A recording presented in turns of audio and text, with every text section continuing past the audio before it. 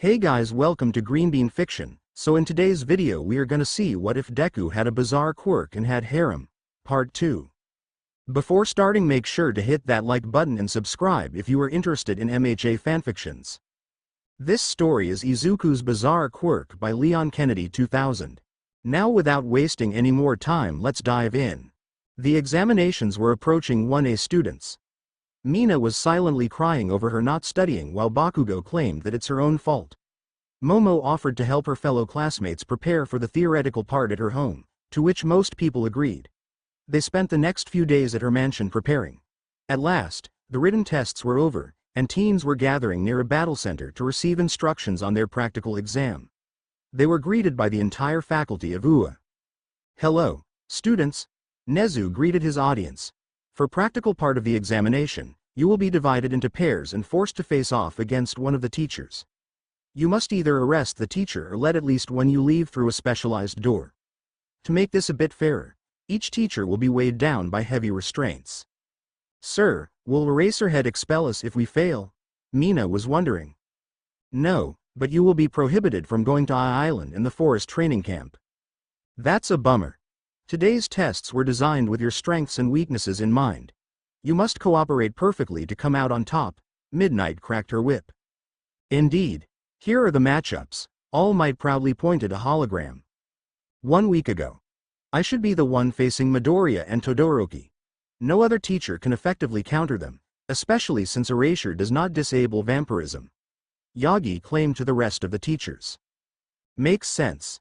They were the top performing students during sports festival, so their opposition must be tough as well. Just don't break them, okay man?" Hizashi pointed at Shota. "The last thing we need is more vampires, or corpses." Gulp. "Yes, I will try to control myself. Don't be a slouch either," Eraserhead countered.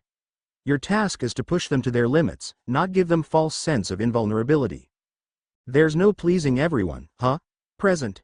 So, Midoriya, what are our chances of defeating All Might in a fight?"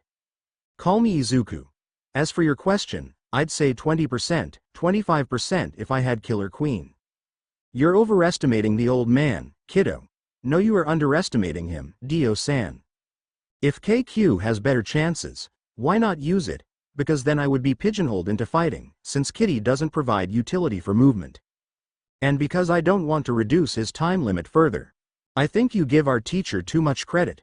Surely you can arrest him using stop time? He knows I can do it, and he's not stupid. I think his strategy will revolve around throwing debris and generating shockwaves to harm us. Plus, time stop has a cooldown, albeit a short one. He could possibly bait it and then rush us right after it ends. No, our best bet is to get the hell away from him and use the world's ability as ace in the hole." "Understood." Shoto looked around. "Look, I know I've told you about not using my father's fire in the past, but that Nomu incident has changed my outlook on things.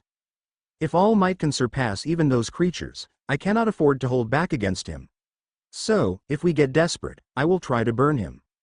Izuku nodded in agreement. "Good to know he's over this. Kid reminds me of you when you just learned about our past, how you wanted to reject us. Well, that didn't stop from trying to be a hero, and we've come to an agreement." Midoriya and Todoroki were moving through the streets of a battle center.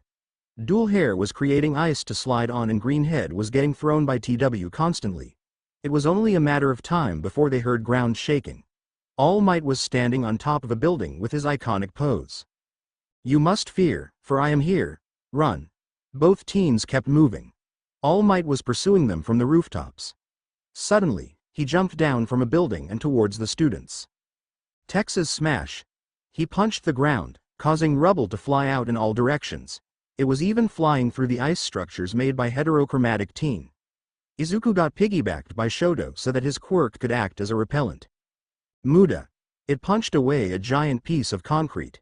The pro hero started throwing cars, food stands and a road roller grabbed from a nearby construction site. MUDAM UDAM UDAM UDAM UDAM UDA. The world's barrage sent all of those objects away. "This brings back memories," the old vampire got nostalgic. "It appears my plan A is not working. Time for plan B." Number 1 hero rushed towards their side while keeping distance from the duo. Despite Todoroki's best effort, he couldn't hit All Might from such range. Crap. He'll try to blow us away. Detroit Smash. All Might sent a massive shockwave towards students and then jumped to follow up. Za Warudo. Toki wo Tamare. Everything stopped. Toshinori was too far to be arrested. Izuku knew that he would try to harm him before the next time stop, so this could have been his only chance. He grabbed Shoto and tried to get as close to the exit as possible as 5.5 seconds allowed him. Toki wo Ugokidasu. Everything resumed its motion. All Might kicked against a nearby wall to quickly approach the pair. Do your best, Todoroki-kun. The world threw the boy with all of its strength and turned towards the hero. New Hampshire Smash. The weight of All Might's body got pressed against Midoriya and his quirk, crushing them.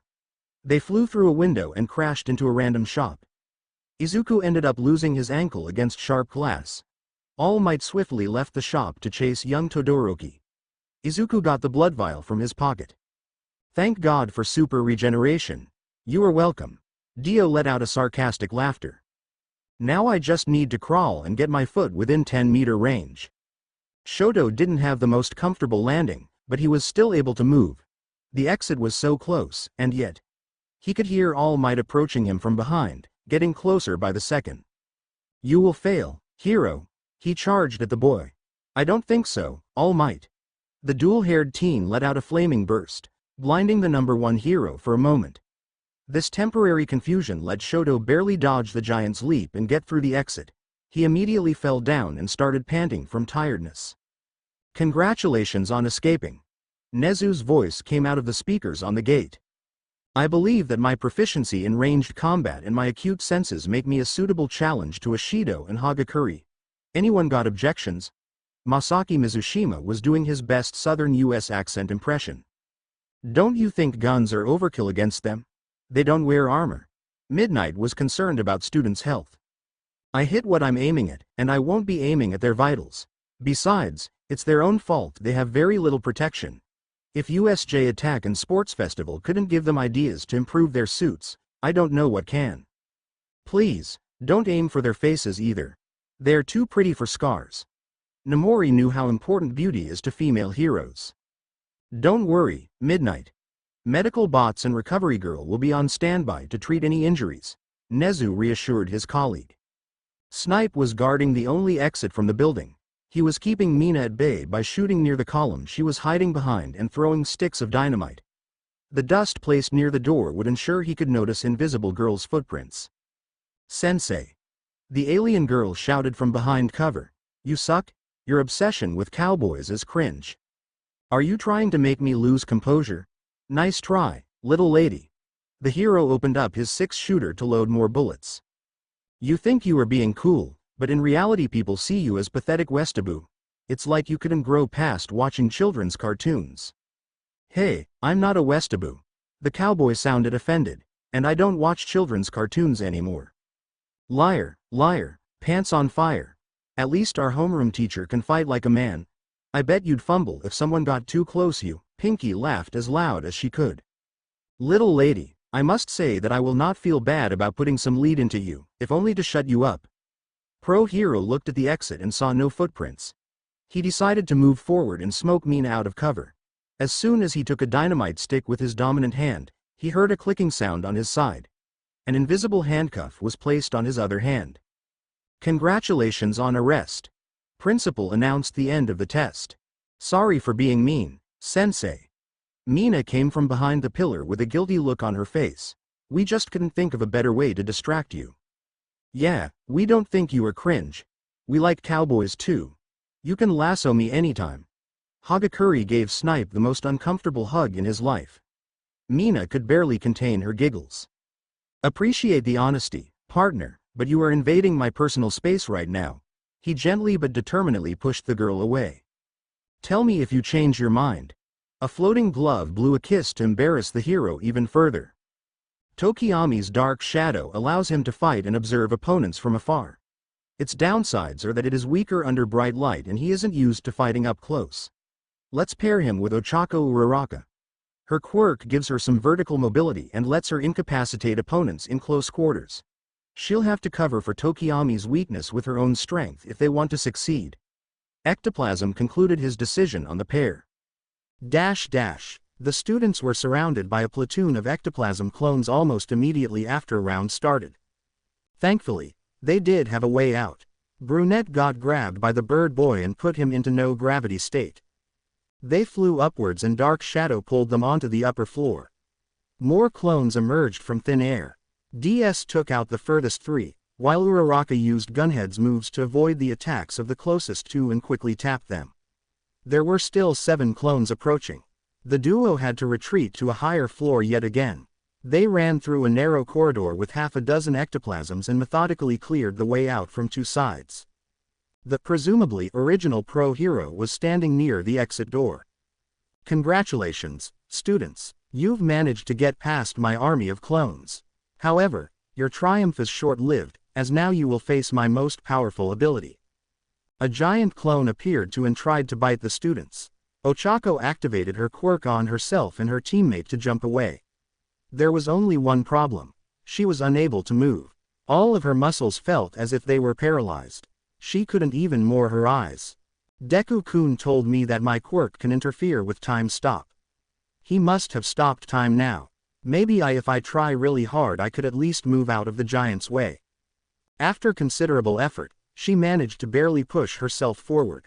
As time went back to normal, Ochako and Fumikage managed to dodge the bite. The students jumped down using Dark Shadow as improvised rope. The big ectoplasm tried to stomp them, but the duo avoided his feet completely.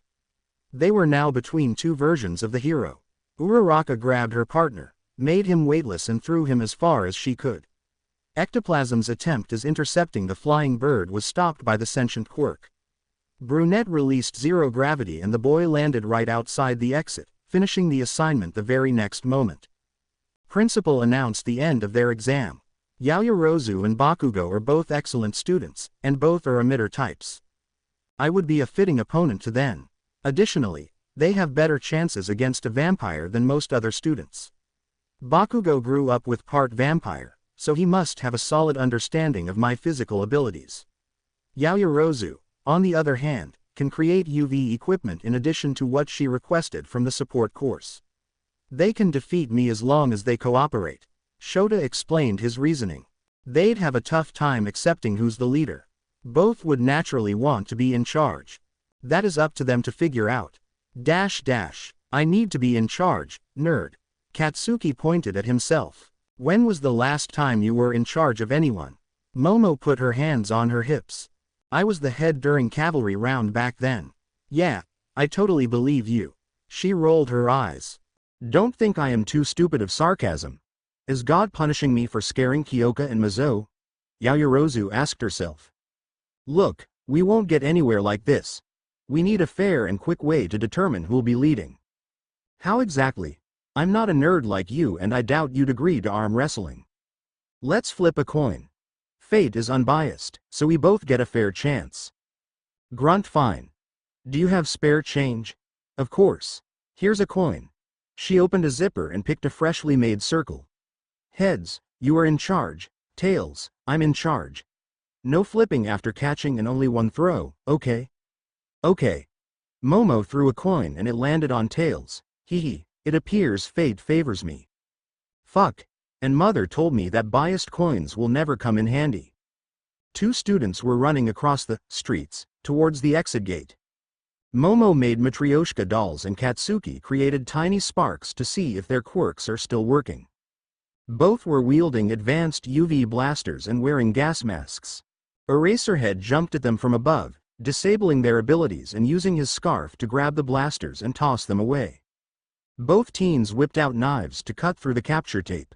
To Aizawa's surprise, the blade were capable of cutting through the material. He had to get close and use his superior strength and speed to disarm the blonde. Yaomomo opened several zipped sections and began throwing matryoshkas at her teacher. He managed to catch and drop them with his tape. Eraserhead finally restrained Katsuki, as well as threw away his knife. Bringing the blonde in front of him to not break eye contact, he moved towards the genius and grabbed her by the arm. Suddenly, the blonde's hand broke free and he tossed another knife at Vampire's hand, piercing through the skin. The shock from pain allowed Momo to break free and retreat. Suddenly, the dolls opened up and revealed gas grenades. As soon as Pro Hero tried to jump away, Yaoyorozu got her blaster back and shot Shota in the leg, preventing escape. The pink gas weakened the hero, since pain wouldn't let him fall asleep. Bakugo got away and blasted his teacher a few more times with a smile, and then both students ran to the exit. "You've got my respect, nerd," he told on their way out. "Well, thank you, not nerd. Was the gas same as Midnight's?" "Yes, although it is kind of hard to produce due to its chemical structure. I'll need to thank Kayama-sama for letting me analyze her gas. Both Iida and Asui are quite fast, so I figured I should test their ability to move when ground is unstable." Powerloader had the shortest suggestion so far, and nobody seemed to argue. It felt like a 6.0 magnitude earthquake. Tenya and Suyu were having a hard time maintaining balance, let alone moving forward. Occasional holes on the ground forced the frog girl to jump while grabbing the bespectacled boy with her tongue. They were able to get past the obstacles. Majima got desperate and decided to charge directly at the students. Iida leapt into the air and began spinning at incredible speed. Asui grabbed onto him to gain momentum and let go to fly towards the exit, barely avoiding Powerloader's claws. Their test was over. "That was intense, Asui-san." The boys started a conversation on their way back. "Call me Suyu, please." "All right. Listen, Suyu, I promised you that I'd ask my brother to visit your siblings. Given his unfortunate circumstances, how about I go instead? I am Ingenium, after all." "That would be wonderful. Thank you. Both Shoji and Jiru often rely on their super hearing in combat, so my quirk would be a perfect foil for them." Present Mike declared his choice. "Hopefully their new gear will prevent them from going deaf completely. Come on, man. We have to go plus ultra." Kyoka was pumped up. "Yaomomo said she'd take me to my favorite band's concert in Paris if we get through this. Shouldn't you be more worried about going to the summer camp?" "That's good too." The girl nodded. "But I need to go to that concert. It's been my dream since I was 5, I'm sure she promised something to you too." "There is nothing I need from her besides acceptance." The giant shook his head. "Wow, now I kind of feel petty over asking for tickets. Now time to waste, let's go." The pro hero has been torturing the students with occasional screams. Luckily, Mizo was able to cover his ears with arms and Kyoka hid her ears and jacks within soundproof earmuffs made by Hatsume. It wasn't difficult to find to the exit, since all they had to do was following the source of the noise. They looked at Hizashi while hiding in the bushes. He would most likely use his most powerful screams if he noticed them. Since they quirks did not allow for stealth, and Rocker's sound waves would just be countered by Blonde's own sonic attacks, they had to do it the dumb way. Mutant took the special earmuffs and somehow managed to get them on his own head. Since his basic ears weren't all that sensitive, he'd have a better chance against Present Mike. He told Jiru to run, but she decided to stay and act as backup in case Mizo fails. The boy ran forward with 3 pistols, aiming at Hiro's limbs. Hiro let out a sonic scream, causing Shoji's ears to bleed and his head to spin. Regardless, he pushed forward and kept shooting. Present Mike did his best to dodge and try to deflect the shoots, but eventually he got overwhelmed and allowed his arrest to go to the doctor. Both teens hugged each other passionately over their victorious joy. An outside observer might have thought they're dating.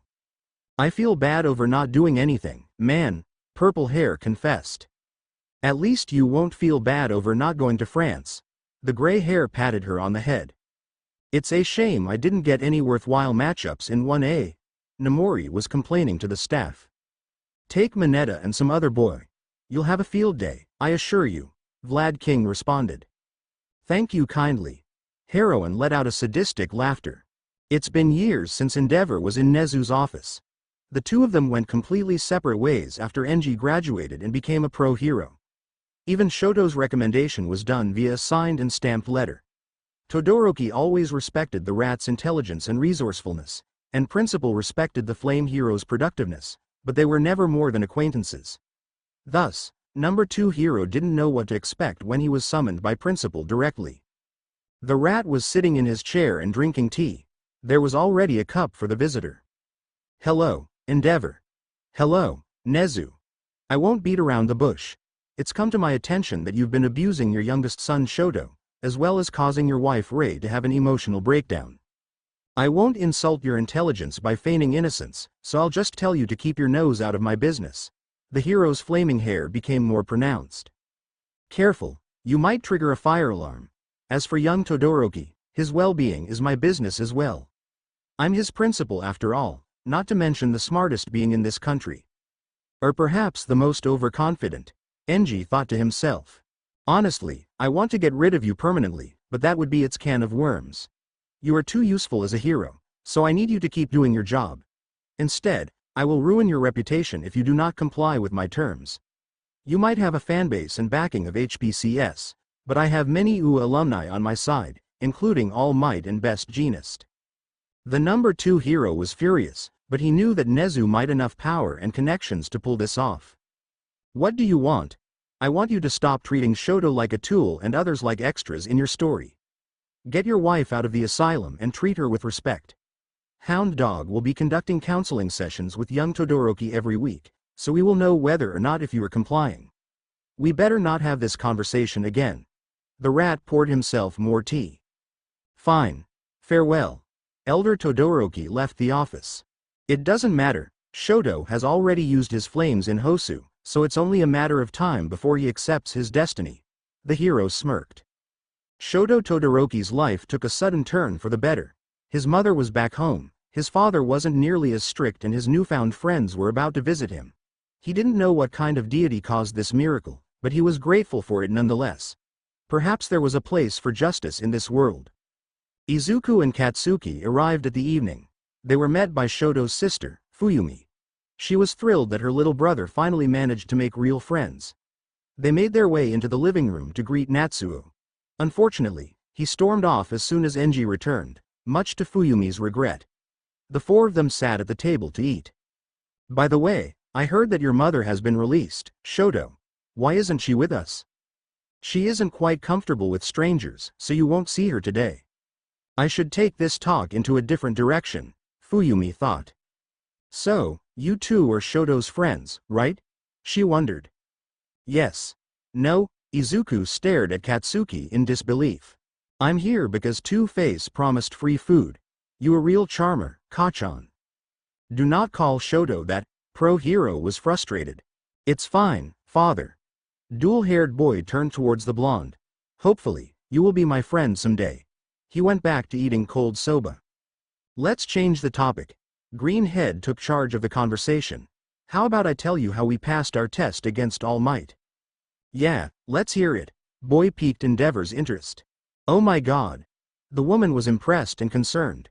It must have been very painful to have him crush your body. It was, but heroes have to endure the pain. Greenhead made a reassuring smile. Speaking of enduring pain, let me tell you how Nerd and I kicked Hobo's ass. And then I shot him a few more times just be sure and we ran towards the exit. I paid him for every idiotic ruse and stupid challenge he put me through. Blonde finished ranting.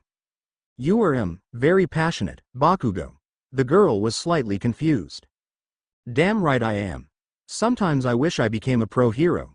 Don't get me wrong, I like teaching kids, but sometimes I feel like helping people in a more direct way. No. Enji and Shoto shouted in unison, much to everyone's surprise and boy's horror. Fuyumi, hero is an incredibly dangerous profession. I can't let you put your life at risk with your weak quirk. I can't believe I'm agreeing with my old man. Heterochromatic teen was shocked. While all of this was happening, Midoriya was looking at Fuyumi's hands. They looked smooth and silky.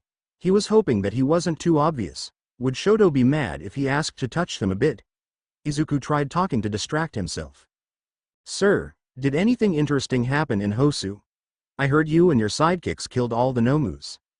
Those beasts came in all shapes and sizes. Some of them were quadrupedal, others bipedal and some could even fly. What's more, they possessed various quirks, such as ice generators or spike launchers.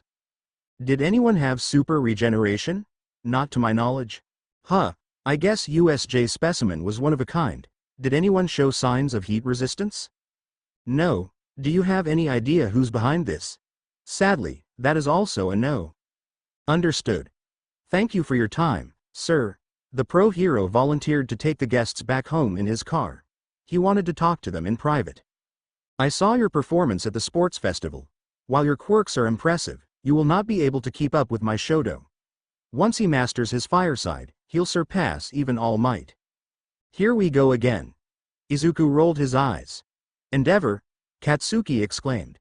Me and Deku will leave your son in the dust. Each of us has already kicked his ass before. But I'm sure Two-Face can settle for a bronze medal. You are delusional, boy. No, you are. Enough. Izuku's patience wore off. How about we all shut up now? He raised his voice. The rest of the trip went in complete silence. The boys were chatting with classmates and saw Todoroki partake for the first time. Shoto? That's such a lame username. I know something much better. Goddess of Creation. Hello, Namori. Rated R. Hello, my dear. Goddess of Creation. I once again want to thank you for providing me with your quirk samples. The experiment was a success. I was able to recreate your sleeping gas. Rated R. Now you just need a hairdo and a replica of my suit and you can basically act as my double on the field. Goddess of Creation. No, thanks. I prefer guns over whips. Rated R. What a pity. Goddess of Creation. Still, I owe you a lot. If there is anything you want, I can make it happen. Rated R. Nothing brings me satisfaction like young love. Please, tell me about your relationship. I promise to keep it between us. Goddess of Creation. I'm dating Shoji, Juru and Kendo. I plan to finally get intimate with the first two soon. Rated R. This puts a smile on my face. You and I are a lot more similar than I thought. Say, isn't Kendo Midoriya's girlfriend? Goddess of Creation. She never outright denied it, so it's possible. Although, I'm sure she loves me more. Rated R. How do you avoid rumors? Pretty much everyone calls your VP a ladykiller, but you are still in the clear. Goddess of Creation. Kyoka and Mizo don't blush in my presence all the time. They are quite good at hiding their feelings, which is quite handy in this situation. Rated R. Do you need a sex ed session? Goddess of Creation. No, ma'am. I've read plenty of books on that. Rated R. Knowledge without experience isn't very useful. I'll make an appointment for you and your close friends. Goddess of Creation.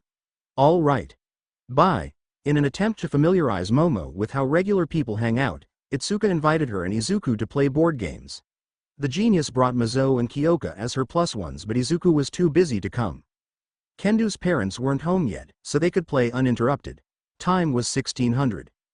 Yaoyorozu pulled out a box from her bag. It was a UA-themed Monopoly just for this occasion. The quality was so good that cards and pieces were indistinguishable from official products. The map was designed after UA facilities.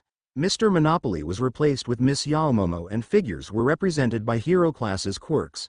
Hourglass, Grenade, Sandal with Wings, Crow, Lizard, Lightning Bolt, Fist, Hand Mirror. The police officer in the corner was replaced by Eraserhead. Wow, you really went an extra mile. I just asked you to bring a board game. Redhead was amazed at the sight. I don't accept anything lesser than perfection, especially when it comes to my loved ones. Raven was proud of herself. That is true. Juro had to agree. Whoever wins today gets to have my hand in marriage. Momo announced. What? The 1B representative was taken aback. I hope she's kidding. This sounds way too childish even for her. Mutant thought to himself. I'm pretty sure women in Japan can't marry each other, Yaomomo. Rocker tried to correct her. Big deal. We can just change citizenships. Genius shrugged. You make it sound easy. It is easy when you have my resources. Here she goes boasting again. Kendo was getting irritated. But what if you win, Momo? Then you'll have to try your luck another time. She giggled. Let me remind you the rules first. 1610. Shoji landed on chance and read the card out loud. Kiss Momo on the belly and collect $200. He turned towards her. Seriously. Of course. 1613. Kyoka landed on community chest and got get out of jail free card. The picture showed Bakugo and Yaoyorozu shooting Aizawa with ultraviolet. This put a smile on everyone's faces. 1617. Momo was slightly ahead in terms of properties, but Izuku wasn't far behind. The other two weren't very lucky with their dice throws. Yao Momo, I've wanted to ask you something. Why do you hang out with simpler folks? I would expect someone like you to prefer high-class company. Mezu asked. Truth be told, I've never been a fan of other rich children. Most of them are shallow potato heads who want to sit on their butts all day. I find that commoners are a lot more alive and full of personality. Thanks, I guess. Giant was a bit confused by the response. 1621. Itsuka's chance card was outrageous. Pay the bank $50 for each house and $100 for each hotel or kiss Momo's foot. Are you kidding me, Yao Momo? What if you got this card and didn't have enough money? I shower regularly, so kissing my own foot isn't an issue. Raven hair deadpanned. Flawless logic. Kendo wanted to face palm. 1624. Kyoka, Mezu, how did your parents react to your girlfriend? Redhead got curious. My dad tried to act tough but mom quickly cut him off. They said they really like Yaomomo and her supportive nature. Kyoka was first to answer. My parents were happy to see me happy, that's all. Are they aware that you are both dating the same person? Rocker and Mutant nodded. What about you, Momo? My parents accept me just the way I am. That explains why you are so spoiled. 1627. Momo struck a deal to get all the railway stations, getting herself a large advantage. Kyoka was on the verge of bankruptcy. Her community chest said, let Kendo put her foot on your face and get $1,000. Damn it, it was supposed to be my card. Genius let out a sigh. As Yaoyorozu Midoriya's secret sister, martial artist half-jokingly wondered. You know, I think I've had enough Monopoly for today. Hey, I wash my feet every day. Itsuka was a bit offended. That's not the issue. I just don't think I can win today. Kyoka surrendered. 1635. Yaoyorozu's lucky streak has come to an end. Several landings in rival territory in a row put her in a tough spot. Redhead was getting ahead. 1639. Itsuka, how was your final exam? Me and Tetsu were against Smentos. The metalhead wanted to run forward like a man, but it was pretty obvious that Sensei would outlast us in a battle of attrition. We split and remained low-key to ambush him from the sides. What about you guys? Shoji ran forward like a man while I did nothing. Kyoka was a bit sad saying that.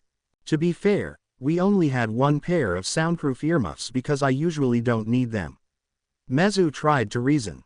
Bakugo and I stocked up on gear and exploited every vampire weakness I've learnt against Midoriya-kun. How did you convince Blonde to listen to you? During battle trials he and Iida were arguing a lot. Unlike today, fate was on my side that time. Momo made a devious smile. 1644. Momo, why do you want to be a hero? Kendo asked.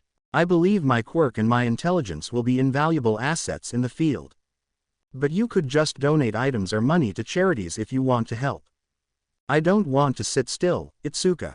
I want to get into the danger and use my wits to overcome all obstacles in my way.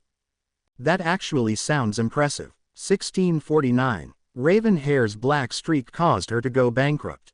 Seeing how dominant Kednu was in the late game, Mezu decided to forfeit the game. Congratulations. Everyone clapped to the winner. Momo grabbed a ring box from her bag and got down on her knee. Inside the box there was a golden ring with an emerald matching Izuku's eyes. So, do you accept my generous offer? She smirked. Maybe after we graduate. Martial artist got red from embarrassment. All right. By the way, you can keep the ring and the game. She put the open box on the table. Wait, Yaomomo, I don't think you could predict her victory in a random game. Did you make 3 rings? Mezu wanted to know for sure. Correction. I bought 3 rings. Do you want yours? Kendu's parents have arrived. Her mother was a car mechanic who taught her daughter how to handle similar machinery, and her father was a karate instructor that worked in a dojo. Kendo was a carbon copy of her mother in terms of looks. They were both proud of Itsuka's achievements as a UA student. Naturally, they were excited to see her friends come to play. Hello, Mr. and Mrs. Kednu.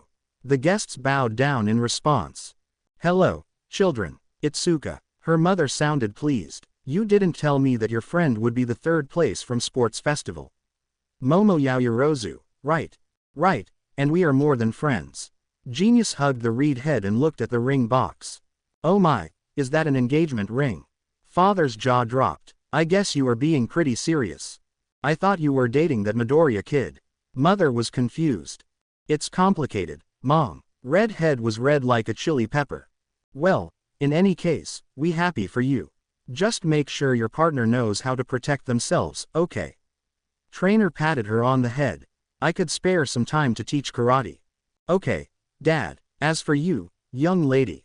We appreciate the gesture, but I should probably take the ring back to the shop. I imagine it must have cost a lot. She can keep it. I can buy 100 of them. Yaomomo shrugged. Itsuka's parents fainted. Class presidents were walking towards Takoba Beach. Momo's others lovers went home. I told you they'd react this way. Not anyone is as rich as you are. Or as beautiful and intelligent. I know, but I didn't want to lie to them. I'd rather know immediately if they have problems with me. You could have at least phrased it better. Honestly, why do I still hang out you? Because you love me. The confident tone caught Kendo off guard and caused her to blush. Well, maybe I do. Nevertheless, I still think you need to be brought down to earth a little. A few weeks ago Midoriya promised me to clean up Takoba Beach for me. I want you to go there and help him. You can use your quirk to destroy the garbage or move it somewhere else, but don't just call someone and make them do it for you. Perhaps hard work will humble you a bit. Fine, but in return I want you to wear that ring all the time. You don't have to tell anyone where it's from, but I'd better see it on your finger when I meet you at UA. Deal. They shook hands and Yaomomo went to do the cleaning work. When asked what Hagakure wants as a reward, she said she wants to be bound and abused. Having no such experience, Greenhead decided to get help from a professional. Green Devil. Hello, Nimori-sama. Rated R. Hello, Izuku. Green Devil. Could you please help me get some kinky gear and tell me how to use it? I promised to reward Toru if she passes the finals. Rated R. But of course. Green Devil. Great, I'll send you the list. The green-haired girl was naked on her bed. She was chained, gagged and blindfolded. She could hear two people entering the room. Izuku was whispering in her ear. This is what you want, right? She excitedly nodded. You'll do anything I say. Midoriya tried to imitate Midnight. There was another nod. All right, you've been a good student lately, so I will reward you.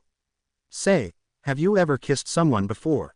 Toru shook her head. Someone removed her gag. You were about to get your first kiss.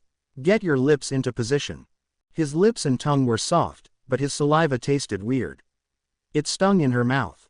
Someone removed the blindfold. Ha! Alien girl in a knockoff Midnight suit pointed at herself.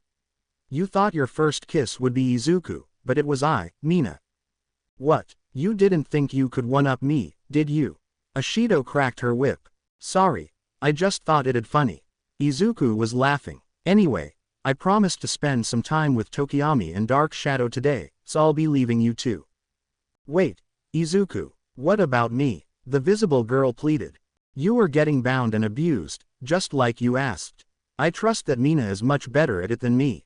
Besides, you told me you'd do anything I say. I say you should put your faith in Alien Queen. Have fun. He left the room. With pleasure. Horned girl saluted at the door. Wait, that's HHHUUUU. Toru was gagged again. I wonder what is the female equivalent of blue balled. You talk too much. How about we use call me gesture instead of a safe word? After some thinking, Hagakure reluctantly gave thumbs up. Bird Boy came to read tarot cards. To his surprise, Greenhead had next to no knowledge about them. Regardless, he wanted to see what story the cards can tell about the class vice president. He turned off the light in Izuku's room, put some candles and prepared a very old-looking deck. After shuffling and cutting, there were 3 stacks in front of the boys. Midoriya, please ask a question about yourself. You don't have to say it out loud. Yeah, go ahead. The sentient quirk emerged. Dark Shadow, do not interfere with this ritual. Fine. It's boring anyway. The quirk went back into the boy's body. I hate fortune tellers. Getting their noses in other people's fates. Diavolo was angrier than usual. Aren't you a fortune teller too? Hira wanted to poke fun at the boss. Quod licet Iovi, non licet bovi. I am a god, this kid is a bull. He's a bird, sir. You know what I'm talking about, Midoriya. Will things work out between me and the girls? That was Greenhead's first question. Fumikage flipped cards and began his interpretation. The past. Tower. Weak foundations of your body and spirit caused you to repel your female peers. I guess he's talking about my mumbling and low self-esteem. The present. Lovers. Dedication to your relationships with opposite gender is admirable. The future. Chariot. Personal triumphs as you overcome every obstacle that life throws your way. Cool. Let's try this with another question. They were interrupted by loud moans. Inko entered her son's room. Pumpkin. What's going on? It sounds like someone's dying. Mina and Toru are having too much fun. Don't worry, I'll ask them to quiet down. Please do. I'd try it myself but I'd probably die from embarrassment. Moving on to my next question. Will my quirk develop further? Fumikage flipped 3 more cards. The past. Devil. The weaknesses of your quirk caused you to fear it. Okay. The present. World. Fate itself favors you above all else, which is why you have this quirk. That's right. Izuku got excited. The future. Justice. In the end, your quirk will allow you to achieve the truth and make justice prevail. I guess it means I'll be very important as a pro hero. Ochako entered the room. Hi, guys. I just came back from a walk. What are you doing? We are attempting to uncover Fate's designs with tarot cards. Tokiyami was being Tokiyami. Sounds nice. Can I join? Yes. Ignore the moans by the way. So, was going into heroics in my goal help my parents a correct choice? The past. Temperance. Your parents lived a satisfying life back in the day. Brunette nodded. The present. Hanged man. Your choice was a consequence of some big change that affected your family. Yes. Some bad decisions have led their company into a tight spot. I want to a hero so I can support them. The future. Star. The healing process is inevitable. You just need to keep hope alive. Sounds reassuring. Thanks, Tokiyami. After a few more fortune tellings, Fumikage thanked Izuku and pulled out a different set of cards. It was a custom-made deck created by Momo at the boy's request. Each card had a portrait that could easily be placed in a fancy magazine. Hearts were represented by Class 1A. Aizawa. K. Midoriya with King Crimson. Q. Yaoyorozu. J. Todoroki. 10 Shoji. 9 Jiro. 8 Tokiyami. 7 Iida. 6 Suyu. 5 Uraraka. 4 Ishido. 3 Hagakure. 2 Bakugo. Why am I only a 5? Brunette got offended. I don't think there is any logic to cards 2 to 10. Ace is homeroom teacher, and maybe faces are the best students in the class. Greenhead parried. Perhaps it's her opinion of a person. Bakugo is 2. Dark Shadow wondered. Maybe you're right. Izuku saw some sense there. Diamonds were Class 1B. A. Kon. K. Monoma. Q. Kendo. J. Honanuki. 10 Tokage. 9 Shiozaki. 8 Shishida. 7 Yanagi. 6 Pony. 5 Kaminari. 4 Tetsu. 3 Kirishima. 2 Mineta. I get it. Ochako exclaimed. King and Queen are class representatives and Jack is one of the recommended students. Makes sense. Remaining UA staff was used as clubs. A. All Might. K. Principal. Q. Midnight. 10 Snipe. 9 Hound Dog. 8 Smintoss. 7 13. 6 Present Mike. 5 Ectoplasm. 4 Recovery Girl. 3 Power Loader. 2 Lunch Rush. 13 should have been the Queen. No. Midnight more than deserves this spot. Greenhead wanted to pay back for all the good R-rated hero did to him. I vouch for Recovery Girl. Although spiritual damage is beyond her capabilities, she healed my flesh on multiple occasions. Fair enough. Other pro heroes were Spades.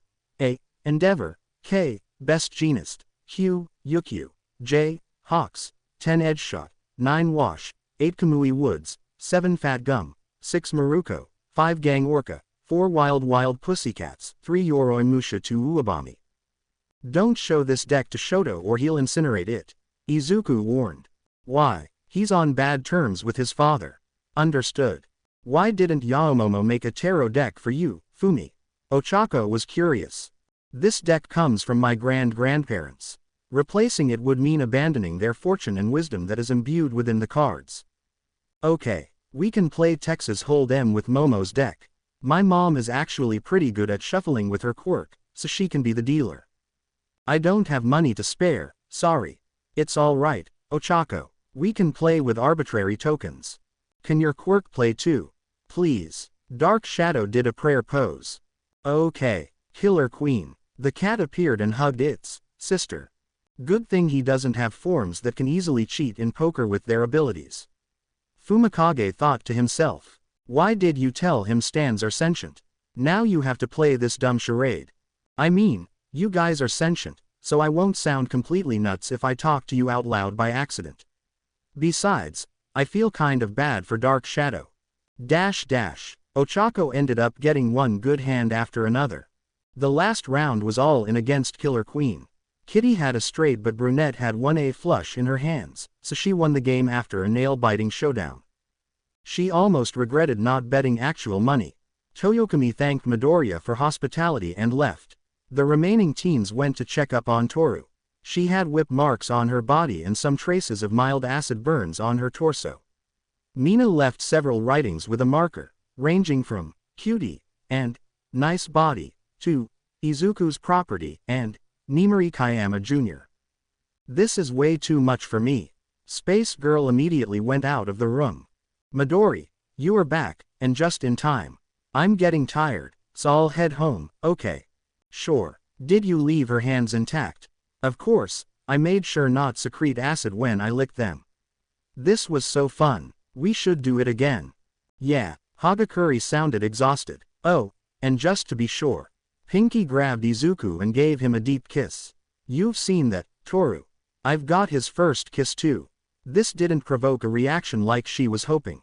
After Alien Queen left, Izuku removed the restraints, ensured that girl wasn't injured and sent her to wash herself. He promised to actually play with her himself next time and then left the house too. He needed to spend at least a few hours getting rid of the garbage on the beach. Izuku and Yagi were on board of a private jet to the Island, the miracle of modern science. Symbol of Peace has received an invitation from his old friend, and he decided to bring his favorite student backup plan with him. After a lengthy scanning process, the heroes were allowed to enter the island grounds. The whole place looked like it came from the next century. Giant elaborate statues and fountains with dancing water were the most obvious examples of this. As soon as someone in the crowd recognized All Might, everyone flocked towards him from all directions. Midoriya had to strategically use King Crimson and retreat to a nearby bench. This was going to take a long time. At last, they were approached by blonde girl with glasses riding a strange-looking moped. She jumped from her vehicle directly into All Might to hug him. The moped instantly turned into a yo-yo soon after. Uncle Might, it's been so long I've missed you. She said in American English. I missed you too, Melissa. In fact, Elle almost didn't recognize you. That's because I'm not a kid anymore. I'm already 17. Why does All Might know a girl since she was a kid? Is she his daughter or something? God was wondering. Melissa, I'd like to introduce you to one of my students, Izuku Midoriya. Hero name, Founder. Hello, Midoriya. My name is Melissa Shield. It's a pleasure to meet you. She offered her hand. It looked dry. Someone doesn't take enough care of themselves. She reminds me of that Hatsume girl. The killer commented. Call me Izuku. It's a pleasure to meet you too. The boy answered in English with accent. Izuku, Uncle Might, my dad wanted to show you his latest invention. Let's go. Blonde's yo-yo transformed back into a moped and she drove forward at low speed. All Might warned Founder to not say anything about OFA. Melissa father, David Shield, welcomed his old friend with open arms. He introduced himself to Greenhead, despite the boy already knowing the man. Scientist dismissed the teens and asked Melissa to give the boy a tour of the iExpo. When they left the room, Melissa took a critical look on Izuku's hero costume, judging it from afar and up close, analyzing support gear and overall design. Izuku even pulled out his mask from his bag. I have to say, your costume's color scheme is all over the place. Blue gloves, green eyes, crimson cape and black suit. It's like you couldn't decide on a secondary color and threw in every idea. She concluded. To be fair, my quirk's color scheme is wild as well. Really? Blonde was surprised. What is your quirk? It's an emitter type. King Crimson. KC emerged from the boy's body. It certainly looks unique. Shield tried not to insult Izuku's quirk. Here are the rest. Boy took out his phone and showed her images of Killer Queen in the world. As you can see, my quirk has 3 forms, each with its own colors. So, my suit won't completely fit all of them regardless. Okay, maybe I can make a color shifting suit for you. Moving to support equipment, which is the major aspect of any suit in my opinion. First, your revolvers. Why, are you stuck in 19th century? There are way more powerful and flexible weapons available even outside of this island. Let's just say my quirk works best with revolvers due to their reloading mechanism. Besides, I like the way they look and how easy they are to maintain. Fair enough, I suppose. The sunscreen and those suspicious vials with red liquid make think you have some kind of vampiric mutation. Am I correct? Almost. It's transformation, not mutation. I can become a vampire when a condition is met.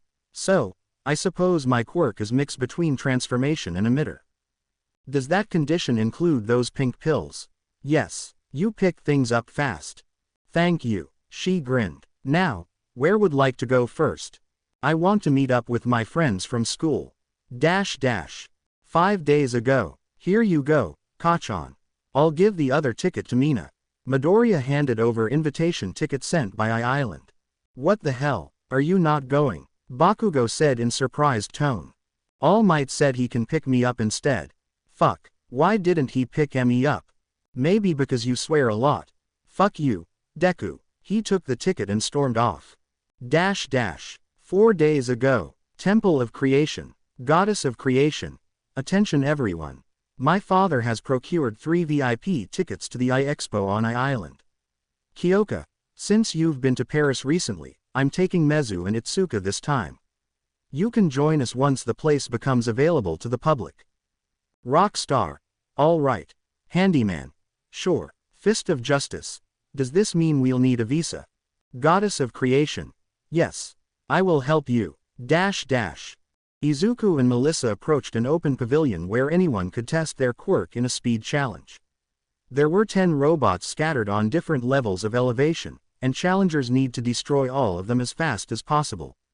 Bakugo used his expulsive mobility to earn a respectable score of 15 seconds, while Todoroki froze the entire area in just 14 seconds.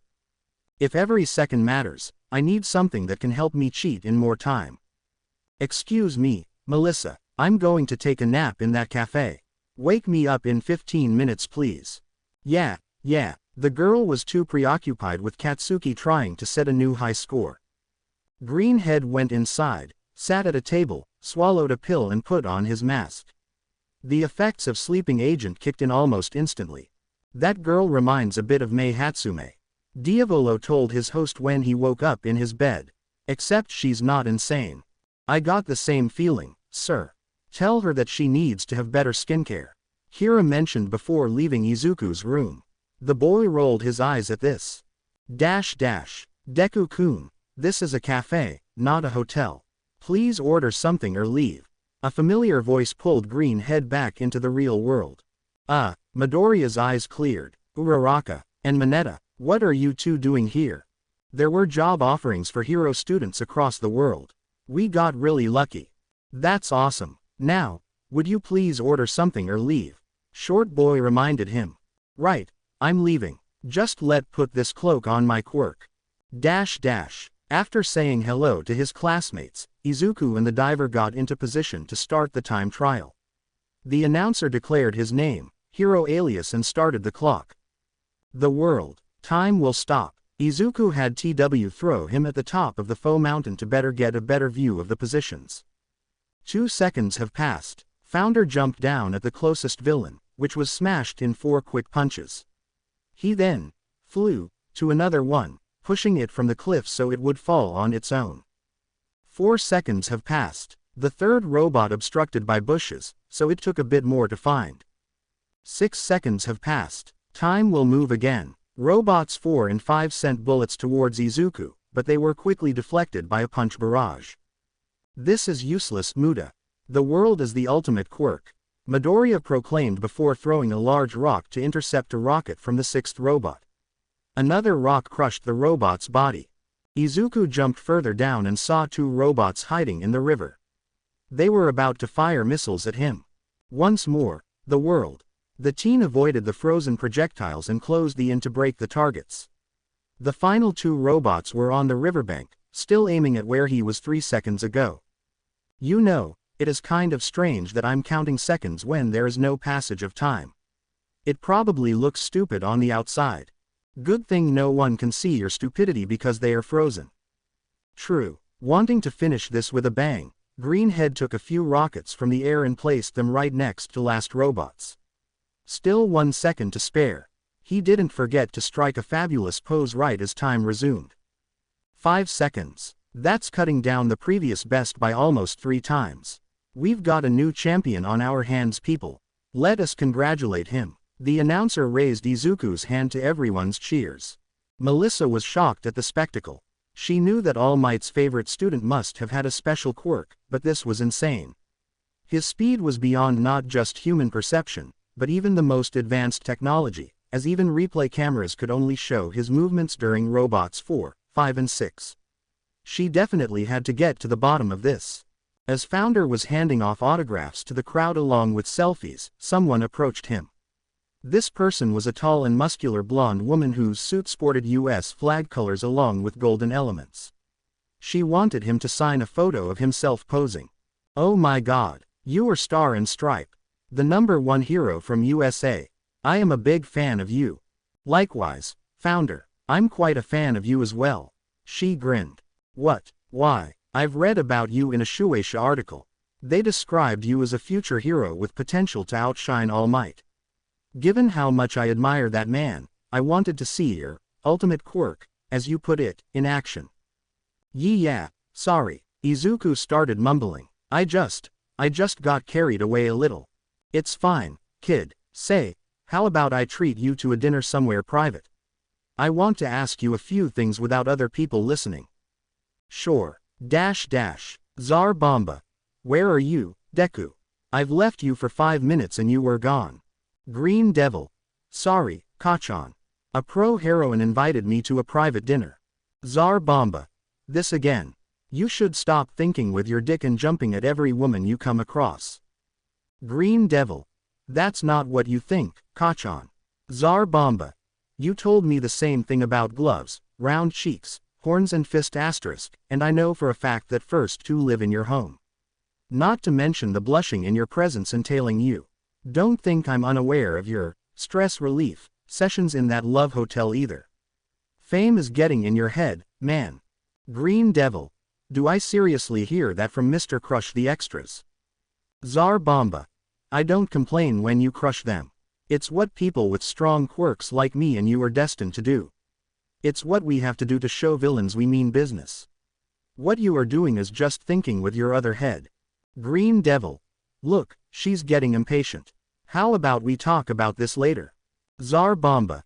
Deku, you weren't even listening. Izuku and Kathleen were in a fancy 5-star restaurant. She ordered 2 steaks. Medium well for herself and rare for the vampire. To Heroine's surprise, the boy wanted to try expensive wine. Are you sure? Alcohol is especially damaging when you are young. Ma'am, I semi-regularly reattach missing limbs. My body can handle some wine. Fair enough. Just don't tell anyone, okay? She smiled. And call me Kathy. Okay. I need to reply to this message. Sorry, Kathy. I needed to notify my friend. No problem. She answered in Japanese with accent. Wait, you speak my language? Of course. I've learned many languages to partake in operations across the world. Cool. I only know Japanese, English and a bit of Italian asterisk. Don't sweat it, kid. There is still room for you to grow. Thank you. He pulled out his notebook. Could you tell me about your quirk? I know specifics are classified, but I was wondering if I can learn something. The rumors on the internet say it's reality warping. I can tell you that I am weaker than All Might. Sigh. My ability is extremely versatile, but it lacks the raw power of that man. That doesn't tell me much. Maybe it's similar to creation. That's the most versatile quirk I know. Is your quirk responsible for those weird time leaps?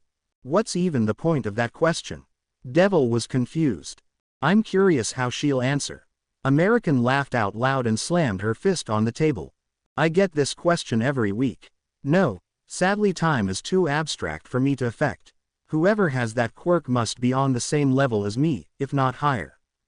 Diavolo was laughing maniacally. Speaking of time, your world controls it, right? Yes. The world's ability is stop the flow of time and then resume it. I can freely move when time is frozen. Amazing. The closest thing I can do is make myself faster, but even then I can't fool advanced cameras like you did. Izuku blushed at the praise. Do you think the world does those temporal skips behind your back? No, I'm certain it can't do that. What about your other friends, King and Queen? Are they responsible? She frowned and leaned closer. Greenhead gulped. Star was close to discovering the truth. He had to remain calm. No, they can't do it either. You should know it if you read that article carefully. Right. She smiled and sat back. I believe you. That's probably a lie. By the way, how's All Might? Is he a good teacher? I haven't seen him in ages. He's doing fine. He is as good at teaching as you can expect from someone with no prior experience. Thanks, Midoriya. Here. She wrote down a phone number on a piece of paper. This is my personal number. You can message me if you want, just don't ask for government secrets. I'd be ashamed if I had to kill you. They both laughed at the last part. Ant bait. Izuku, there you are. Melissa entered their room in the restaurant. Hi, Missy. Haven't seen you in a while. You two know each other. Of course we do. White House has a lot of interest in Island, so I visit it regularly. Izuku, you have tell me about your quirk. I will, but first I need a selfie and an autograph. After making memorabilia, Star left the restaurant while paying for the meal. The prices were outrageous. Mama Squad was walking through the island and admiring the sights. Momo herself was especially interested in all the advanced technology. After a while, Shoji suggested they try something different. They found the only museum on the island. It had all sorts of artifacts. It was supposed to represent cultural exchange in a place where heroes from all over the planet were gathering. Each exhibit was brought by one of the heroes.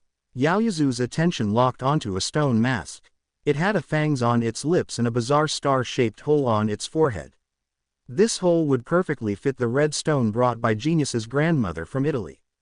Intuition told the girl that she needed to obtain the mask. The overseer told them that the mask was brought by Mexican pro hero Huitzilopochtli**, real name Diego Blanco.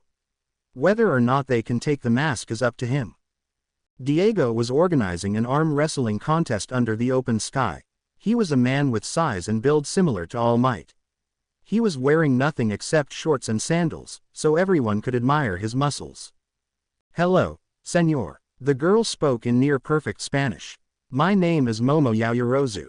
There is a stone mask you donated to the local museum that I'm interested in. Can I convince you to sell it to me? Senorita, why would you be interested in that thing? Are you planning to sacrifice someone for good luck? No, I just happen to have a matching stone in my home. I see. Well, I don't really need money because I have plenty of it already.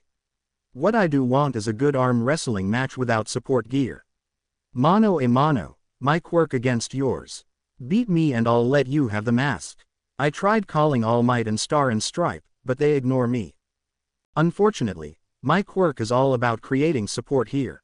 Would that be satisfactory? No. This response caused her to sigh. Alright, maybe my lovers can defeat you.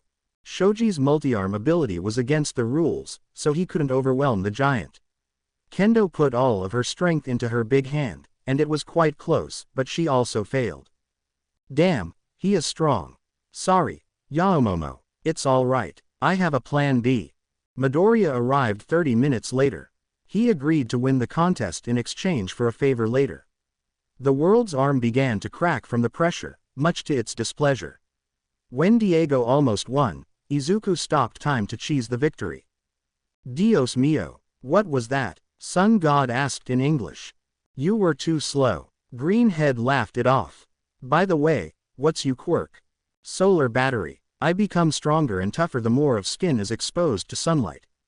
So he's a reverse vampire. Funny, because I become a lot weaker under sun. That's why I need my suit and cloak have protective layers.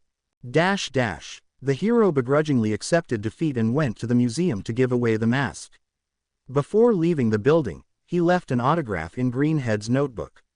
The artifact had spikes on its inner side, so wearing it would be painful if not deadly. This mask looks almost like the one I used. Dio was shocked. I wonder if it can turn people into vampires. Let's not test it. I don't want to condemn someone just for curiosity's sake. Yaomomo, I have a very bad feeling about this mask. Don't put it on, okay? I wasn't going to. I just wanted to add into my collection. Gulp, you know, I'll keep this mask until I figure out the favor, okay? Bye. He ran away without waiting for an answer. Coming to the hotel room, Izuku ran into Iida, who was invited here as heir to a hero family.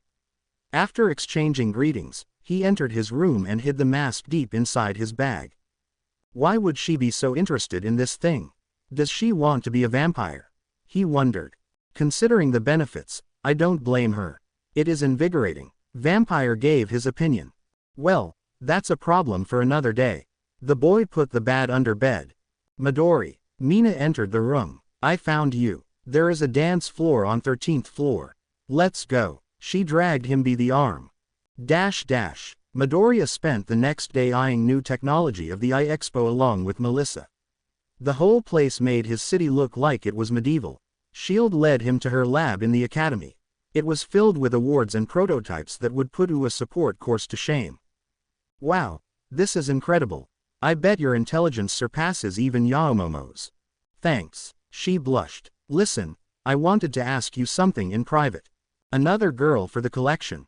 Dio snickered. Ask away. Greenhead let out a nervous laughter. Do you think a quirkless person can be a hero?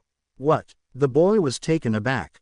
Damn, how am I even supposed to answer this question? I don't even know a single quirkless person. I think she is asking about herself. Killer voiced his theory. Can't All Might just dump his quirk into her? Boss wondered. If he wanted to, he probably would have done it by now. I guess he doesn't want to risk IR. You can turn her into vampire and pass it as a quirk. No, I'm going to do that, Kira-san. It's Nezu's protocols and my better judgment. What to do? Go easy on her, Maybe then she'll join the collection, ha ha ha. Izuku. Blonde interrupted his internal dialogue. Oh, right, the answer is, I suppose so. There are heroes with non-combat quirks like Sir Night-Eye, as well as those who can't always rely on their quirks. Midnight, for example, couldn't use her somnambulist against women or people with gas masks. So, I guess if one really tries, they can be a hero. Although, the Limelight heroics mostly revolves around flashiness, so rescue or underground would be a better direction take. Thank you. She suddenly hugged him while crying. The reason I asked you this question is because I am quirkless. I always wanted to be a hero like Uncle Might and save lives, but people always said it's not feasible. You were the first person to not dismiss me. Apart from my dad, of course. People dismissed your dream for 12 years. It must have been rough. It wasn't too bad. They didn't laugh at me or anything, but they vastly underestimated me. With my brilliant mind and access to resources, I'll be a great hero someday. Why did they dismiss you if have all this tech though? They said that anyone can more get support gear but no one can get more quirks. Quirkless people can't fully catch up to the rest since technology is universal, a tool, not an individual gift. They have the wrong idea. Being a hero is less about the power and more about the drive to do the right thing. That's what I've been trying to say to them. Sigh anyway, thanks again, I really appreciate it. There will be a ceremony tonight, all heroes will be present. I've taken the liberty of inviting everyone from your school. Awesome. Wait, can you do me a favor? She nodded in excitement. Take better care of your hands, please. He pointed at them. They deserve it. Okay. That wasn't what she was expecting.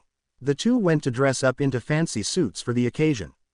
They were going to meet up with students near the entrance and go as a group. It all went downhill. A group of terrorists managed to take control of the island's security system and take every hero and civilian hostage. UA students plus Melissa minus Katsuki and Mina were the only ones who remained unnoticed. They were discussing their next move. If what Shoji said is true and All Might wants us to leave, we should comply. Iida started. Escaping won't be easy. This place is as secure as Tartarus prison. But not secure enough to prevent a takeover. Oh, Mineta has slapped by Kendo. We are supposed to be heroes, right? Shoto said. Even if we don't have licenses, we have to do everything in our power. Agreed. Melissa, is there a way to take back the security system? Izuku asked. There is a central control panel on the top of this building. If we can get there, I could reboot the system. Great, let's go. Midoriya, are you nuts? Grape Boy asked in disbelief. These guys were prepared enough to deal with All Might. Stopping them is a suicide mission, even with your quirk. Fate is on my side, I am sure of it. Izuku declared. I'm not. You don't have King Crimson right now. I brought Killer Queen for photos. How was I supposed to know we'll be attacked? I have to agree with Mineta-kun. These villains are likely out of our league. Tenya countered. Either way, I'm not going to sit still. Who's with me? Everyone except Mineta and Iida raised their hands. Are you sure, Melissa? Greenhead asked her. Your quirk situation. Didn't you tell me I could be a hero without one? Yeah, I guess I did. He looked down. Mineta-kun, please, we need all the help we can get. Ochako pleaded to the short kid. As Midoriya's insanity contagious, I became a UA student to attract girls, not die to some terrorists. If you go, me and Kendo-san will tell every girl in our school how brave you were. Yaoyorozu elbowed the reed head to make her nod. Now you're talking. Let's crush those idiots. Plus ultra. He jumped in excitement. Well, I suppose I have no choice but to go too, if only to make sure you people don't die. Bespectacled boy sighed. This sucks. Why do we have to climb hundreds of stairs? Minoru complained. It's better than running into enemies. Mezu answered the rhetorical question. What's this? A shutter. No problem, I can destroy it. No, this will trigger an alarm. There is an emergency ladder on the opposite side of this floor, past the garden. We should go through there. As the team was passing through the botanical garden, Shoji noticed an elevator coming up. The group hid inside the bushes to avoid fighting. Unfortunately, the villains ran into Alien Girl and Explosive Boy who somehow got lost and came here. Todoroki raised his group on a giant ice pillar and told them he and the other two have got this. Everyone nodded in return. Looks like villains have already discovered us. Uraraka was worried. At least we don't have to be subtle then. Yaomomo was still calm. What? Why is the ladder not here? Shield asked no one in particular. They must have raised it. I have an idea. Greenhead caught everyone's attention. Uraraka had to remove his gravity to let him fly up. Killer Queen destroyed the ceiling to get to the upper floor. When Brunette disabled her quirk, the boy lowered the ladder to let others climb. The room they had to go through was full of sentry bots. They had to do something about them. I can make a machine gun. Momo began creating. Wait, you should conserve lipids. Melissa, is the temperature within those bots higher than 36.6 Celsius? Izuku stopped the genius. Yes it is. Good, I know how to handle them. Shoji, grow an extra arm. Momo, make bandages instead. Everyone else, please look away. Midoriya created sheer heart attack and threw it at the bots. The toy tank blew up each time it got restrained or ran into a bot. After 6 minutes, Izuku cancelled the bomb by having Killer Queen touch it. When team ran into the server room, they were forced to fight off even more bots, but now excessive force was out of the question. Damaging the servers could have meant preventing the takeover. Izuku, Melissa and Ochako had to put their faith into classmates and go forward. The final stretch before the correct floor required Uraraka to lift up the remaining duo and send them even higher. Unfortunately, she got restrained shortly after. KQ blew a hole in a wall and engaged in a fight with a man whose arms could turn into spikes. Boy had to explode them and keep going. Anyone else feeling deja vu? Yes. 2 men were guarding the stairs with automatic rifles. Izuku's quirk caught a bullet and sent it back with explosive force. The teen took the rifles for himself.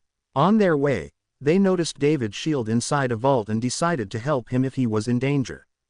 The scientist accidentally revealed that he was the mastermind behind this whole operation. The hostages, the villains, the cyber attack, all just a distraction to let him steal the quirk amplifying device and hand it over to his best friend, All Might. His daughter was distraught, as was Izuku. Those villains, he remembered, they wanted to kills for real. What? That doesn't make any sense. It was supposed to be an act. It was an act. Someone appeared at the vault entrance. Stop right there, Killer Queen. KQ and Izuku aimed at the intruder, but he used his quirk to restrain both of them with metallic rods. This guy is like Risato with Requiem. Diavolo noticed. Sorry, David. Shield's assistant Sam took the briefcase and ran towards Wolfram. All he got as a reward was a bullets to the head. Wolfram opened the case and put the helmet on his head. Just as David ran in to stop him, a pillar appeared from a wall and crushed his lower body. Bastard. Midoriya made his quirk disappear and reappear so it could destroy the restraints. As he rushed forward, Pussycat did its best to throw punches and destroy the incoming pillars. Wolfram launched an attack from behind that impaled the green head and caused KQ to suffer the same damage. Thank you, Mr. Shield. Metal Villain smiled at Dying Man. Your genius will forever be remembered as a step towards my world domination. Now, if you excuse me, I'll go and kill some heroes.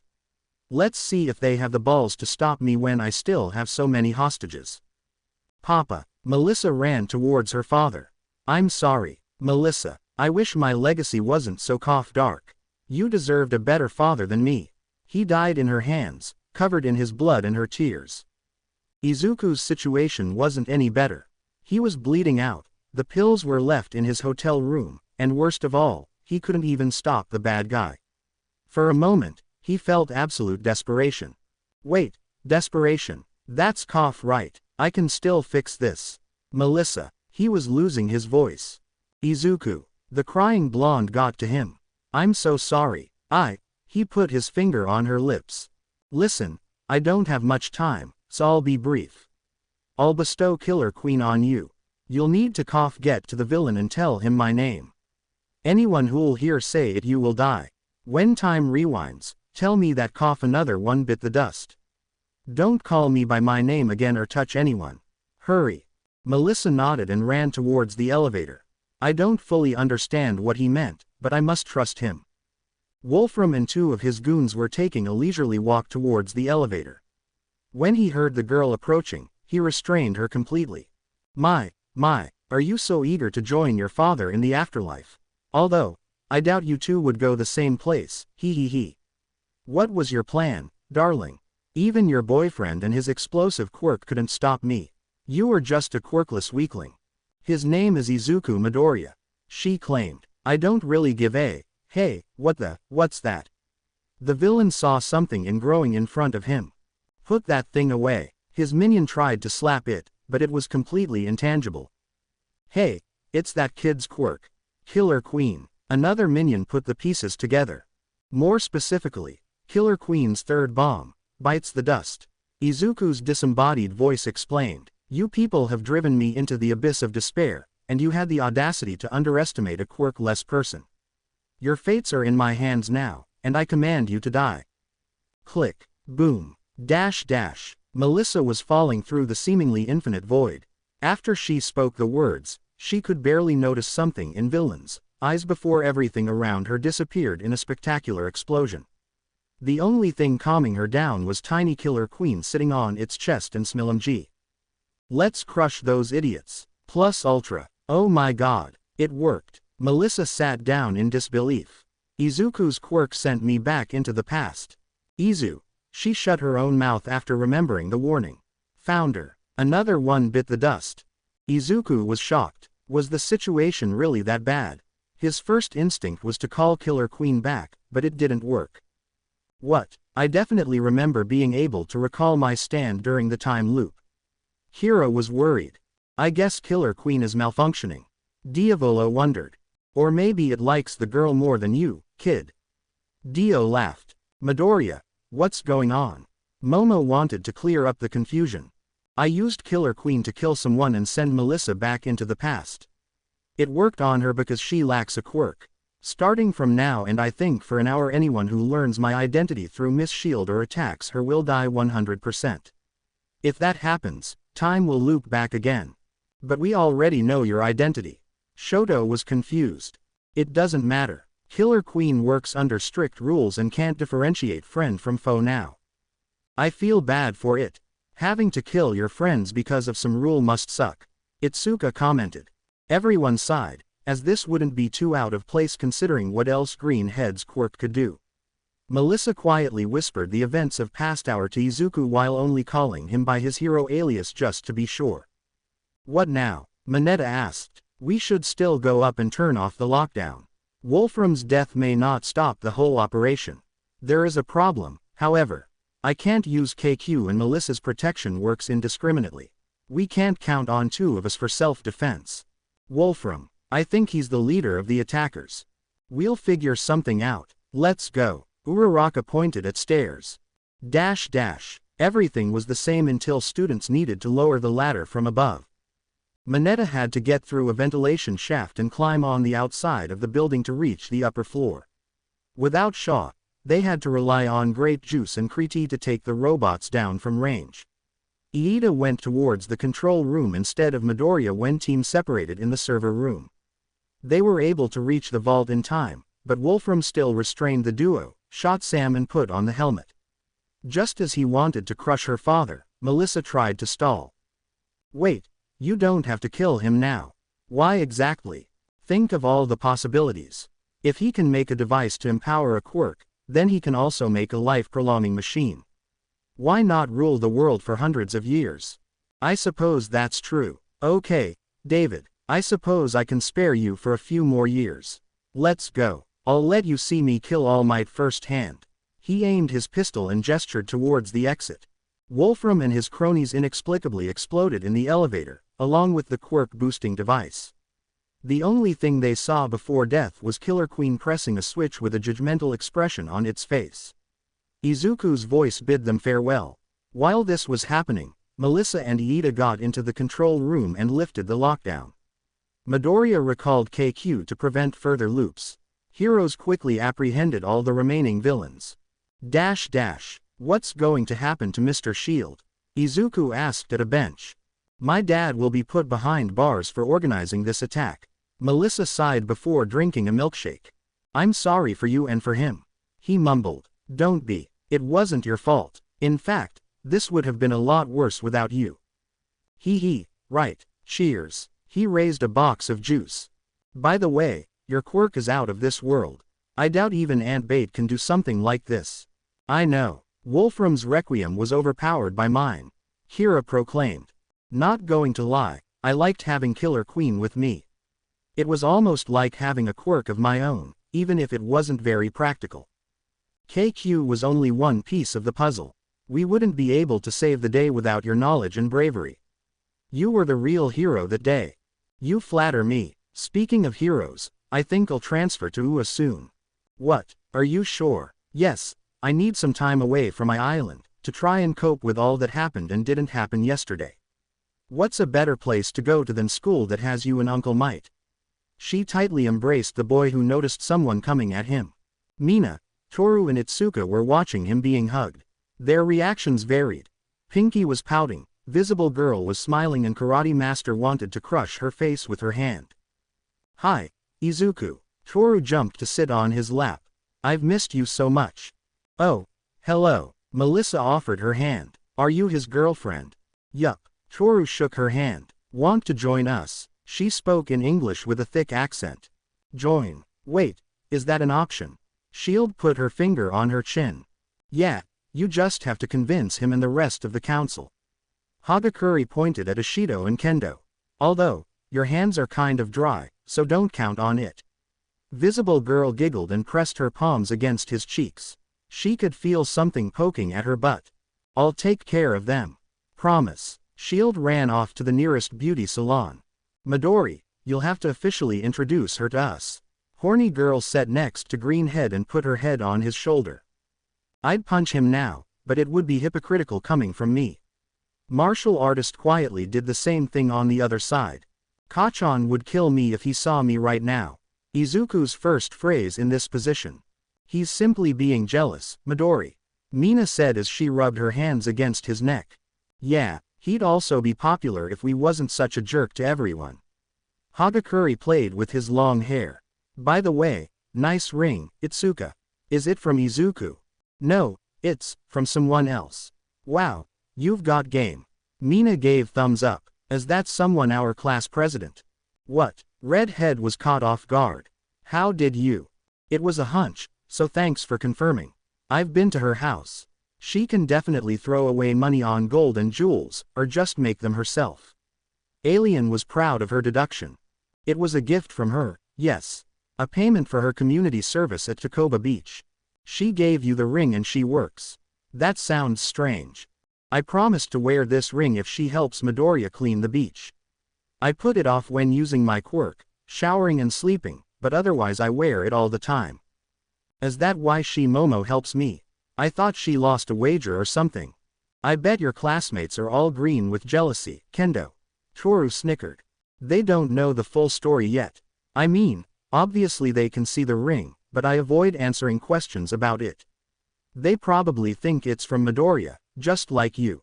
Ha ha, they overestimate my wealth then. Greenhead giggled. Speaking of green, is Tokage-san dating anyone? Seriously, Itsuka frowned. How many women do you need? How many loaves of bread have you eaten? Smack. A red slap mark was left on his cheek. I guess I deserved that. Sorry, it sounded cooler in my head. Izuku let out a small laughter. I'm starting to wonder if you are worse than Yaoyorozu. Martial Artist sighed. Kendo-san, could you slap me too, please? Visible Girl pointed at her face. What? Why? I kind of like it. She smiled innocently. You'd have to ask someone else. As for your question, Midoriya, she's dating Kaminari-kun. That should have been obvious in hindsight. They did prank me together. Wait, what's that? He pointed at a smartphone flying above them along with an eye. The things started to fly away. Speak of the devil, epitaph. After analyzing the footage, Izuku launched himself using King Crimson to intercept the phone. To avoid a painful landing, the boy eliminated 0.5 seconds right before touching the ground. His fated self held the device above the ground when landing, so it remained unharmed. Denki and Setsuna appeared from around a corner. Dude, are you okay? The electric boy sounded concerned. Why did you spy on us? The schizoid teen had an irritated tone. We just wanted a cute picture, I swear. Lizard Girl was waving her hands. Itsuka avoids all questions, and we wanted to see how she looks with her boyfriend. Or girlfriend. The trio finally caught up with Izuku. You two shouldn't poke your nose in other people's business. Kendo was angry. I'm really sorry, Prez. I'll delete the photos right now. Denki followed on his words immediately. Have you told anyone about this? About what? Momo and her squad approached the gang. Hi, Yaoyorozu. We were talking about rumors regarding your VP and our class representative. Lizardy turned to Battle Fist. We haven't told anyone, however, the rumors have been circulating for a long time. Honestly, I think you should come clean, Prez. Tokage put her hand on Kendo's shoulder. I doubt most people will judge. Sure, Monoma might rant about 1A inferiority and maybe Abara will call you something mean, but that's about it. To me, you are a badass through and through. Thanks. Itsuka smiled at her classmate as she left. Excuse me, I'd like to get the full story. Raven Hair raised her hand. So, you have self-image issues because people think you are Midoriya-kun's plaything. There are other factors, but yes. In that case, I know what we need to do. We'll present the truth in a way that will make you look great. But how exactly? Itsuka raised her eyebrow. I have a plan, but you'll have to trust me. Hopefully, Izuku will play along. Genius made a devious smile. Oh boy, here we go. Mezu and Kyoka rolled their eyes. Class 1B gathered near the most expensive restaurant on the island, as requested by their president. The smell of the good was pretty strong even outside. They had suspicions of why they were all summoned, but reality exceeded all expectations. Kendo was walking between Midoriya and Yaoyorozu, her hands on their hips. The girls were wearing evening dresses and the boy had his black suit without the colorful parts. "Hi, guys, I have an important announcement to make." Redhead waved at them. "You might have thought I was a part of Midoriya's harem, but it's the other way around."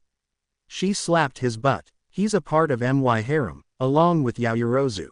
Her other hand slapped the other butt. "What? I thought Midoriya was with Uraraka. Or was it Ashido?" Honanuki got confused. Poor Ochako. She just wants a roof over her head. Denying anything probably won't work. Izuku thought to himself. Come on, kid, you'd probably think the same if you were an outside observer. One of his vestiges tried to rationalize. Bravo, my dear Kendo.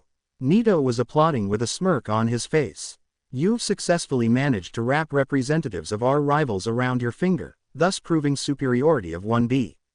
Those 1A rascals will never recover from this. Hey, he took it a lot better than I expected.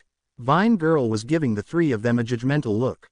Good job, Prez. Kirishima and Tetsu congratulated her. Is that true? Mineta asked in disbelief. Midoriya, I thought you had like 3 girls in your pocket. I do, but that's beside the point.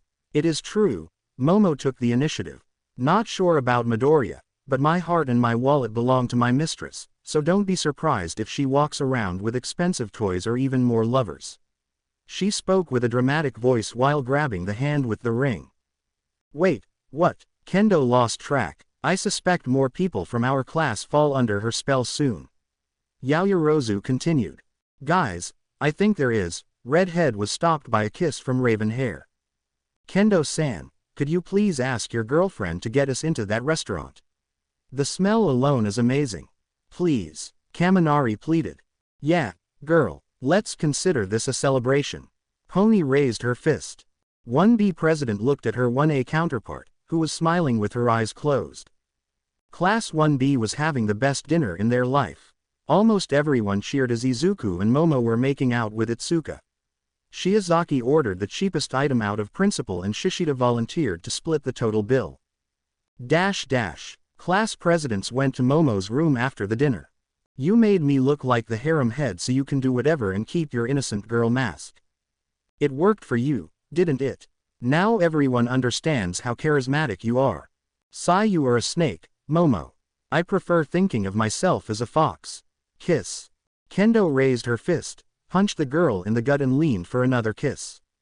Officially, the terrorists were stopped because island staff managed to take back the control over security systems. This was done to prevent accusations of vigilantism towards UA students and to save faces of higher-ups.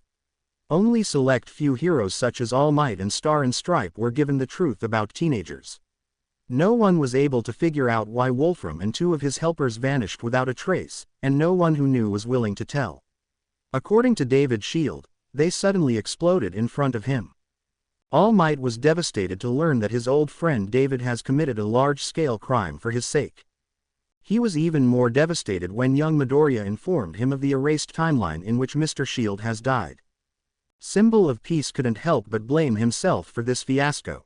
Maybe if he talked more to David then he'd be able to foresee the issue and prevent it outright. Unfortunately, One for All couldn't rewind time, so he was forced to live with consequences of his mistakes. The best thing he could do for his old pal was to take care of his daughter. Naturally, he asked her to be quiet about coming from a non-existent future. Izuku called his mother to reassure her that everyone made it out alive and in one piece. He told her the true story, emphasizing that his quirk was a key part towards averting the crisis. Greenhead knew she would be distraught over such news, but he wanted to uphold his promise of being honest. Next was Principal Nezu, who then immediately contacted Mineta and Kendo and told them to not disclose Killer Queen's time travel to other people. He wanted Midoriya himself to do it, at least to 1B, by himself. A message from Toshinori informed the rat of a promising candidate to the UA support course. The only problem was her so-so Japanese, so she'd need a crash course first. Since the cat was out of the bag with BTD, Midoriya might as well tell his entire class how it works. He asked in group chat to gather in his hotel room. Everyone came in 15 minutes. Sit down, kids. He tried to imitate an old man. I'll tell you a story about time exploding. He explained KQ's classified ability and yesterday's event in meticulous detail. Are you kidding me? Tokiyami's quirk grabbed Greenhead by the shoulders and shook him. All my friends can control time, but I'm left in the dust. Midoriya, I don't care what eldritch abomination you've made a deal with, I want the same. Dark Shadow, behave. The quirk let go. My apologies, Midoriya. It's cool, hee hee.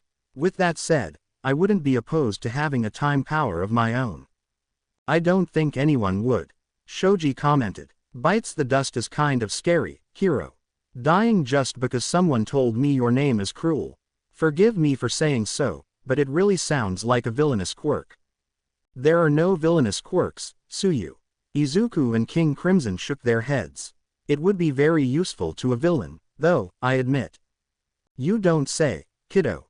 So the only way to counter this ability is to either never trigger it or kill you before the loop ends. Tenya wondered. Correct. If this was your first time using this ability, how did you know all the requirements? Yaoyorozu was holding a notebook. They say imitation is the biggest form of flattery. Devil pointed at similarity between her and his host. Killer Queen told me in a dream. Wait, so they do have voices. How do they sound? DS was excited. Gulp, you remember how they sometimes scream Muta or Shiba with my voice when punching? They also use my voice when talking to me. Oh, well, at least I have a unique voice. Quirk tried to be optimistic. And a much larger range to boot. King Crimson here can't go further than 2 meters. Criss-crossed figure went as far as it could from its user. Wait, why did the villain die again if Melissa only told your name the first time? Shoto wanted to clarify. BTD sets people's fates to explode under any circumstances. A lot of students gulped. Am I Midoriya? I apologize for everything bad I have ever said about you. Kyoka's voice was trembling. Come on, extras. You don't shit your pants when All Might is nearby, and he could splatter all of you in a second. Bakugo interceded for his friend. I suppose that is fair, hero. Izuku, do you have more powers to pull from your ass? Toru asked playfully. Language. Iida screamed at her. No, that was the last ace up my sleeve. The answer caused others to sigh in relief. Will you plan to tell about BTD or time erasure to anyone besides our class? Fumikage wondered. Perhaps we can get 1B into the loop later. All Might gathered 1A and 1B students in Melissa's lab. He wanted to make a good first on those who didn't participate in the operation. The girl in question arrived soon after. Izuku noticed her hands being covered with a lotion. Hello, students. This is Melissa Shield, a soon-to-be student in the support course of our school. She is one of the greatest minds on Island despite her youth. I advise you treat with proper respect. Hi, hello, hi there, greetings, what's cooking? Good, ouch. Hey everyone. This is my lab with all the things I've made or plan on making. If anything catches your attention, please let me know. I'll transfer into UA right after my Japanese course. Questions? What's you quirk? I bet it's something awesome. Red-haired boy was pumped up. I don't have one. She tried to remain calm. Oh, sorry for asking then. Ajiro felt bad about his question. Are you dating anyone? Mineta asked with hope in his voice. No comment. Melissa got flustered, causing him to curse internally. Why do you want to leave? Pony asked in English. I think this place is a lot better for inventors like you. My dream is to be a hero. Shield put her fist on her chest. I need experience in working with heroes and hero trainees, and UA seems like a perfect spot for me. I'll make gear that'll let me and others keep up even with pros. Plus, I think being away from the island will be good for my mental health. As you probably heard, my father was the culprit of the recent attack. Being here reminds too much about him. Not to mention, people around here might dislike me because of him. She looked at her family photo. Is her father worse than mine? Todoroki wondered. Quirkless hero. What a load of KHKH. Bakugo was silenced by Midoriya. What did she say? Denki asked in Japanese. I lost track about halfway through. UA students have returned home after the Expo was over. Uraraka and Hagakure went to comfort their parents, so Inko and Izuku were alone for a day. Mother Midoriya has cried out a river ever since the news of a terrorist attack, to the point where her son wondered if this was her second quirk. You know, Izuku, this will sound selfish, but sometimes I wish you had a weaker quirk or even no quirk at all. It breaks my heart every time you jump into a fire to save someone, thinking that your friends will let you stay alive. That wouldn't change much, Mom. I would have been jumping into fires even if I was quirkless. It's in my nature to try and save people in need. Teen slightly raised his voice. Yes, that does sound like you. I suppose your quirk is a blessing more than a curse given your personality. Tell Uncle Kira and others I'm grateful for their existence. Inko reluctantly rubbed Izuku's hands with her own. Uncle, that does sound nice. Yoshikage laughed. Perhaps I should make you call me that as well. Dio joined him. Izuku was entranced by his mother. She managed to maintain a youthful and healthy look despite age and all the stress caused by her child. Maybe she was trying to stay healthy, or she wanted to find a new partner after her husband quietly divorced her, or maybe Chef Tonio has a quirk that allows his cooking to heal on top being delicious. Either way, she looked at least 10 years younger than she actually was. Her hands looked a bit worked up, but there was a certain charm to them. The way his skin was feeling against. No, the boy pulled his arms away. Are you okay, Pumpkin? She was worried. Yeah. It's just that rubbing hands for a long time causes a very certain reaction in my body. He tried to hide his crotch. Oh, my. The mother put hands over her mouth for a moment. Sorry, I just wanted to comfort you, Izuku.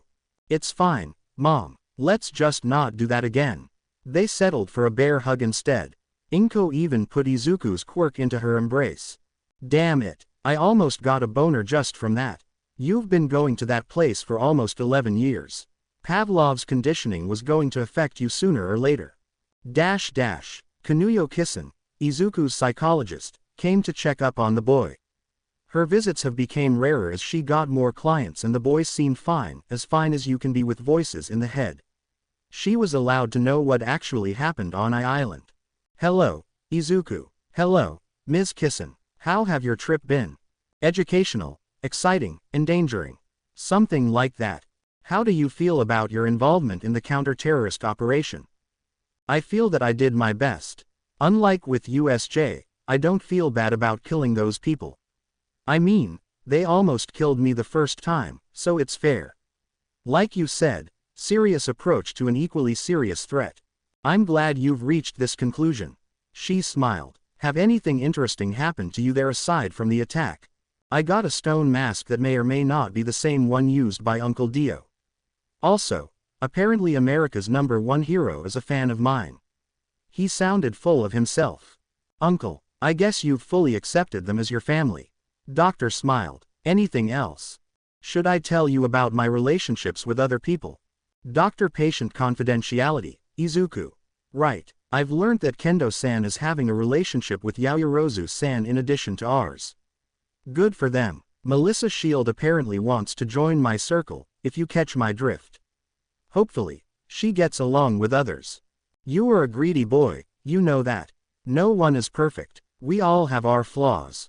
Izuku sighed. I almost got an erection when Mom rubbed my hands. Just like I expected, your brain perceives attractive hands as objects of sexual desire. I'm sure she understands it's not her or your fault. It's your fault. Yoshikage-san. Have you talked to Uraraka-san? He asked. Yes, she sees you as inspiration to do greater things in life, although you could be more modest in her opinion. She isn't interested in relationships now, instead focusing on her career. I see. How is your inner circle doing? Did they bicker? Surprisingly, no. Itsuka hits me sometimes, but I think she's being a tsundere. She never raises her hand against Mina and Toru, even when asked to. Speaking of those two, they are BFFs now. Mina's slight sadism perfectly combines with Toru's apparent masochism.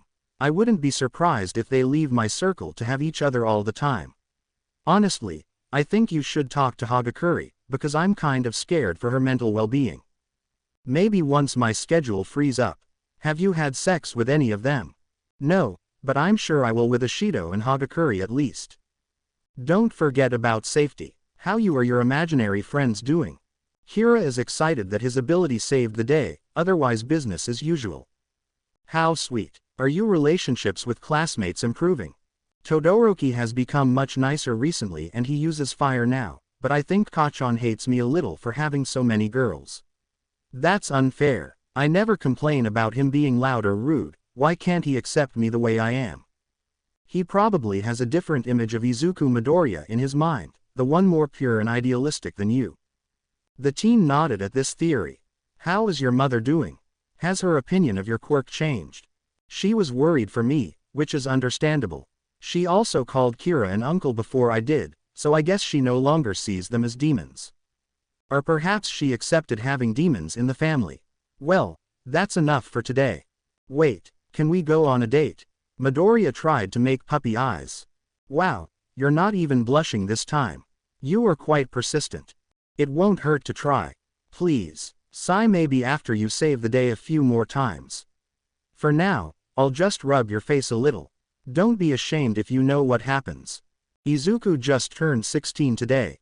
His house was full of guests, including his peers and some adults. Nimori Kayama, Yagi Toshinori, All Might's personal assistant, Mitsuki Bakugo and Mina's mother. Other people have sent their congratulations and gifts via mail. Everyone congratulated Midoriya, who wore the biggest smile ever. After a large cake and wishing to be a great hero, it was time to open the gifts. Elder Bakugo have brought designer clothing, as expected. Midoriya asked her to let him fondle her hand a bit. The glycerin produced by her quirk made her skin have a moist texture and caramel smell.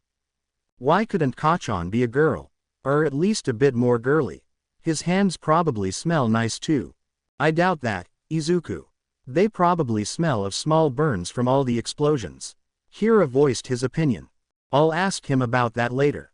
Katsuki chose a Silver Age All Might action figure as his offering. The person in question gifted an expensive-looking watch. Why? Shouldn't he have merchandise of himself? Tokiyami's present was a newly purchased set of tarot cards, along with an instruction manual. Midnight gave him a set of paints and brushes, much to people's surprise. A Shido box contained a large of MT. Lady in her debut pose, much no Inko's embarrassment. Ochako had prepared katsu sandwiches, as Izuku really liked them. Hagakure unceremoniously put a collar with her name on her neck and gave Midoriya the leash. His quirk had to swiftly hide the thing in one of the boxes. Thank goodness his mom wasn't in the room at the moment. For someone who aims to work in stealth, she has absolutely no subtlety. Agreed. Kachan couldn't help but yell at Toru for this, getting a slap from his mother in the process. Todoroki has procured a rare statue of Manuel, rare because only one factory bothered to make them. Kendo handed him a karate uniform, hinting at what they'll do later. It was time for mailed presents. Yaoyorozu sent him a big matryoshka with green hair, freckles and something special inside. There was a large frame revolver with wooden grip and engravings of King Crimson and Killer Queen on either side asterisk. The thing was bigger and heavier than guns given by Ua. What's more, it used 44 instead of 357 Magnum. How the hell did this get to me? I don't think she can openly send me this thing just because we both have licenses. I suspect hush money. Diavolo answered. Yeah, makes sense. You know, I think there is a bit symbolism with this weapon. Engravings show stands that aren't very precise and therefore need a gun. It's bigger and uses a more destructive caliber because Stan's super strength can handle heavy recoil without issues. I think you are overthinking this, Midoriya. Maybe. Honestly, a part of me just wants to put this beauty on the wall instead of wearing it down. Is that a gun? Mitsuki Bakugo was shocked. What irresponsible rascal would send it via mail? Dr. Kissen's envelope contained a reservation to a spa hotel. Nothing clears mind and body like a good spa session, as she described. Sir Night-Eye gave up some of his own merch of the #1 hero. Nezu's present was an exquisite tea set. Chateau-san sent him an invitation to a tour into Detonate HQ, as well as a pin-up photo of herself with a lipstick mark on it. Nimori-sama joked that she's been outplayed. Detonate produces some of the best support equipment in Japan. I won't miss this trip for anything. Tokage's gift was a severed hand, which was really hard to explain to those who didn't know her quirk or forgot about it after sports festival. Melissa's box had replicas of his hero suit parts with adjustable colors. Finally, Star and Stripe just sent him a large US flag. When the boy tried to hang it on a wall, he ended up tripping and letting the flag cover him whole. After the party was over and everyone left, Izuku and Itsuka went to the Takoba beach, where Genius Girl moving garbage on a small motorbike. KQ ended up cleaning the last bits after a few hours. Congratulations. Redhead was clapping. What have you learnt while doing this task? A road towards a girl's heart is paved with good deeds. Greenhead's answer. Hard work makes you too tired to think. Ravenhair's response. Well, I guess that's close enough. Your next task is to learn karate with my dad. No quirks, obviously. Cool, do we have to do that? Momo wasn't quite pleased. Your mistress commands you. Izuku tried to imitate her lover's voice and mannerisms. Fine, mistress, I'll think of what you'll do in return. Yaoyorozu's bedroom. Are you sure about this? Shoji asked. Yes. Momo created a condom and put it in her mouth to wrap it around his cock. It was very large, which in her mind made sense considering his height. I want our first time to be special. I want you to go one-man army on me, without restraints. A fire that burns twice as large lasts half as long. Leave witty remarks to me, okay. She winked at the giant, causing him to sigh. Mezu grew penises on his arms to assault his girlfriend from every angle. One each hand, one against each foot, two in between her breasts and in her lubed asshole. His original member went into her pussy, and his mouth was pressing against the girl's, with their tongues colliding. Despite her insistence, he was being very gentle and slow with each limb. Still, the rich girl reached climax and made the stop gesture after only 15 seconds.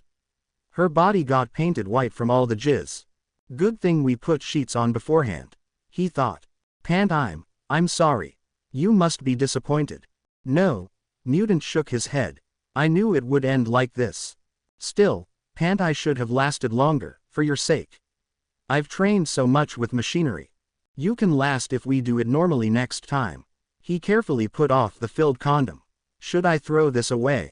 No. Ravenhair pointed at her desk with a trembling hand. Leave it there. I have an idea. Of course you do. He sounded tired despite barely breaking a sweat. Shoji-kun, do you have interest in other girls? Why are you asking me this? It's that, maybe you feel like drawing a short straw. Kendo-san has Midoriya-kun and Jiro-san recently asked me if it's okay to seek someone on the side. Look, Yaomomo, I'm a simple man. I don't need a yacht or an army of girls to chase after me. I only need someone's affection. Sniff. All right. Tears formed on her eyes. Do I really deserve you? I'm such a snake. You are a snake that loves me. He wiped her tears with a napkin. It's all that matters. He carefully picked her up and took her to the shower to wash everything away. Kyoka and Itsuka were playing pool in the game room, while Mezu was watching TV nearby. Momo came into the room with freshly made creamy crepes. She took one and offered to others. Shoji declined, while the others took up the offer. After girl each ate about 3, purple-haired girl got curious. These taste amazing. What's the filler? Momo. Essence of manhood. Genius looked at the giant with lustful eyes. Rocker and martial artist sighed in response. Mezu felt an urge to get between class presidents. What? Aren't you supposed to throw up or berate me? What's the point? You'll probably trick us into sucking off Shoji-kun next. It's like you said, you always get what you want. Even if you don't threaten us, we still end up doing things the way you want. Jiro let out an even louder sigh. Yeah, honestly, a part of me wants to fuck him right now just to deny you the satisfaction of being a smart ass. Kendo's fist got stopped by the boy in question. I'm flattered, but I don't think you should do it out of spite. Sex is supposed to be about love. You know, Kendo-san, Maybe this whole charade was to make you admit your feelings for our dear Shoji. Momo smirked at the now embarrassed girl. Or maybe it was a red herring and her mouth was shut by the earphone girl. Look, Yao Momo, we get it. You are smart and we are not. We are pawns in your hands, I accept it. I'll do whatever you want, but please, stop giving me brain aneurysms. Whatever I want, he.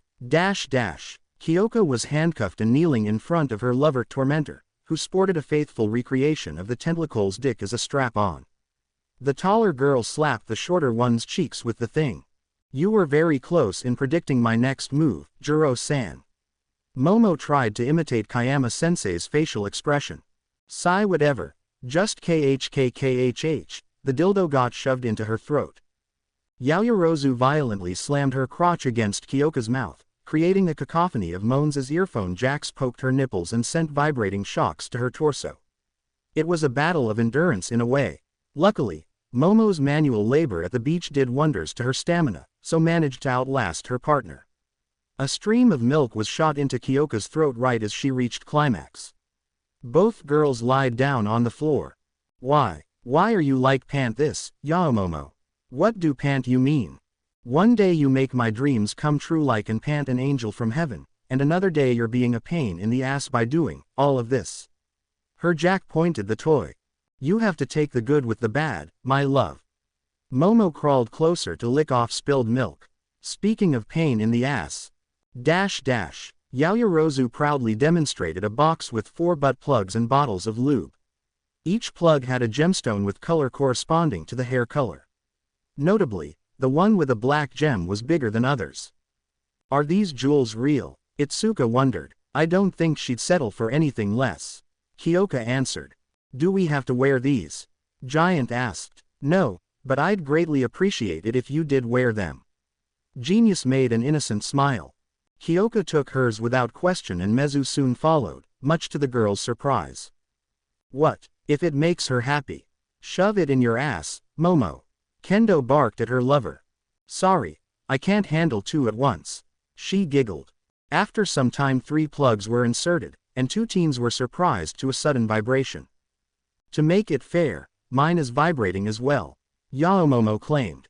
You better not turn it on during classes. I won't, but she might. Genuise handed over the remote to 1B Prez. She is our mistress after all. Now, how about a private session, Kendo-san? With pleasure. Yaoyorozu was gagged and had her limbs cuffed, not to mention the still present plug. It was time to turn the tables. Shoji couldn't stop her now. Itsuka grabbed her target with one giant hand while putting a giant finger into her love hole. Muffled moans came from the mouth. Yes, moan for me, you bitch. After an orgasm, Redhead cancelled her quirk and let the girl fall on her belly. Itsuka removed the gag, shoved her bare foot into Yaomomo's mouth and turned the vibrator into maximum capacity. Lick my toes, rat. Her order was followed. 1 minute has passed. Kednu grabbed Yaoyorozu by her hair and began slapping her cheeks.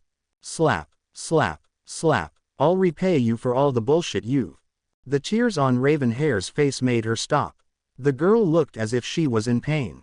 Izuku turned off the remote and undid the cuffs. Sorry, Momo. I got carried away. I'm sorry for hitting you and for calling you mean words. It's sniff okay. You just wanted to vent out your frustrations. Still, I shouldn't have been so cruel.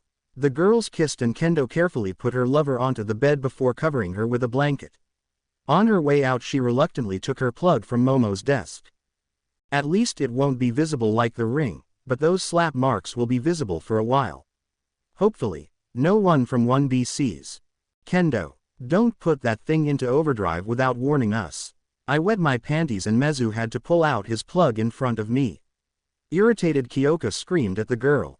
Izuku wanted his first time to be very special, so he decided to take on Mina, Toru and Itsuka all at the same time. They agreed to use birth control. Mina used diluted acid as lube for everyone. Kendo was slightly put off by a tattoo on Toru's butt saying, Izuku's pet, as well as deep bite marks. Everyone swore that it was all her idea, but Greenhead had to endure a punch in the gut regardless. At least you have common sense not to do a nut punch. Mina snickered. 1A girls were stroking his dick with their hands while licking his nipples. 1B girl put a finger into his butthole and then slowly began expanding it. Her other hand was gently slapping his butt cheeks. Killer Queen was licking the girl's privates in the meantime. When the boy got close to climaxing, Ashido and Hagakure started a small race to his tip. Pinky was first and got the luxury of feasting on Midoriya's cum. She made sure not to drop or swallow and then moved her mouth towards the visible girl. A deep makeout session in which they exchanged semen and spit was stopped when they decided to split their reward further. Toru finally got to kiss Izuku, mixing his sperm and 3 people's saliva with their tongues. Amazing. Who knew this would taste so good? He was ecstatic. Ochako and Inko left the house to not hear anything. Mina's mouth was pressing against Itsuka's. Her quirk made the total mixture spicier. Alien made sure to mark the rival territory with her acidic tongue. Shoji's manhood tasted better. Shit, why did I even think that? The 3 girls shoved their left hands into Izuku's mouth and used their right hands to rub his wiener. Ass slaps from the kitty made them ever more excited. Another load was shot on their faces. All 5 began licking the result from the faces. Mina gave KQ a French kiss, making Midoriya wonder. If I kiss my quirk, would that be gay? I'm not even going to dignify that with a response, kiddo. This was the best day of his life. Except maybe when he got his quirk, or met All Might face to face, or past the ... Deku approached Kacchan in his home and asked him to let him examine his hands. Since Katsuki wasn't aware of the hand fetish, he reluctantly agreed. He thought it was part of quirk analysis. When Izuku put his cheeks against the hands, he could smell the burnt nitroglycerin. A smell similar to his mother, but with its own charm. Closing his eyes, he imagined how cute his friend would be if he was a girl. Mitsuki came into the room and noticed something weird on Greenhead's crotch. Izuku. She was embarrassed. I didn't know you had such feelings for my son. What? Younger Bakugo noticed. Deku. What the fuck? This is not what I meant by not chasing after women. He made an explosion in fit of anger. It burnt Midoriya's cheeks and caused Bakugo to be grounded for 2 weeks. It was reduced to 3 days when Pale Boy came the next day with his face completely unharmed. Katsuki had to let Izuku play with his hands as an apology. Fuck, what's next? Will I have to jerk him off too? I bet even risk of another blast won't scare him away. Bastard's lucky to have super regeneration. Toru wanted to try something far too risky for other girls. She made herself, her knee pads, elbow pads, courtesy of master, collar and leash invisible, so he could take her for a walk. The thought of walking on all 4s in the public while naked was exhilarating for the girl. She really wanted to drop her quirk at times, but it would make her owner upset. Instead she made barking noises to scare people around her. The 2 of them arrived to the park where Izuku spent a lot of time as a kid. Hagakure convinced him to hide in a bush and do a quickie while covered by a cloak. Some old folks were scared away by a ghost in the process. A brave kid tried to approach the bush but always ended up teleporting away from it. He gave up, asked Mr. Ghost to be less noisy and walked away. The girl took the clothes from the boy's bag and put them on. The collar and leash stay on. Fine. They hid the leash beneath their sleeves and held hands on their way back to mask its presence. Izuku and Kazuki were riding in a sport car. I'm really thankful for this opportunity, Chitose-san. It's not every day you get a chance to meet someone so important. It's the least I could do for you after you got me that promotion, Tiger. Rikia is a good friend of mine, so he always has time for me and my associates. And you don't have to be so formal with me. Call me by my name. Okay, how do I make a good impression on Yatsubashi-san? He believes that existence of villains as a whole is a collective fault of society. People with villainous or psychologically damaging quirks are cast aside in favor of appealing meta abilities. As long as you don't voice such gross opinions, you should be fine. The man himself suffers from a short temper due to his quirk, so don't be surprised. What is his quirk? It was perhaps Midoriya's #1 question. My lips are sealed. She made the appropriate motion with her hand. You'll have to satisfy your curiosity by yourself. Fair enough. By the way, have you ever blown yourself up with the pussycat? I did it all the time when a moron got too close for comfort. I had to request a transformable wristband to better control my quirk at melee range. No, Killer Queen has always had great control over explosion radius. This is so unfair. She let out an exaggerated sigh. The boy left the car and thanked his friend once more. He was greeted by Rikiya Yatsubashi, an eccentric CEO of Degenerate and an ugly nose according to Dio. They took an elevator to the boss's office. It offered a nice view over Deku City. As two of them admired the sight, the adult started their conversation. I've heard many great things about you, Izuku Midoriya. Me too, sir. Most of the support gear at my school is made by your company. Well, I can't all take the credit. There are engineers, designers, testers and many other people that contribute towards the success of our company. You, on the other hand, appear to be a self-made prodigy. Mother Nature has granted you with a quirk that defies foundational laws of nature. That is the reason behind your hero alias, correct?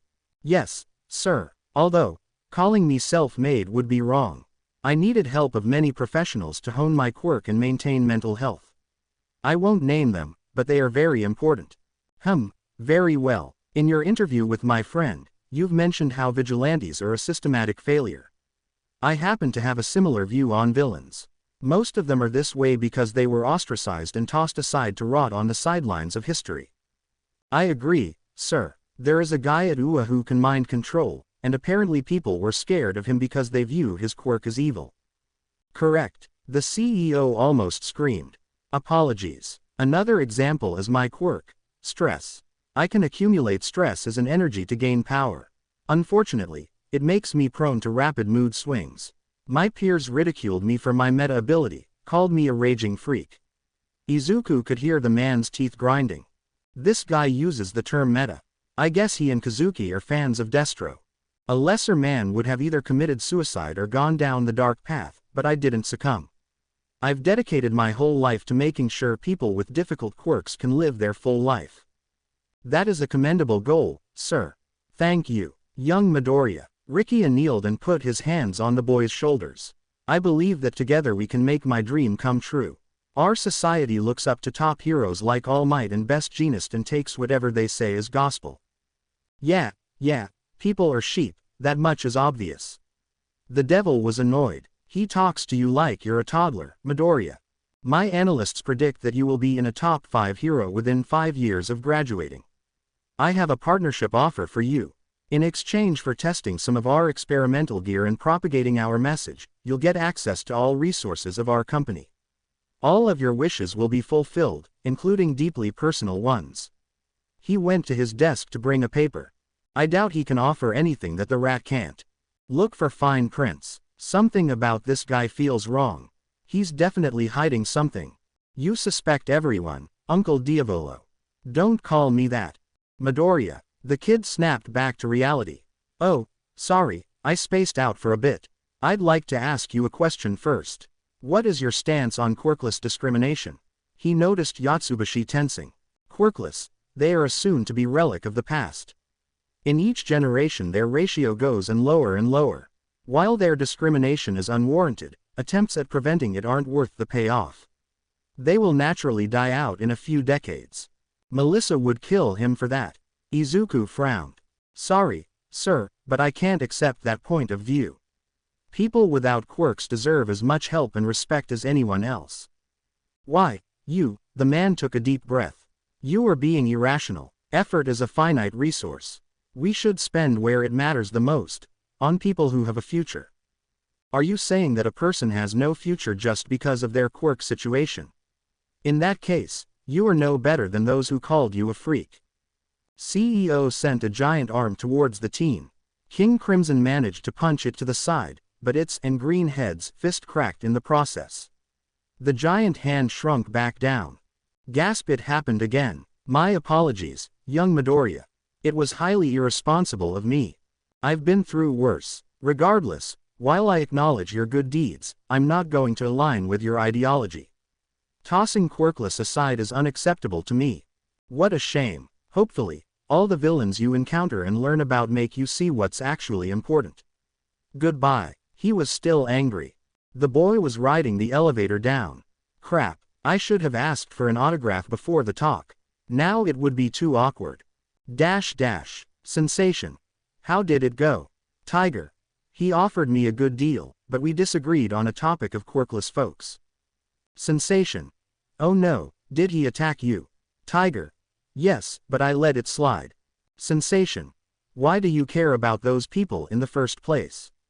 You have a bullied friend or something. Tiger. It's not that. I believe that every person deserves respect and care, no matter the quirk. Sensation. Boring. Tiger. Well, my reasoning doesn't have to be exciting. Sensation. I hope you'll see the error in your ways and reconsider. In the meantime, I got myself a new apartment thanks to a better salary. How about we spend some quality time together? Tiger. Wait, does this mean you won't go you know where anymore? Sensation. I don't really need to. If you want, I can come directly to you home for play sessions. Tiger.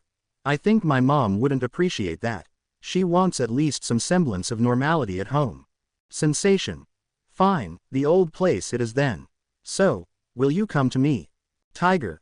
Sorry, I've already promised my friends a lot of things, so we'll have to do it later. Sensation. Me and my hands will miss you.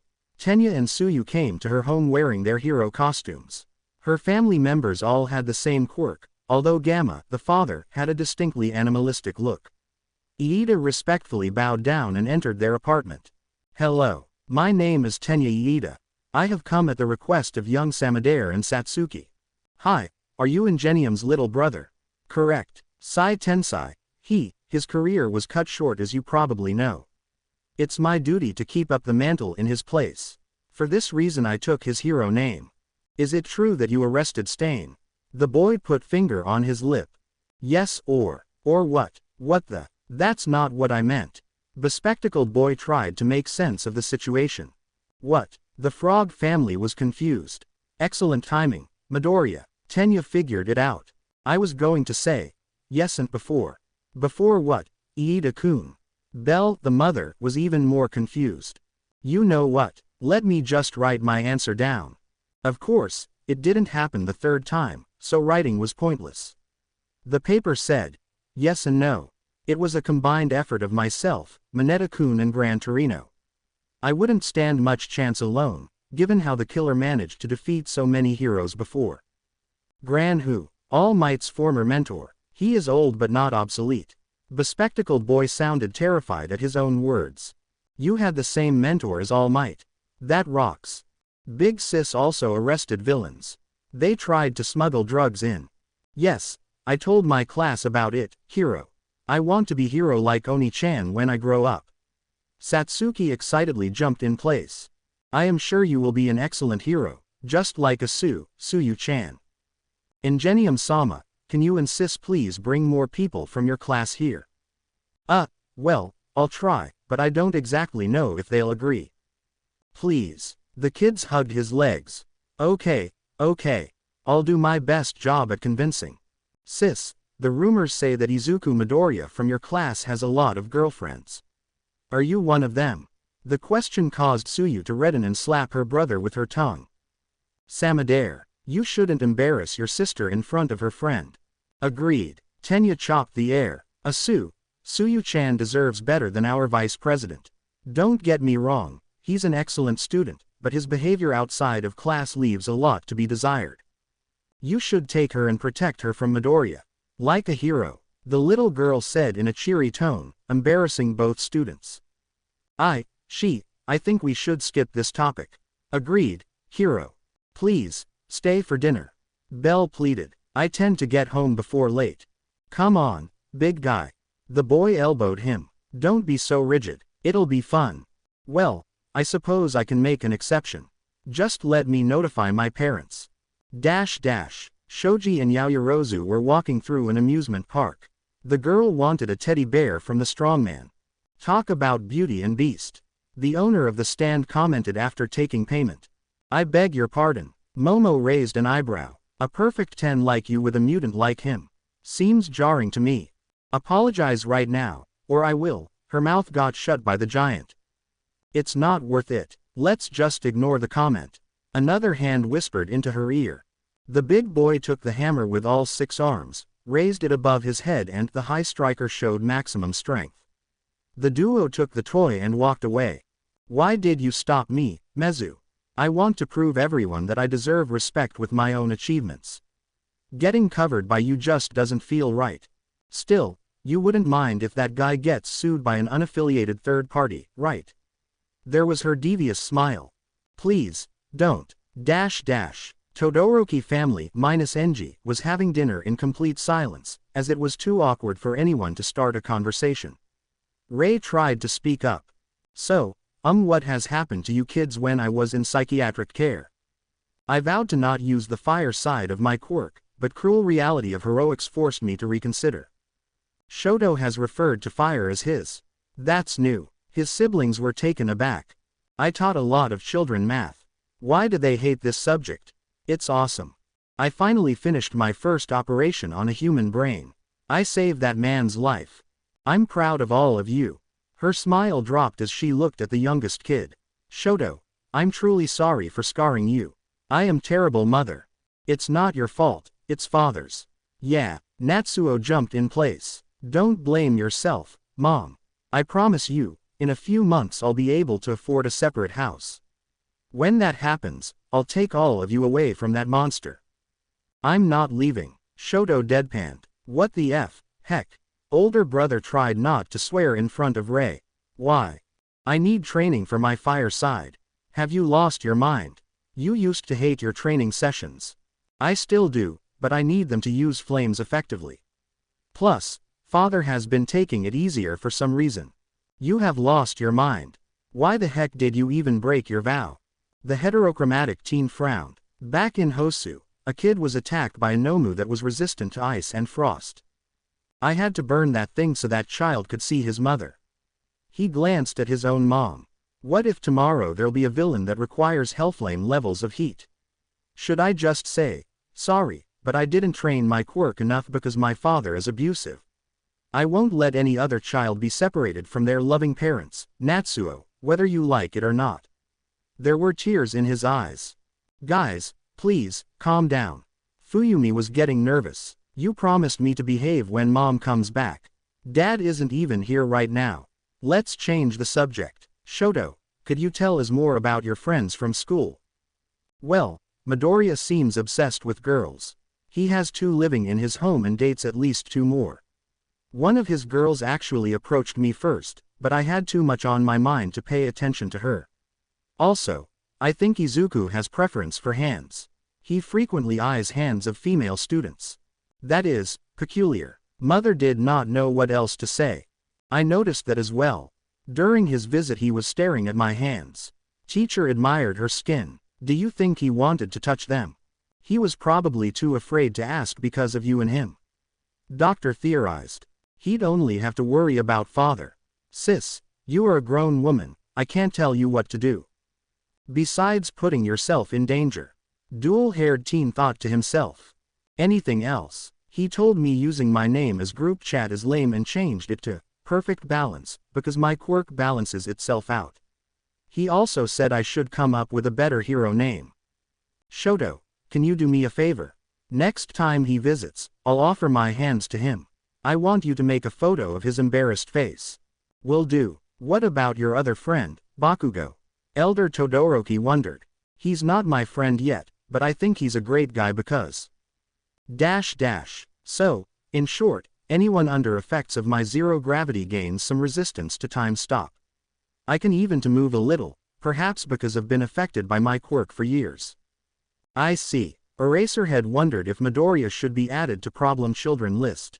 He was a top-notch student and he did save Shota's life and health to an extent, but his behavior, likely inspired by Nimari and his time manipulation, were giving him a headache. I'll make sure to add this nuance to your training regimen. Even if you and your boyfriend end up working far away from each other, a second or two of moving in frozen time will always come in handy. Alright, sensei. Uravati stopped correcting people a while ago. It was very easy to surmise that she was in Deku's harem, since someone posted proof on the internet that she and Toru live with him. Coupled her blushing due to love hotel visits and the fact he was a lady killer, it was the most logical conclusion. Even her parents thought that maybe she's just too shy to admit being in an unusual relationship. Their words of encouragement and acceptance of her feelings just served as annoyance. The worst part is that she'd rather break her legs than move out. The food made by Midoriya family's chef was too good. Ochako couldn't live without it anymore. In addition to helping her parents, now she wanted to become a hero so she can hire a pro chef of her own. Izuku was back in the Love Hotel. He was the #1 client here due to being a veteran and a regular. At first it was bizarre that a 5-year-old kid came to play with girls and women much older than him, but the money was there and he kept things relatively SFW, so females weren't too put off by him. They even got used to his skin sometimes being paler than usual. Staff and even the manager sometimes volunteered to play with him for free. Many girls have come in and out of contracts with him due to starting families, becoming richer or just moving away. Everyone assumed that eventually he'd also want sexual favors, but no. The things he did as 16-year-old were about the same as 11 years ago, to everyone's surprise. When his Midoriya's fame as a student became too big to hide, all of his playmates discovered who they were dealing with. If not for strict NDAs, they would totally brag about it. Codenames were dropped for obvious reasons. A lot of them begged him to leave autographs, selfies and to make their relationship something more. However, Izuku still tried to keep this aspect of his life separate from the rest. Greenhead had to ask Toru to accompany him with her invisibility field to and from the place. It was kind of weird that she wasn't even a little jealous. Today's shift was with his friends, Kazuki, Ochako and Itsuka. Izuku, I won't be renewing my contract. We are already in a relationship and my financial situation has improved significantly. Redhead declared. Tiger, this is unfair. Black Belt and G-Force get to be your girlfriends, but I'm not. Chitose tried to sound dramatic. Aren't you afraid of accusations? No, I am in charge of the biggest news outlet, remember. I control the narrative. In addition, we live in a biased world. Quirk bias I despise, but gender bias comes in handy. No one will think I'm a jerk for trying to be with you, they'll think you're scoring a powerful CEO. CEO. Wait, so you two don't need the money? Uraraka intervened. No, I'm here for Tiger's sake. She rubbed her hands against his with a smile. Damn it, what if I'm the only girl who's here for cash? Is that good or bad? Shouldn't there be other men chasing you? There are plenty, but none of them are as intriguing as you. Sensation kissed his cheek, leaving a lipstick mark. Maybe you should wait until I graduate. I promise to give you a chance. Itsuka was battling her urge to knock both of them out. You better keep your word, Izuku. Being addressed by his name for the first time caused him to blush. Teen asked Kendo to enlarge her hand so he can. Iron Maiden. Hi. Green Devil. Hi. Thanks for the gift by the way. Iron Maiden. You're welcome. Does King Crimson do those weird time leaps? Green Devil. No. Iron Maiden. You said TW stops time and I had KQ send me back in time. It makes sense that moving time forward is responsibility of KC. Green Devil. Don't tell anyone about this. Iron Maiden. Sure. Hey, I know we can't be together right now, but you must know that I've been taking good care of my hands. Iron Maiden. Moist hands.png. Iron Maiden. So, do you still have space in that inner circle, as you call it? Green Devil. Yes, but a certain beautiful CEO wants to fill it up, so you better hurry with your Japanese coarse smiley face. Iron Maiden. You are so mean. Kyoko was eating potato chips. Just as she was about to put the last one in her mouth, it disappeared and reappeared in her throat, bypassing taste buds completely. She looked at her phone. It wasn't the time or even the day for the supposed training. Curse you, King Crimson. She screamed. Why are you cursing a band, honey? Father asked as he entered the room. I thought you liked them. Yaoyorozu, Jiro and Shoji came to visit Midoriya. The genius wanted to read his quirk notebooks before going to a fancy restaurant. They heard moaning coming from his room and saw his flustered mother trying to play loud music to distract herself. Hagakuri came out of the room naked and unbothered by the visitors. Momo noticed a vulgar writing on the girl's body. Nice tattoo. Raven Hair gave thumb up. Thanks, Prez. The gesture was returned. Crap, now she'll write something dumb and narcissistic on our bodies. Rocker wanted to strange the green-haired girl with her jacks. Izuku brought all notebooks except the one that contained secretive information, such as OFA, foresight limits and his own demons. The 1A notebook only contained his declassified abilities. Momo thanked him and began copying what she deemed important in her own notebook. She admired pictures of students, heroes and villains alike. Midoriya, I didn't know you were so good at drawing. These portraits are so detailed. I'm very talented, hee hee. Could you please make a painting of myself, Shoji, Jiro and Kendo?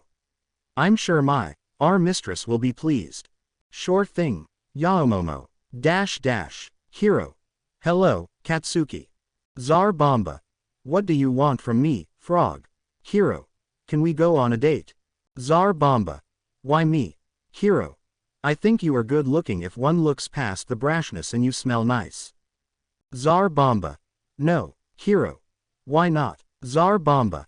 I don't have time for this shit. I want to be a hero. Hiro. I'm wondering how you and Midoriya-chan are friends. He wants every girl apparently and you want none. Opposites attract, I suppose. Tsar Bomba. Fame got to Deku's head, that's all. And we do not attract, you hear me? Hiro. I hear you. You are afraid of dating because you know Midoriya-chan will steal your girl. Tsar Bomba. WTF did you just say? Hiro. You can't surpass him as a lover. Tsar Bomba. Listen, Frog. I'll pick you up tomorrow morning. You bet your ass I'll be better lover than that gigolo Deku. Hiro. May I call you Kachan? Tsar Bomba. If you feel like losing your teeth. Hiro. Calm down, please. I accept your bet. Here's my address. 3 days ago. Is there a way to make Katsuki-chan date me? I still don't get why would want that, but I do have an idea. He compares himself to Midori all the time.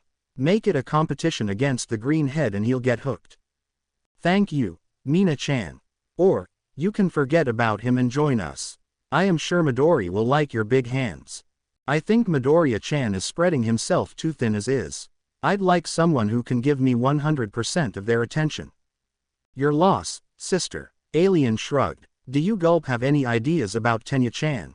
Suyu was unusually emotional. Oh, so you want 200% attention.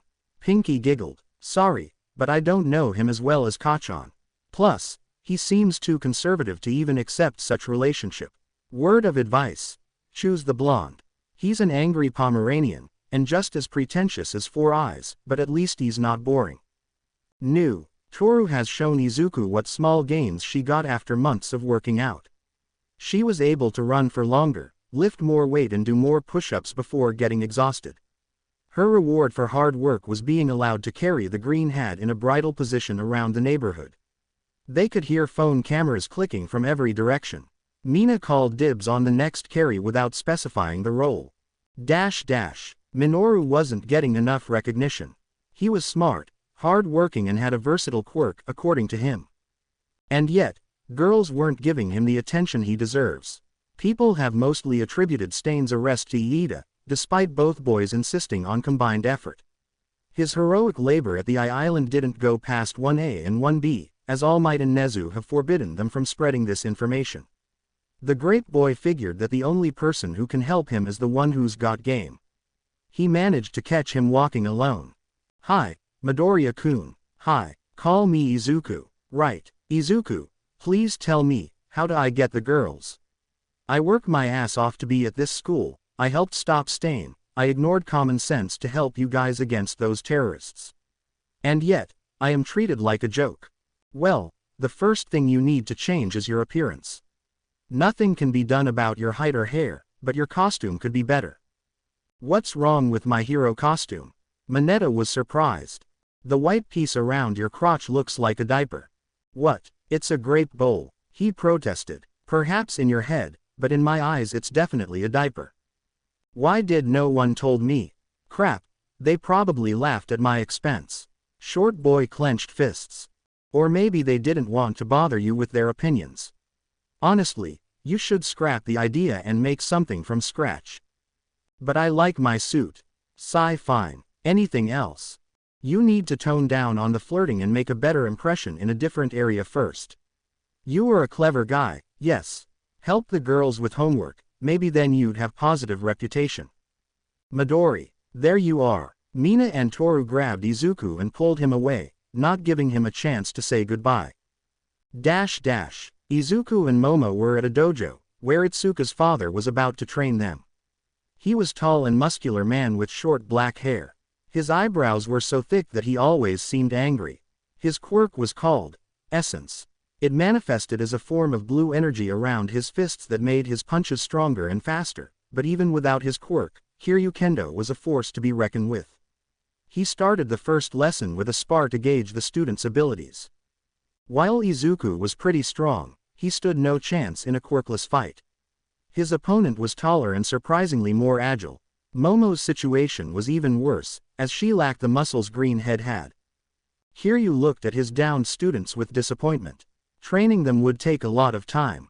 He worked with Midoriya while his daughter trained Yaoyorozu. 1A representatives had to learn how to use their own bodies as weapons. Greenhead's uncles were theory crafting on what would happen if All Might and Founder were to bite the bullet and pass down OFA. If training is any indication, then Time Stop would get an instant increase in its duration. I guess the same would apply to Time Skip and Future Sight. I wonder if it would affect punching strength. My world is strong, but even it couldn't change weather in a single punch. That would be our greatest high. Unless the appropriate boost in durability comes along, I'd say it's too risky. Hopefully, the kid can recognize that. Kira, do you have ideas? The simplest outcome would be expanding the first bomb to function similarly to Chitoza's quirk. As for Shaw, perhaps it would be able to spawn a bunch of them and maybe alter their size or something like that. Maybe the third bomb would have fewer criterions for activation. Also, I have to agree with Boss. Izuku has enough firepower as is. He doesn't need risking his life over a vague power increase, it's too dangerous. You two are so lame. Vlad King and Eraserhead were enjoying their coffee break. You know, it's kind of funny. I have a blood quirk and my hero persona is based on Dracula, but you are the actual vampire, Shota. Your humor eludes me, Sekijiro. Do you think I should turn? It might be beneficial for my efficiency and image. No, you are a limelight hero, unlike me. You depend on public opinion, and it will likely get worse if you become an actual vampire. The old superstitions die hard. Quote. Sounds about right. Class 1A was in a bus on their way to the forest camp. Their phones and other devices were confiscated by Nezu beforehand. For this reason, the students were talking to each other a lot. Eraserhead was grateful for the soundproof earmuffs he got from Power Loader. His habit of sleeping all the time persisted despite the reduced need for it. Some would say it's a force of habit. Apparently, Class 1B would start their trip several hours later. The bus has stopped on near a random cliff. Everyone went out to breathe some fresh air. Suddenly, a group of women in colorful suits has approached them. Lock on with these sparking gazes. Red-haired woman looked through a finger hole. Stingingly cute and cat-like. Blonde woman winked at students. Wild pussycats. The duo stood in their iconic poses. Tokiyami was out of the loop. They are a team of mountain rescue heroes with a cat theme. They've doing this for 12 years. Izuku's mouth was blocked by a paw glove. I'm 18 at heart, got it? The blonde barked with an irritated voice. The boy nodded and she put the glove away. Someone's desperate. Nice to meet you. Students greeted the heroes. Our team owns all the nearby land. Now, our camp is located to the north from here, at the foot of that mountain, Sosaki pointed there.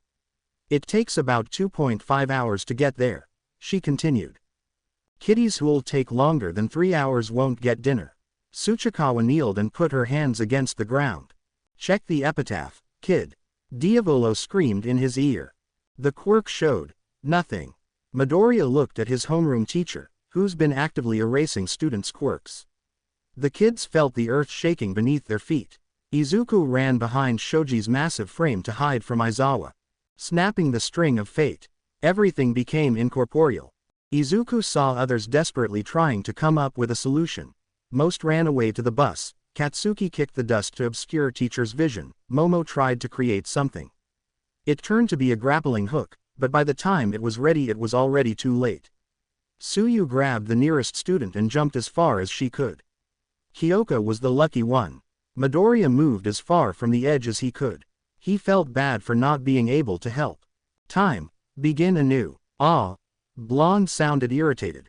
I couldn't even see them falling down. She's so annoying. The devil matched her tone. You have 3 hours to reach the camp, assuming you can survive the beast forest. Pixie Bob screamed at fallen students. Well, since you 3 managed to avoid the pitfall, you get a reward. Mandalay proclaimed at the so-called winners. What kind of reward, hero? Frog Girl got hit in the back immediately after asking. The attacker was a tall man dressed in the pussycat outfit. You get a chance to fight us personally. He jumped at Asui. Can we just? Kyoka took a gut punch from Mandalay. Let's see how much UA students stack up to their reputation. Her loud voice resonated in everyone's minds. Shit, make her shut up, Izuku. Dio demanded. Yeah, okay. King Crimson. Nothing. He could see Eraserhead on top of a bus, his glowing eyes visible through the cloak and mask he was wearing. The kid had to dodge Pixie Bob's ground attacks and hope that he can use the changing environment to hide from erasure. A pussycat with green hair appeared out of nowhere to analyze Kid's weaknesses with her quirk. Let's see. Frog Girl can't do much from long range. She's up your ally, Ryuko. Funny earlobe struggles up close, so Yuara should take care of her. The boy. Her cheery smile was replaced with a terrified expression. He's Po. Opening square bracket ... closing square bracket. Her mouth and neck were covered by King Crimson's hands. Midoriya and his quirk looked enraged. Everyone stopped to look at them. The truth must remain hidden, ma'am. Izuku's voice was unusually threatening. I haven't seen Midoriya-chan so angry since Mina got stabbed on that boat. Frog Girl was scared. It's fine, Midoriya, Aizawa said as he jumped down from the roof. The Pussycats have signed a non-disclosure agreement. You can trust them with your ability. The kid and his hostage both gulped. She was going to say, he's possessed by villains, and considering her quirk everyone would believe that. Even Sensei doesn't know about my uncles. Shit, this is the first time someone has discovered us with their quirk. Her search is a pain in the neck. I'll tell them that what they need to know. Teen whispered and the hero nodded. Ragdoll wanted to say, his power erases time. It's classified information, so precautions had to be made. By the way, why didn't you warn me or them beforehand, sir? I wanted to see how you'd use time skip against those who supposedly shouldn't know about it. Frankly, you were being too obvious. Ideally, you should have pretended to be a bit confused. This asshole and his logical ruses. Hiro was furious. You should have let him die, Izuku. The kid silently shook his head in response, confusing everyone. Pixie Bob tried to slap him, but her arm got stopped by a red arm. What's that for? For being such a nuisance. Do you know how annoying getting skipped is? Especially when you're trying to talk. I can only imagine. Green-haired boy shook his head, pushed the arm away and made KC disappear. I must say, I'm a bit disappointed to not see your pussycat, founder. Tiger said. Someone who could clear rubble with controlled explosions would very useful in mountainside. Izuku couldn't help but imagine Kazuki in a pussycat outfit. Yeah, agreed, he nervously replied. I call dibs on you, kid. Blonde's annoyance seemingly vanished. You and your queen would fit right in. Now he imagined himself in their outfit. He'd look great. Sorry, but Midnight has already called dibs for a few years. She did. His classmates were taken aback. Nimori-sama in a cat suit. Yes. I guess their relationship is closer than I imagined, hero. I wonder if they fuck. Crap, I was infected by Yaomomo's perversion. Quote. So not fair. Ryuko made an exaggerated sigh. Are you okay, Tomoko? Shino asked her friend, who's been uncharacteristically silent. Yeah, I'm okay, Mandalay. I just need some time to process this. She went into the bus. What the hell scared her so much? The other pussycats wondered. Yuara jumped at Izuku to strike him. The boy's quirk grabbed Aizawa by the neck from behind. Sensei, if you want us to spar, stop erasing our quirks. It doesn't serve a purpose. It serves a purpose of teaching you target priority. You can only attack one person after the skip, especially if they are spread apart. You've made the right choice by targeting me and avoiding line of sight. For now, you can let me go. I won't interfere with this session again. Izuku ended up fighting Tiger, as other Ragdoll was still shocked and other two were preoccupied with Froppy and Earphone Jack. The man was annoying to fight without skipping, as his quirk let him dodge attacks in ways no other hero can. The unlucky 9 students found themselves at the bottom of the cliff. Everyone was in pain from a steep fall. We should hurry. I don't want to miss dinner. Uraraka got back on her feet. A strange noise came from the forest. I was giant stone monster. Its bottom half got frozen and its top half was blown up. This has to be Pixie Bob. Momo remembered notes from Izuku's notebook. I think the forest will have even more of those things. Mina was worried. Doesn't matter. I explode all of them. Hold your horses, Bakugo. We will lose too much time if we fight. Hagakure-chan, can you turn all of us invisible? Yeah, but only if maintain close distance. Anything further than 5 meters away from me will become visible again. In that case, I'll make us roller skates for easier movement. Mezu-kun, we'll need you to monitor our surroundings so we can avoid those monsters. Everyone will have to stay close to Toru. Screw that, I'll get to the camp without your stupid stealth plan. Katsuki ran off. Genius stopped the bespectacled boy from chasing the blonde.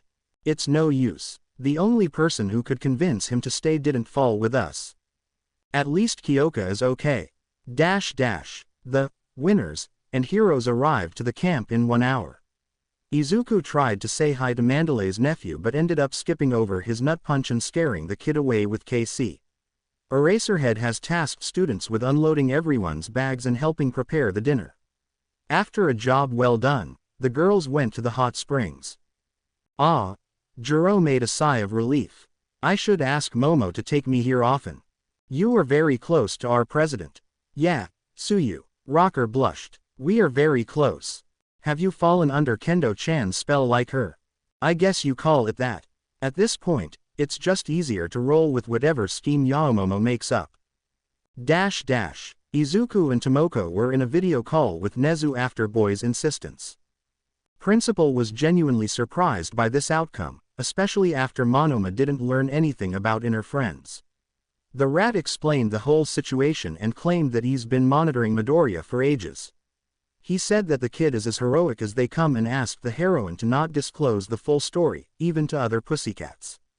Before hanging up, he also reminded his protege to reveal all of his abilities to Class 1B and heroes in the camp. The call ended. Sorry, Midoriya, she hugged the kid. I overreacted. Call me by my name, please, and it's fine. I overreacted back then too. It must have been difficult growing up with such company. Drug lord, vampire, serial killer, she instinctively looked at her hands. I won't tell anyone, but please, stay away from me, okay? Okay. This reaction was expected. Class 1A, losers, took 5 hours to reach their destination. They were tired but unharmed. Ragdoll taunted them that 2.5 hours was time taken by pussycats themselves. Something felt wrong. Where's Kachan? He ran away to get here on his own terms. Of course he did. Aizawa and Midoriya face-palmed. Katsuki came after 3 more hours. He looked awful. Students were suppressing the urge to laugh at his vanity. 1B bus has also arrived, along with another bus. It contained UA hero staff minus Lunch Rush and as well several other pro heroes. Kamui Woods. Burnin. I guess UA's donations were especially generous this year. Momo thought to herself. Oh my, it's Maruko. May I get an autograph? Asui was livelier than usual. Izumi was cornered by Ishido, Nato and Hagakure. Alien girl grabbed the kid by his ear. No one tries to harm Midori and gets away with it. I need that thing, she shouted at him. Please, calm down. Redhead tried to be reasonable. That's rich, coming from you, Ms. Karate Chop. Let me go, hero wannabe. Kota attempted to free himself by shooting a stream of water in Pinky's eyes. Ah, you little. Mina, please, stop. We should just forgive him and move on. Visible girl intervened. Fine. Horny girl pointed at the boy. If you try that again, you'll learn why my first idea for alias was Alien Queen. The boy showed his tongue and ran away. Shigaraki was ecstatic. Ever since Stain got arrested and defamed, League of Villains was the most popular evil faction. New recruits have been coming in every week. A burned guy with a fire quirk, ironic, a man with dual opinion on everything, a kid with sleep-inducing gas, Midnight's secret child. A girl with a dumb obsession over that Midoriya brat, and a few more. Sensei has insisted on changing the approach from the USJ. Instead of one-op Nomu and tons of Zergs, he would bring a dozen or so high-level units for the exhilaration mission. His targets were the 3-quirk cheater and the searching female, both alive but not necessarily at full health. He was hoping he could kill them after the mission is over. Sun has set. Midoriya cut off a small chunk of his hair to use it later. He was nervous, as he had to reveal more information about himself to other people. Granted, they were all heroes and hero students, but still. The thought of WWP and 1A more or less accepting him soothed his worry. He could do this. A crowd has gathered in the dining room. Kota left to not see so many idiots in one place. They were eating curry made by pussycats. Every person was looking at Midoriya and waiting for the speech Nezu promised. I knew he said they're additional heroes, but man. This is intense. Izuku gulped. The rat sure has connections.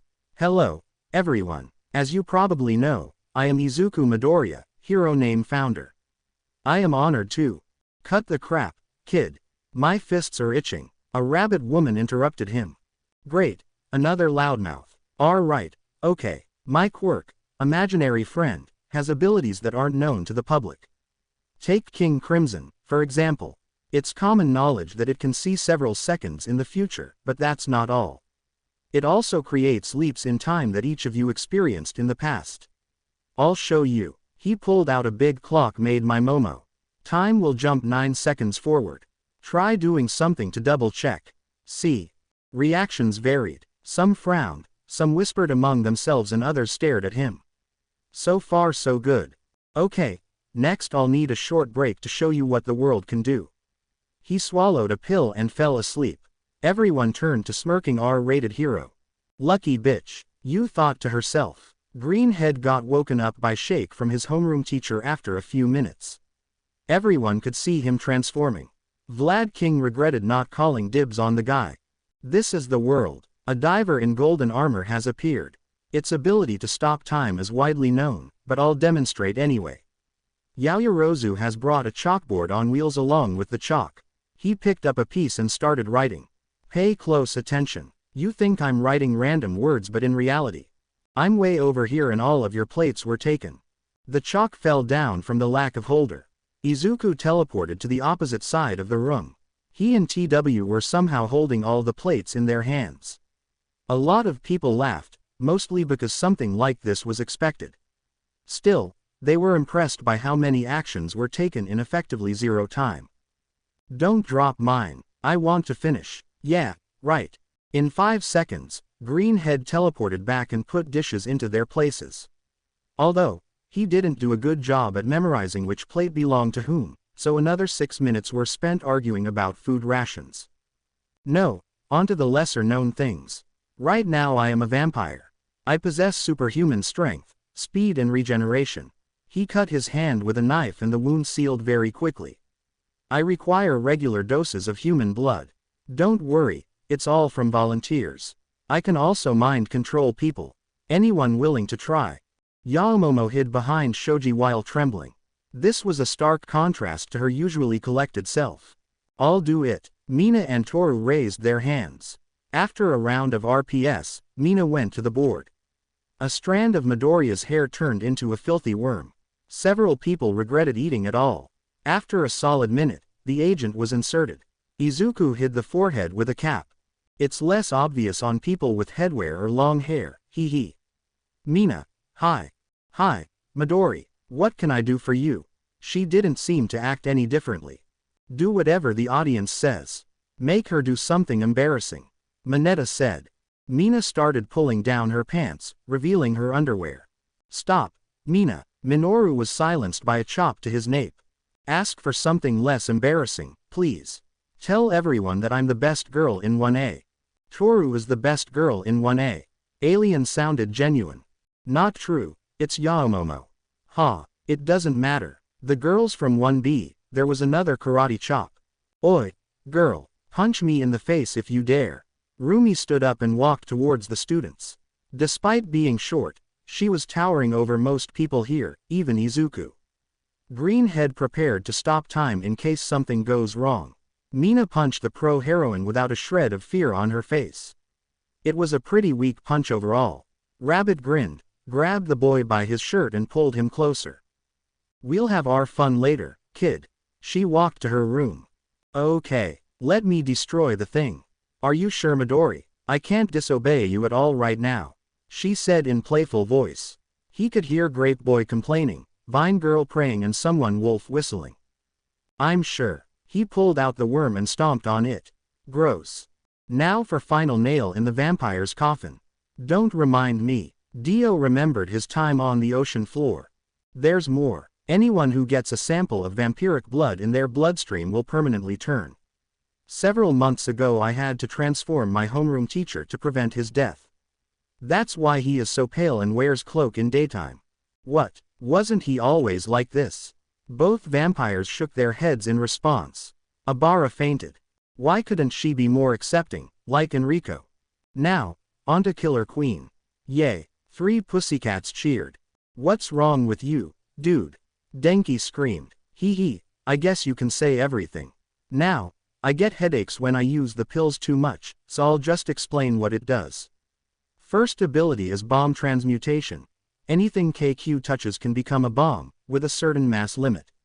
Second is, a durable heat-seeking bomb that requires a recently alive hand. Many people gulped and looked at their hands. So that's why you asked for my hands. Setsuna giggled and noticed some adults staring at her with horror in their eyes. What, I can regenerate? It's a lot less embarrassing than your actual use of her hands. Not now, Uncle Kira. Finally, he heard sighs of relief. Third ability can rewind time an hour back. All I need is desperation, a quirkless person and someone to sacrifice. Remember Gulp the Island attack, where the leader disappeared without a trace.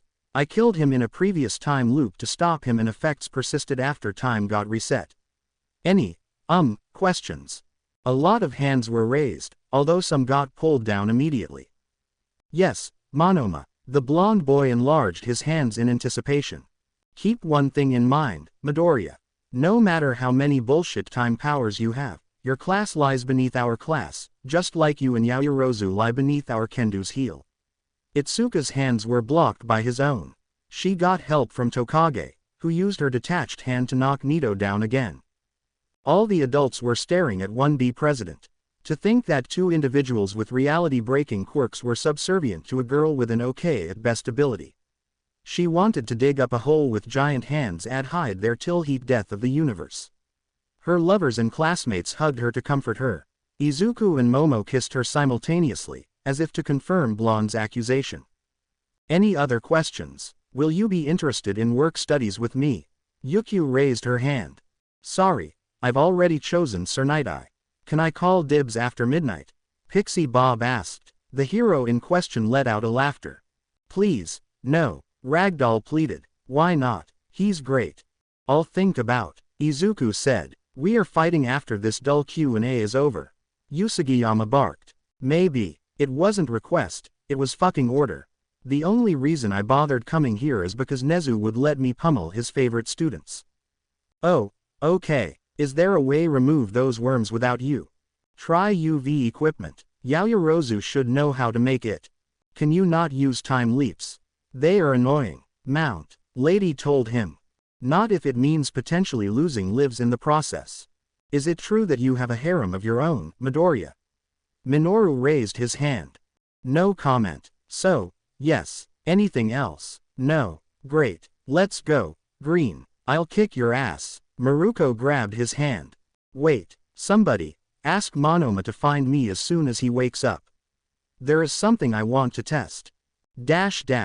Kids mostly went to see the fight between Founder and Maruko, while most adults tried to approach certain students and ask for their time in the future. Kendo, long time no see. Tell me, did those two fall for you because of our lovely commercial? Only Momo did, Uwabami-san. How sweet. I knew your charm was irresistible. Say, would you mind joining me again? Sorry, ma'am, but I think I've learned everything I can from you. Well, that is a shame. Call me if you change your mind. Several other heroes approached the 1B president. Can't believe I'm riding on their coattails.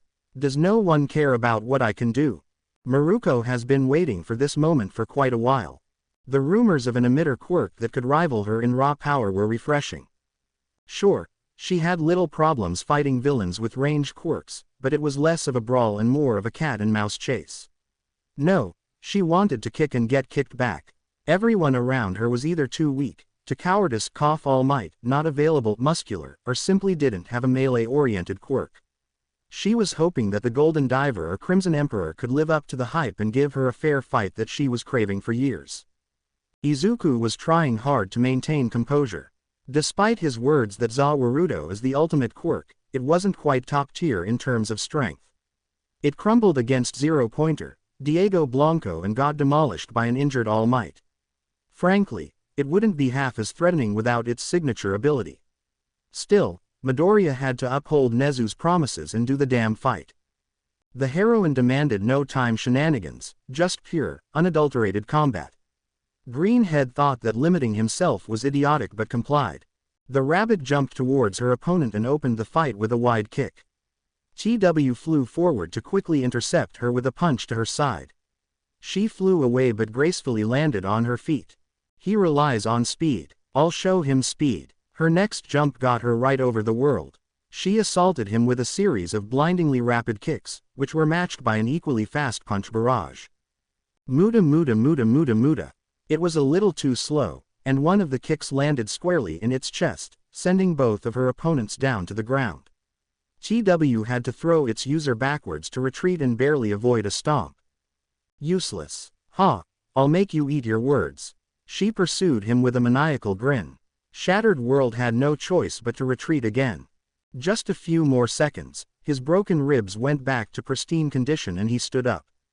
You weren't lying about regeneration being superhuman. Well, it just means I'll have to instantly beat you with my own super. She jumped forward and started spinning like a wheel on a sport car. He won't dodge her in time. Shit, Izuku cursed audibly to some people's surprise. The world. Luna Ring. Two fighters collided in a shocking display of power. There was blood gushing from both combatants. Finally, Rumi managed to overpower the quirk and break its arms. Just as her spin ended, she launched a decisive blow to the chin, knocking her opponent away. Kid woke up in his mind space. Dio was disappointed that his stand couldn't match the short loudmouth, but quickly calmed himself down by recalling the dumb, no time stop, rule. Hira and Diavolo told their nephew, no, stay away from the crazy bitch. Recovery Girl approached the hero and began scolding her for excessive force, even threatening to ignore the solemn vow and leave Rabbit's injuries untreated. Izuku's classmates rushed towards him to pour blood into his mouth. Itsuka was gently playing with his hair. She was quite angry at the number 5 hero. When Kid woke up, Maruko was waiting for him nearby. She had bandages on her legs and the same frightening smile from before. Some classmates were on standby and Izuku mentally prepared his temporal gears. You were good, kiddo. Very good. I hadn't had someone break my body like this in a long while. Tell you what, I usually don't cooperate with anyone, but I'll make an exception for you. Ditch losers like Night Eye and Midnight and become my sidekick. I'll make your ass-whopping skill so good that even All Might will piss his pants in your presence. Your self-healing is a bonus in the long run, now that I think about it. It means I can teach you the most painful attacks without worry. She screamed with a tone that doesn't tolerate objections. Izuku pondered for a while if he should make a deal of some kind, but 2 of his friends told him to get away. Sorry, ma'am, but I have to keep my promises. Promises? What kind of promise would you have with Sleepy Time? Oh, I get it. You're a horn dog. Well, let me tell you, there is nothing chicks like more than a badass who can shatter diamonds with his bare hands. She obviously wasn't going to back down. A compromise had to be made. How about this? You can visit me sometimes at UA for sparring, just notify me beforehand. TCH, fine. You better get stronger if you don't want to break next time. Here is my number if you decide to join the fun hero to be around. I'll go and see if anyone else is up for the challenge. Just as she left the room where he was lying, Class 1 BVP entered. You need something from me, Midoriya. Yes, I need your help to answer an age-old question. He pulled out a ring made from his hair. Itsuka told me you make rings like this one to copy people's abilities. I need you to try my ring. What makes you think I'm going to touch your 1A hair? What a pretentious jerk. If you don't, I'll ask my girl, my mistress, to make you. This response scared Nito. All right, you make a solid point. Give me the thing. As expected, the blonde was able to summon his own King Crimson. Ah, why is my head itching? He looked in a mirror. Jesus, what an ugly little face. I see now why you have such long hair. The next few minutes were spent on teaching Nito how to use epitaph and time erasure. His limit was only 4 seconds. Greenhead got skipped for the first time in his life. They were standing 2 meters from each other, and Blonde held his hand over the tiny face. Okay, now we'll try to activate both abilities at the same time and move forward. If you can, try to tap me on the shoulder. Got it. Got it. Izuku felt something on his shoulder. Moreover, he wasn't in the same spot as before. It appears my ability was skipped completely. Monoma-kun, what did you see? I saw a prediction in which you teleported right in front of me to tap me. You did the same during the skip. The boys went to starting positions. Okay, now try to skip before I freeze time. I'll start in about 2 seconds. Same outcome as before. Now you teleported in middle of my skip, Midoriya. So, KC overrides TW whenever they clash. Diavolo was loudly celebrating his triumph inside the mind space. The blonde boy took off the ring and threw it back at the green head. Hey, how about we test their speed and power against each other? No, because A, your hair is still filthy from falling on the ground. B, I'd rather get hit by Prez than the thing that made Maruko bleed. I was notified about damage mirroring between quirk and user. C, I'm 90% sure you gave me the weaker quirk on purpose. Bye. At least he didn't insult 1A. Rumi wanted to beat up some more people, but since Recovery Girl said she won't heal anyone afterwards, everyone decided to sit this one out. Students were woken up at sunrise. Their next week would be a training hell in which they would push their quirks to their limits. WWP and other heroes were here to ensure safe environment and practical advice. Every strength-based kid was practicing with Tiger and Maruko. Monoma had to alternate between quirks every half a minute. Izuku and Bakugo were digging a tunnel through a mountain with their explosions. Uraraka's task was lifting heavy objects with her quirk. When she's also weightless, she was chained to the ground to not fly away. Mineta was covering trees and ground with his balls to move as fast as possible to not get kicked by Gran Torino. Yaoyorozu had to make various objects and eat at the same time, fighting her urge to throw up. Shiozaki was playing tug of war against Kamui Woods using the mix of their quirks. Tetsu and Kirishima were punching each other very loudly. Asui was speed swimming in a pseudo pool made by Honanuki. He and Ashido tried to liquidize a large chunk of land. Shoto was rapidly changing between producing glaciers and firestorms. Tokiyami was trying to control DS inside a cave, with Burnin as an emergency light source. Tokage had to split herself into as many pieces as possible as move them as far away from each other as she could. Reiko had to throw large rocks around. Kaminari was powering up batteries made by Momo in advance. Iida was simply sprinting around. Pony was learning how to fly with her horns. Toru and Kyoka were engaging in high-stakes hide-and-seek. Some heroes didn't do anything besides talking, such as MT. Lady and others were apparently asleep, which made some kids question if their presence was even necessary. By the sunset, everyone had to go back into the main building. Children weren't allowed to leave until morning or given permission by the adults. Despite being exhausted, students had to muster enough strength to make dinner for everyone present. Heroes and future heroes sat at separate large tables. At last, it was time for rest and relaxation. Pussycats split everyone by age and gender into 4 groups and sent them to the hot springs. The hot water did wonders to reduce stress from training. Feels like heaven. Ochako purred like a cat as she lowered herself into the water. Indeed. Momo nodded as she dropped her towel, revealing a chibi tattoo of Itsuka on her back. Redhead also happened to have a matching tattoo of 1A President, although she didn't seem proud of it. So cute. Mina clapped and everyone seemed to agree. Toru's tattoo wasn't as accepted, primarily because of its implications and shamelessness. You must not devalue your own humanity, Hagakuri-san. Lord has created all of us equal. Abara said with a worry. Come on, it's just a joke. Visible Girl parried. Hey, Kyoka, Ashido called her classmate. You were the only one who didn't remove your towel. Are you hiding a tattoo as well? May we see it? Jiro's response was a decisive, no. The guys are on the other side of that wall, right? Lizard Girl pointed. I bet I can detach my eye and sneak a peek. Her face immediately got covered by a giant palm. Don't even think about it. Martial artist sounded annoyed. Ursusha bus kill. The muffled voice responded. Boy's side was mostly quiet. Mineta saw Kota doing something on the wall and couldn't help but wonder. How's the view up there? Shut up. The kid took a glance at the female side. Sudden embarrassment caused him to trip and fall down. Minoru and Shoto rushed to help, creating a bizarre amalgamation of an ice slide and a sticky pillow. KQ had to clear this whole mess. Midoriya noticed the child mumbling about, secret hideout.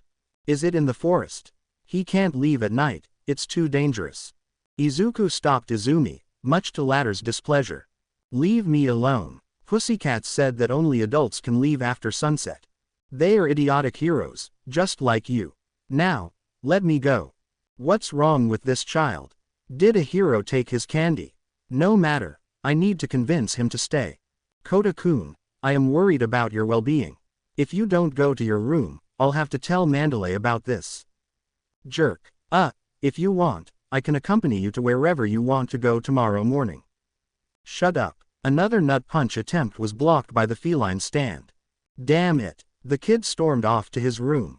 Greenhead asked the WWP why Kota hates heroes so much. The truth was quite unpleasant. I guess it's the same pain mom feels when I have to fight off villains. Those water hose were too weak for the job. How very compassionate of you, sir. The next day was spent almost exactly the same as the previous one. The only difference was TW and Ochako trying to improve moving within frozen time. Greenhead silently followed Kota to his hideout, which turned out to be a cave behind the forest. 1A representatives went to an empty room to combine the mask and redstone they brought from homes. While the final accessory looked decent, it would still be a bad to wear because of spikes. The Aztec legends say that spilling the blood with such masks brings good fortune. Raven Hair flexed her knowledge. Aztecs existed way before quirks. How could anyone survive being impaled through the face? They didn't. The so-called luck got transferred to whoever was closest to the dying victim, usually the killer. It's just a superstition. It's not. I'm telling you, this mask looks way too familiar to be a coincidence. Perhaps we should test this hypothesis on you. Momo smiled. Maybe later. He put the mask into a tiny bag and hid it under his shirt.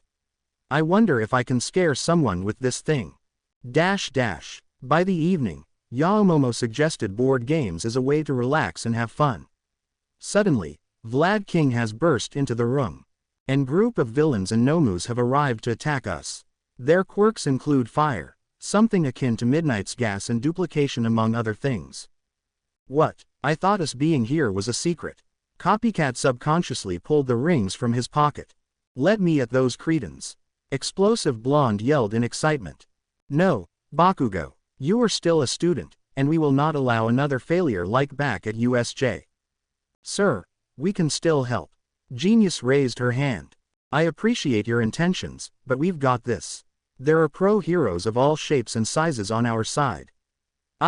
Ragdoll and Mandalay will stay in this room with you while others take care of intruders. Wait, where is Izumi? Sosaki just realized. Let me see. Oh no. He's in his hideout. Shiratoko used her search. I told him to stay inside. I'll ask a hero to pick him up. For all we know they could be too busy with enemies.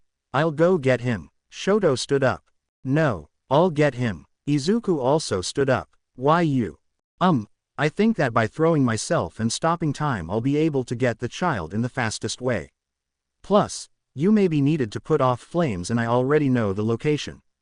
Shouldn't Iida-kun get him if speed is a concern, hero? If the road to hideout is through the forest, I'm afraid I'll have to slow down a lot. Perhaps Mineta. I'm not going. Even I manage to not die and bring him back, I probably still won't get any recognition. It's fine, Mineta-kun, I'll go. Do you realize how stupid this is, Midoriya? You are one of the potential targets. 1B homeroom teacher crossed his arms. What? Students got shocked. Sorry, Kon-sensei, but I have to do the right thing. Little vampire looked at Shiratoko for a few seconds and vanished. Crap, too bad we need Eraserhead on the field. Izuku teleported outside and marched directly to the cave. Rat will be furious that you went against his orders. That's an issue for another time. Hopefully, there won't be many opponents on the way. A blonde girl with messy buns was running through the forest. Stain's arrest was heartbreaking, but she quickly found herself a new object of interest, Midoriya Izuku. His cute face had freckles combining into a diamond formation, his emerald eyes were so deep she could drown in them, his long green hair could beautifully flutter against the wind. She couldn't wait to become him. Izuku rushed towards the cave, praying that Kid was alright. He could hear screams and other sounds somewhere far behind. To his relief, Izumi was hiding behind rocks and suppressing his urge to cry. Midoriya hugged the child to calm him down.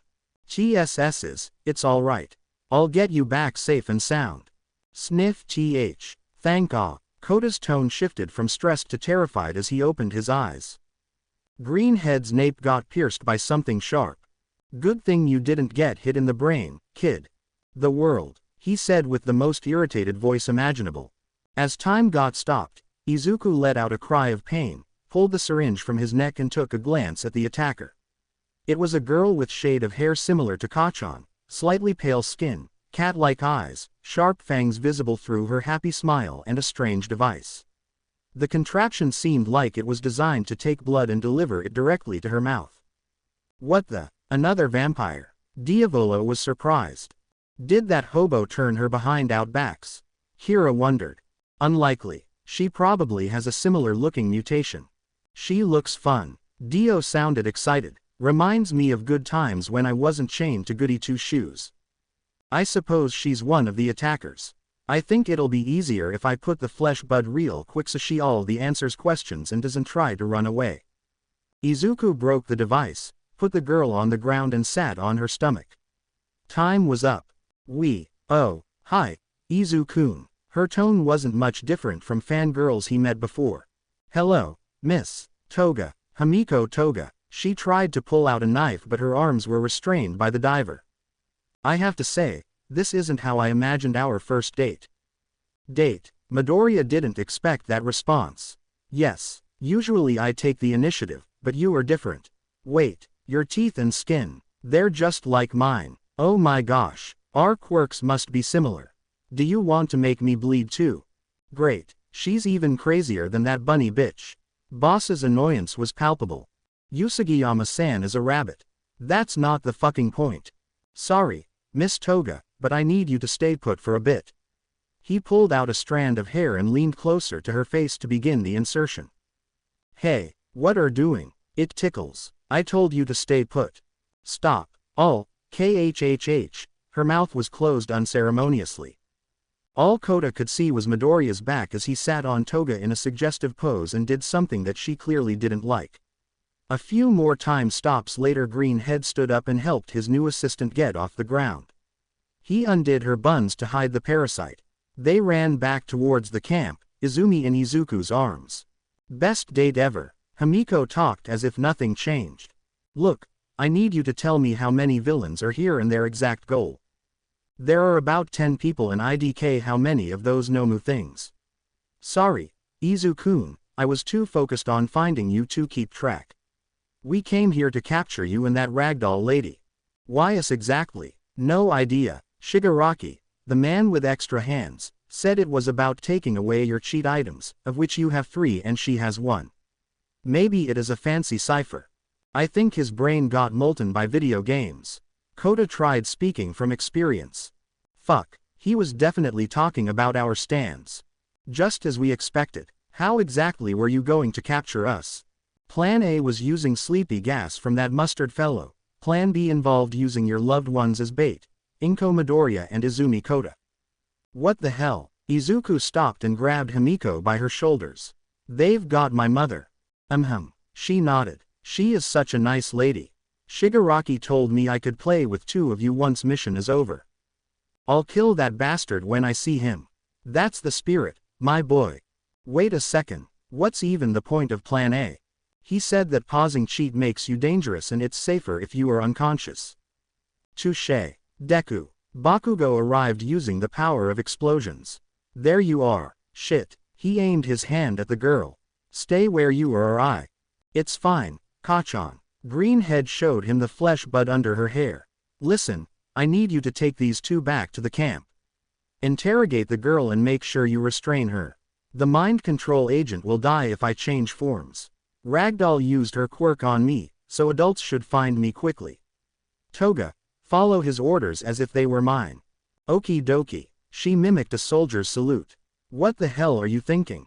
They've got my mom. If I don't hurry they might kill her. I'm going with you. No, someone has to get these 2 to the base. Please, Kachan. Fine. Try not to die like a loser. Am I Midoriya-san? The child spoke up. I'm sorry for being mean to you. I hope you can save your mommy. I hope so too, Kota-kun. Toga showed her lover the direction towards the extraction point. Izuku used the self-launching technique to gain speed. Goto Imasuji was a simple man. He didn't care much about money or power. No, all he wanted from life was fighting and killing. When League of Villains approached him, he got ecstatic. A chance to murder heroes and students with little resistance doesn't come often. Sure, that brat Tamura told everyone to bring the targets alive, but everyone else was free game. He was hoping to run into Tiger or that Kirishima kid, or anyone else who could give him a fun fight. Reality was disappointing. He was met by Slender Guy with capture tape as a weapon. He was one of the homeroom teachers from the briefing. Oh well, it's just a starter before the main dish. Muscular pumped up to activate his quirk to no avail. Shit, guess I'll have to beat you. He got grabbed by a scarf and lost conscience after a single punch to the head by his opponent. Mustard always believed that he never got the respect he deserved. He was always a laughingstock among his peers. In an attempt to separate himself from the past failures, the kid completely abandoned his name in favor of the villain alias. He never believed all that slander portraying Stain as a coward. To him, the hero killer was an example, someone who showed that cruelty and conviction bring respect. For this reason, he gladly joined LOV's calling. The fact his quirk would be the cornerstone of capturing the targets was a big bonus. He was accompanied by several copies of himself and a Nomu to boot. In case someone happened to have a gas mask or resistance to his quirk, the villain had a gun to even the odds. He almost shit his pants when seeing Snipe and 13 approach him. Why the hell were they even here? Boss told him that Vlad King, Eraserhead and Pussycats were the only heroes here. Those 2 not only had gas-proof suits by default, but their quirks countered him completely. Black Hole sucked up and destroyed the gas and the Nomu when it got too close. Every bullet fired at the duo was somehow got intercepted by the cowboy's own shots. Seriously, do his revolvers ever run out of ammo? Mustard tried running away, but a bullet to his knee put an end to his adventure. His clones became useless after one shot as well. Dobby was going to make Endeavor suffer. The first step would be killing his perfect project, his lucky draw after all the duds, Shoto Todoroki. The trees provided him with so much fuel that no hero would be able to stop his rampage, right? Wrong. Fate was never kind to him, but it was especially cruel today. Dabi's goal was to humiliate and kill the number 2 hero for his obsession with surpassing All Might. This goal was crushed when the man in question appeared out of nowhere, extinguishing all the flames with a hand clap and breaking his already sore body with a single smash. Endeavor was right. Dabi could never hope to surpass All Might. Kenji Hikiyoshi and Shuichi Iguchi became good friends during their short time in the league. Both were shunned by society, albeit for different reasons. The two of them were aiming to deconstruct it and then rebuild it according to their views. Since heroes are such an integral part of status quo, hitting them would obviously bring the world one step closer to a collapse. Spinner was silently happy that the mission didn't require killing students, as they were simply victims of indoctrination in his mind. Perhaps Ragdoll and Founder harbored enough resentment towards the world that they could be convinced. Gecko's train of thought was stopped when he got assaulted by a flaming attack. The fire was the wrong color. It was Burnin, one of Endeavor's sidekicks. What the hell was she doing here? We were told that there would only be 6 pro heroes on this site. He began to unsheath his blade. Information gets outdated really fast these days. She let out a sadistic smile and prepared another ranged attack. Crap, Magna thought. I can't magnetize people when they are too far away. Idea. I'll give myself and Spinner the same polarity too. Sharp pain in her chest distracted her from planning. It's over for you too. A disembodied voice talked to them. Right now, I can destroy your vitals with the tiniest motion. Surrender or I will use lethal force. Where the hell are? Stain Wannabe dropped his sword from the added pain in his stomach. Last warning, villains, surrender. Moonfish was hungry. He could barely stop himself from devouring love members, but he figured that Dabi and Muscular would too much of a hassle.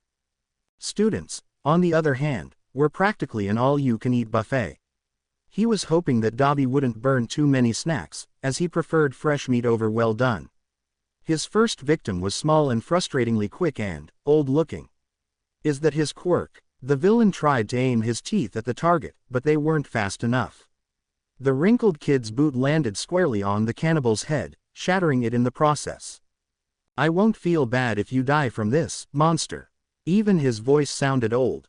Does he taste old too? Jin Bubegawara has seen better days. No, these were the better days. He was looking for a company that would accept him, so he could kill play cards alongside them. League of Villains was the answer he was looking for. He didn't even have to put himself at risk, since his friends would keep him safe. They thought he was too weak. No matter, all he had to do was duplicate Nomu's. Everyone else was confident in their abilities, too cocky for their own good to stay behind. Only Mustard had common sense to ask for doubles, but even he wanted to be seen a centerpiece, not a backstage actor.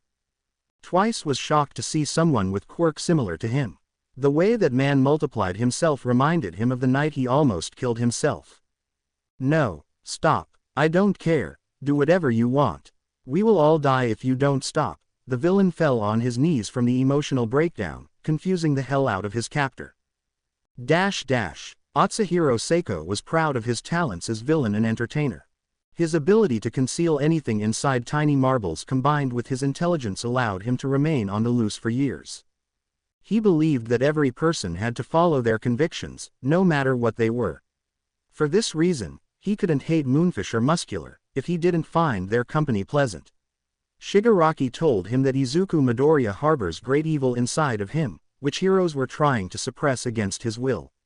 This was a grave injustice. Mr. Compress would do everything in his considerable power to help the boy unleash his true nature. Unfortunately, his power was not enough. He noticed Maruko walking towards him and hid in a nearby tree. That tree contained extremely thin fibers left by Best Jeanist as a pseudo-radar.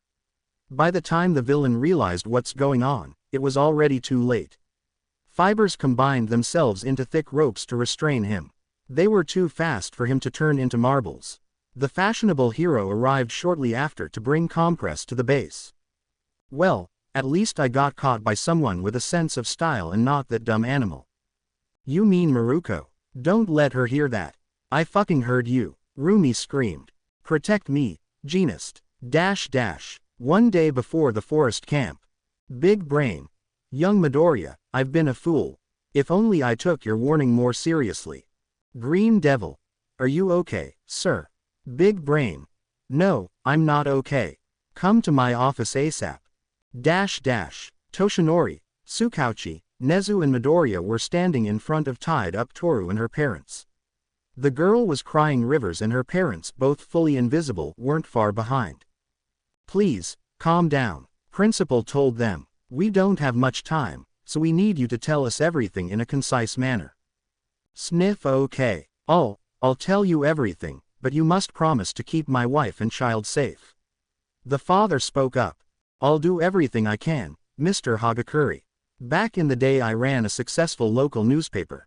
I got one good scoop after another, and it started to feel like luck was on my side. So, he looked at his family in shame. I started gambling. At first things were good, but in the end I got greedy and lost everything. I couldn't provide my baby girl with an extra pair of shoes anymore. Then, a solution came from nowhere. A certain sponsor told me that Toru's evolution of my quirk would make her an excellent hero.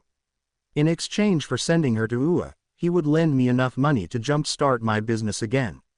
I had to fix things for my family, so I took up the offer. It was the biggest mistake of my life. Truth. Can you tell us his name? Yagi wanted to confirm his suspicions. Daisaku Q's. A fake identity, I reckon. Also truth. Why didn't you contact police? A chief of the local police department has called me and told not to make his friend upset. Q's has connections, that much is obvious. What is his goal? He has some sort of grudge against heroes and UA in particular. He wanted our baby to spy on the inside. The mother continued. And this is where Toru comes in. Greenhead looked at his friend. I'm sorry, Izuku, she cried like nobody's business. Uncle Q said he'd kill mom and dad if I didn't do what he wants. Calm down, Miss Hagakure. The rat said, we want to help you, but first we need you to tell us everything you know. He sniffed. He said I have enter a heroics course and not get expelled. Wow, that hobo's ruse traumatized her even more than we thought. My goal was to keep track of the strongest students in my class, as well as use my quirk to get confidential information. He said I had to steal All Might's schedule. I guess it was for the USJ attack. Go on. After the sports festival he told me to get close to the winner, learn as much about him as possible, get as close to him as possible. I heard about Uraraka's situation and tried my best to get the same, Izuku. Detective nodded. So, your feelings weren't real. No, the visible girl almost jumped despite her restraints. I love you. It's just, I love my parents too. She began crying again. I'm sorry, I don't deserve you. Midoriya walked forward to hug the girl and kiss her on the forehead. It's fine. Everything will be fine for all of us, I promise. Do you have any standards, kiddo? She's a traitor. Diavolo was furious. I'm convinced that you are a reincarnation of Jonathan. You are forgiving to an unreasonable degree. Please, keep talking. I sent copies of your notebooks, including the one with your secret friends and All Might's OFA. Shit, the internal trio barked in unison. Yagi coughed out blood. I must say, young Midoriya. Nezu turned to his protege. Keeping notes on things no one should know wasn't your smartest move. I know, sir. I'm sorry. Young Hagakure, does this uncle have plans regarding tomorrow's event? Yes, he wants me to smuggle a phone into the camp. It will work as tracker, means of communication and camera for spying on staff. I think he'll send Shigaraki again after confirming everything's in order. I see. Any ideas what's his goal this time? Shrunken All Might asked. He didn't say anything, but I think he might try to recruit you, Izuku. Maybe he thinks your demons can overtake you. Izuku gulped at the thought of becoming evil. He clearly didn't read the paper on the fridge. Do you know Daisaku's quirk? Toshinori had suspicions. No, he never used it in front us. At least, he didn't do anything obvious. All right, I need you three to go home and pretend it's business as usual. If everything goes how I envision it, your uncle won't be a problem. Please, keep my family safe. I can endure any punishment but I can't accept their suffering. The father pleaded. Do not fret, I'll send a few heroes to watch over your family. But right now, I need you to play along. Hagakuris were untied and left the office, but not before Toru hugged Izuku and apologized again for betraying him. He told her that he'll punish her once the crisis ends. Detective also left after confirming all the statements. Well, this throws a wrench into our plans. If only I investigated her neglect earlier. It's water under the bridge, sir. We should focus on what to do next. Right, we have to use this opportunity to turn the tables and capture the League. They are the key to finding our mysterious enemy. I suppose this Q's person expects an easy victory against teenagers and half a dozen heroes. I'll show him. I'll send all hero teachers from my school and several top heroes I can gather on short notice. I'll also make sure to include diverse quirks to account for unknown enemies. Even if Shigaraki comes with Japan's most wanted, he'll lose. Sir, shouldn't we get as much muscle as we can? I think if too many heroes abandon their typical posts at once, it will be too suspicious. We'll have to prioritize quality over quantity. If I may, I would like to vouch for my mentor. Yagi was still scared of Gran Torino. He's fast, experienced and obscure enough that no one would care if he left the city for a week. Fine, civilian teachers will have to work overtime for a bit to cover for their missing colleagues. Now, this will sound awful, but wild pussycats and students can't learn about this situation until it's already over. What? Why? Rat's interlocutors were taken aback. There is no guarantee that teenagers will agree to this charade, and we need to maintain the illusion of normality for young Hagakuri's spying. Worry not. No student will be put in danger. In fact, no student should put themselves in danger once villains arrive. Nezu looked Izuku in the eyes. Same goes for WWP. They agreed to be teachers, but they might bail if we introduce them to my plan. I'll handle whatever legal consequences fly our way later. Now, on to the second point. That wasn't all. No, since our enemy has discovered your secrets, he might reveal them to the public out of spite. Inner friends are easy enough to deny. We have a lie detector and a renowned psychologist on our side. All Might's secret can also be played around. Your fetishes aren't that big of an issue, Midoriya. Classified abilities are tricky since you can't just stop using them. They are incredibly helpful, but public may not like you very much if they learn about them. They might even deem you a villain. In case the worst happens, we must be ready to do damage control. Tell the heroes and 1B students I'll send with you about the secret abilities to mentally prepare them. I trust them, so you can too. Their combined influence on public opinion will be of great help if we have to salvage your reputation as a hero. Sir, I have a friend who works in Shueisha Publishing. She can help on that front. Izuku wrote down Kazuki's number. I'll keep that in mind. Do you think that Daisaku Q's is all for one? Those monsters in Hosu had multiple quirks. OFA holder was tense. Maybe it's him. Maybe it's someone with a similar quirk, or maybe it's just a very talented and sadistic genetic engineer. I'm not a god, All Might. I'm merely an intelligent being of an unspecified species. What an oxymoron. I don't magically know the right answers. I can only surmise from information at hand. Understood. What do we do now? For now, you two should pretend that nothing has happened in this room. Go. I have dozens of calls to make. Present. Izuku ran towards Tamura and Kurogiri. They noticed him approaching alone and conscious. The two of them entered a portal and graciously left it open for the hero wannabe. Midoriya took a deep breath and entered the wolf's den. Bring time to a halt. Portal led Izuku into a dimly lit room. A lot of old-looking light projectors were pointing at the center, and there were a dozen clocks on every wall. This seemed like an abandoned movie studio. Shigaraki and Kurogiri weren't anywhere to be seen, but they were undoubtedly close. Inko Midoriya was sitting in the center of the room. She was hooked to some kind of medical equipment and her skin was covered in bruises and cuts. Crap, okay, I'll check her condition and turn her if things are too bad. He pulled out a knife, thanks, Toga, to cut an artery and to use it as a projectile if needed. Time resumed just as he approached his parent. When he tried to touch her face, everything went dark. Several months ago, All for One finished reviewing all the quirk notes made by Izuku Midoriya. Most of them were useless to him. Even the entry on OFA didn't have new information. By far, the most interesting pages were dedicated to people he knew nothing about. These people had the same quirks as the boy who wrote all of this. If I didn't know better, I would assume young Midoriya is suffering from dissociative identity disorder. It appears he has the same type of quirk as One for All, except with different vestiges and powers. What's more, these powers are unlike any quirk I've seen before. Super speed hardly matters when you can't move or your movements get erased. Perhaps I can steal this quirk outright or strike a deal with his imaginary friends. My chances of getting OFA would be a lot better if I could get my hands on the time quirk first. I just need to wait for a perfect opportunity to strike and prepare in the process. Hopefully, Tamura's operation as Hosu brings enough manpower. On the first day of the summer camp, Inko Midoriya was rudely woken up, had a knife pointed to her throat and was forced to walk through a portal. There, she saw a terribly wounded man tied to medical machinery. Her mouth was closed by adhesive tape. "Hello, Mrs. Midoriya. Excuse the lack of manners on the part of my lackeys. I can't exactly afford to be picky right now. You've been brought here because I need to lure your son in.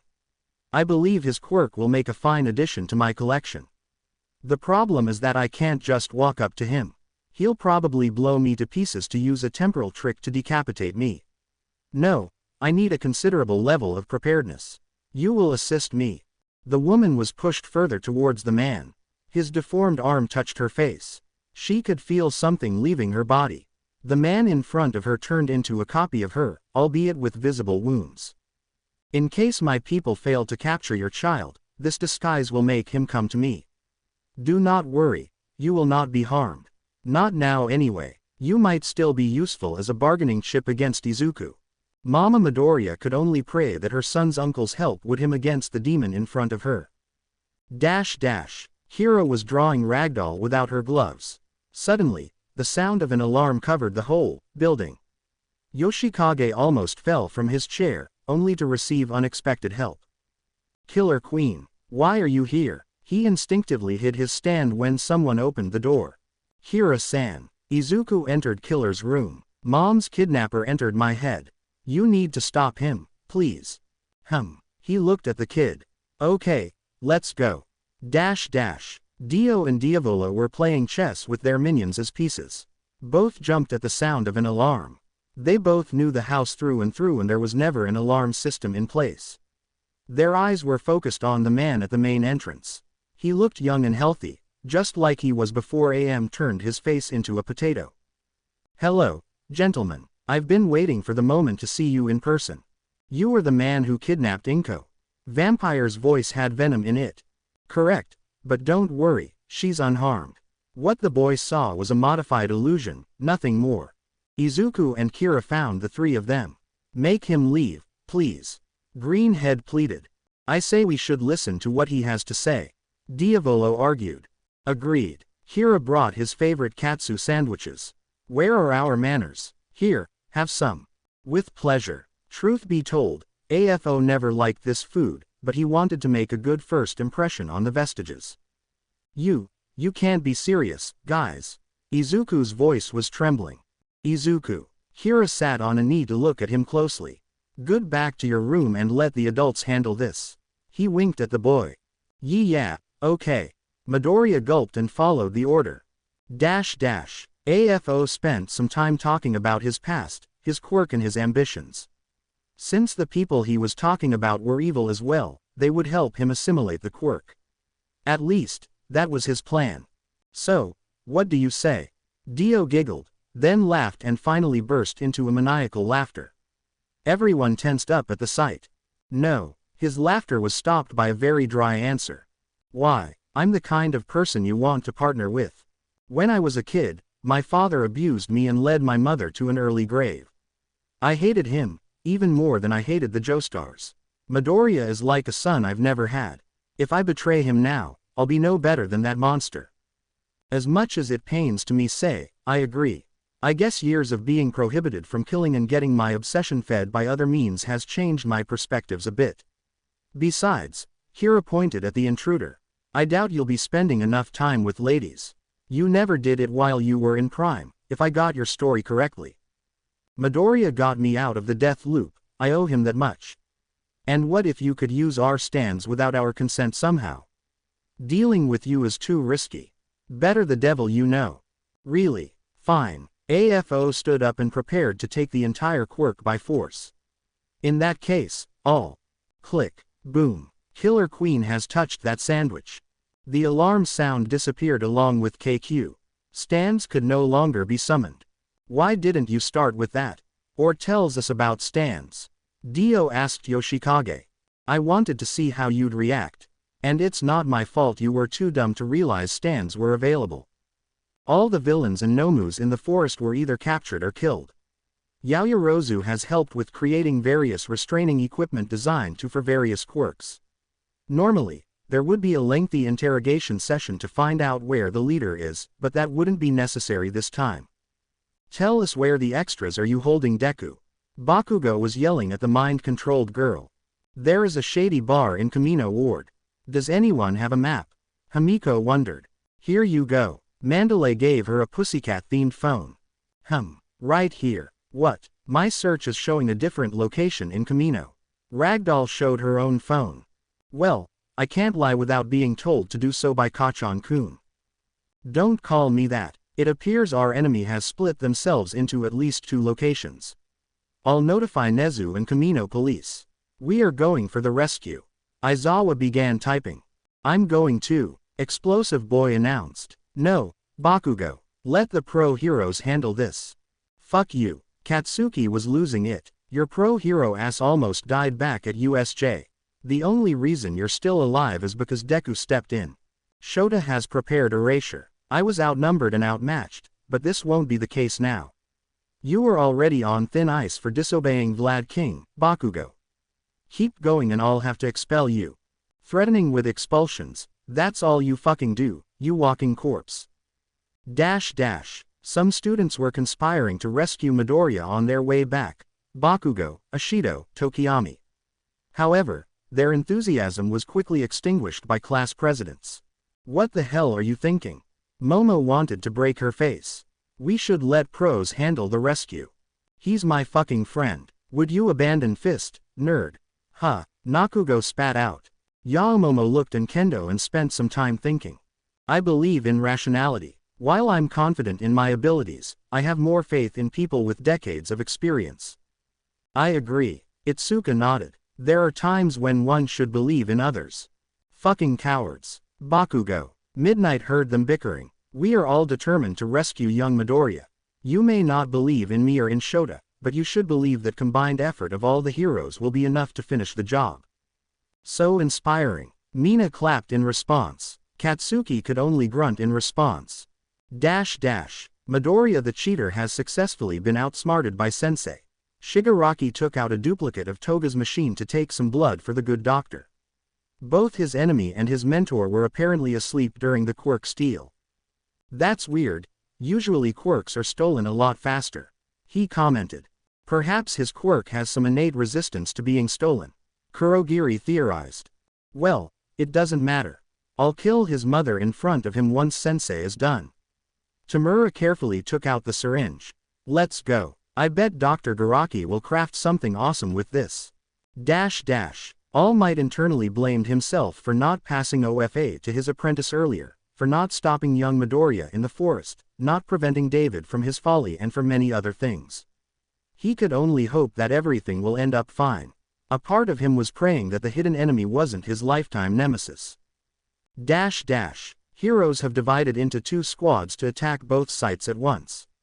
The shady bar had Inko Midoriya tied up but almost unharmed. The basement contained a ton of Nomus, much to everyone's horror. The abandoned warehouse is where Izuku was trapped for last several hours. AFO jumped back from the shock. The explosion may not have hurt his body, but it certainly damaged his brain. His hold on the illusion was lost. Izuku was waking up from the forced sleep he was put in during the attempted steal. Shit, I need to weaken him. The villain pressed an emergency button on his suit. Studio lights turned out to be UV lamps in disguise. Several opened up revealing hidden machine guns. I won't kill you, child, just drive to the point where you'll want to die. Quirk Thief grinned at the incoming massacre. The pain from UV and bullets has fully awakened the kid. The world. This was bad. His entire body was full of holes and burns, he could barely walk. 6.5 seconds won't be enough to do anything. Izuku felt something warm near his chest. The mask. It got much warmer for reasons he couldn't comprehend right now. Crap. At this point I'm down for any amount of luck. He sighed and put the mask on, resisting the urge to scream from pain. Time. Come forth. AFO noticed a strange mask on the boy's face, as well as increasingly intimidating laughter coming from his bleeding face and the strange glow from his body. Ha ha ha ha ha ha ha ha ha ha ha ha ha. What's going on? Is your quirk evolving? The villain was more than displeased. He prepared his combat quirks to potentially fight back. Damn it, where is Kurogiri? AFO tried his radio but signal wasn't coming through. To make matters worse, the symbol of peace just made a hero-shaped hole in a wall and was staring at the spectacle. The stone mask has shattered after fulfilling its purpose. Izuku was overflowing with energy. What the hell? Where am I? An unfamiliar voice resonated in his ears. A new guest. Perhaps AFO was right about evolution. You three, answer my questions. Are you all right, young Midoriya? Yes. Have you found Mom? She's safe. Look, you need to leave. I'll finish that villain once and for all. The symbol of evil pressed another button. All Might, I've set every Nomu as the nearby area free. You can chase after me or smash. AFO has made a villain-shaped hole in a different wall. All Might soon followed. Greenhead looked at him jumping far away. Okay, I just need to figure out my new ability. Maybe I can fly. His hands got turned into eagle wings. I get it. This form is very similar to a Majiki Senpai. I'll help AM and, he noticed Nomu's caching civilians down below. Crap, hold on, All Might. He jumped down to help heroes handle the monsters. I saw Hawks launching his feathers during on TV. The boy tried to replicate something similar. That civilian's head looks like a snake. The launched feathers turned into snakes and attacked the nearest Nomu. Hey, that's pretty good. Dash dash. Toga was still being transported to a prison until court can be in session. A parasite on her forehead began to glow. What's going on? One of the guards asked. They told me to use a UV lamp in case of an emergency. Here. The light that is normally harmful to the flesh bud did nothing to prevent its evolution. The thing went deeper into her head, becoming completely invisible from the outside. Ha ha, tickly. The girl acted as if nothing serious has occurred. Dash dash. All for One wasn't prepared for this. Sure, All Might has been running on fumes for the last few years, but at least some of his organs were unharmed. AFO couldn't live for very long without medical care, what much was obvious. His plan of stealing Midoriya's quirk failed. Villain wasn't even sure how long he could stall. He was already at his limit. All Might wasn't sure how exactly Nana's killer managed to survive. Was he actually an immortal demon or something? Regardless, if there is any mistake Yagi Toshinori wanted to fix more than anything else, it's not killing this bastard for good. Number 1 hero could hear evacuations at the distance. It should be safe for others to use his ultimate move. The hero jumped upwards and began descending onto his enemy. United States of Smash, Strength Enhancer, ×3. Reinforced Bones, Stone Skin and Bulletproof Skin. Super Regeneration and Shock Absorption. Ultimate Hero and Ultimate Villain collided in the last showdown of their lives. A giant crater has formed on the place of impact. The wind almost blew up news helicopters trying to capture the image. Finally, the dust settled and everyone could see the aftermath. Both were critically injured and tired. AFO lost his limbs and bottom half of his torso and AM shrunk down for good. None of them would see the end of today. Still, the villain wanted to at least have the last laugh. He gathered the remaining strength but shouted as loud as possible. It's over, All Might. People don't know me, but they sure know you. Once news spread that you've died to a villain of the week, society will crumble. He proclaimed before succumbing to his wounds. No, cough, even if I die, others will stand up to protect the innocent. Heroes like Endeavor and Hawks, students such as young Koff Midoriya and others. They will protect peace in the future. The hero raised his fist as he gave his last speech. His mind hoped that everyone would forgive all the mistakes he did. His body fell on the ground near his deceased arch-nemesis. This is how it happened. This is how All Might died. To some, his end was bad omen, to others a call to action. Society will have to adapt to the reality without him as the #1 hero. Others heroes need to scramble and find a new symbol that would unify everyone. Izuku was helping other heroes stop Nomus from spreading through the area. A couple of them were also capable of flight. The one with dragon wings bit a chunk of the kid's back, only for it to grow back moments later. Sudden blast from a distance caught Greenhead and everyone off guard. Peculiarly, all the remaining creatures completely stopped moving afterwards. This is not good. He flew as fast as he could. By the time he reached the epicenter of the large crater, his mentor was already dead. Crying Boy bit a chunk of his skin while ignoring all the pain. He was hoping to share his newfound regeneration with Yagi. Nothing. Even Izuku wasn't able to save his favorite hero. His last hope was Bites the Dust, but there were too many issues. He had no way to force sleeping right now. He was too stressed to fall asleep naturally, and he couldn't magically know who the closest quirkless person is.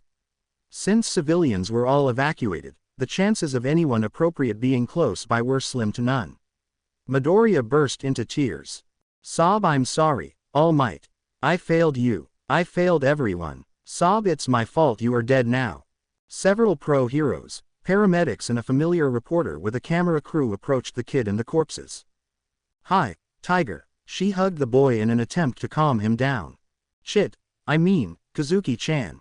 What are you doing here?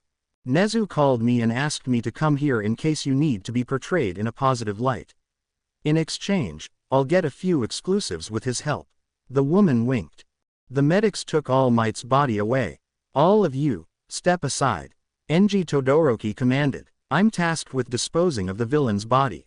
Wait, Greenhead shouted. Is anyone here quirkless? Silence. Fate must have abandoned Yagi Toshinori completely. Let's go, Tiger. Sensation wiped his tears off. Your body sure is something. Izuku just noticed that his sport uniform from the camp was completely torn to pieces from all the transformations and attacks. He was almost naked and his toned muscles were up for display. Can't we just forget about this embarrassing moment? He hid himself with Wing's arms. Out of the question, Tiger. Several news choppers and a lot of citizens have seen you. Damage control is our best of course of action.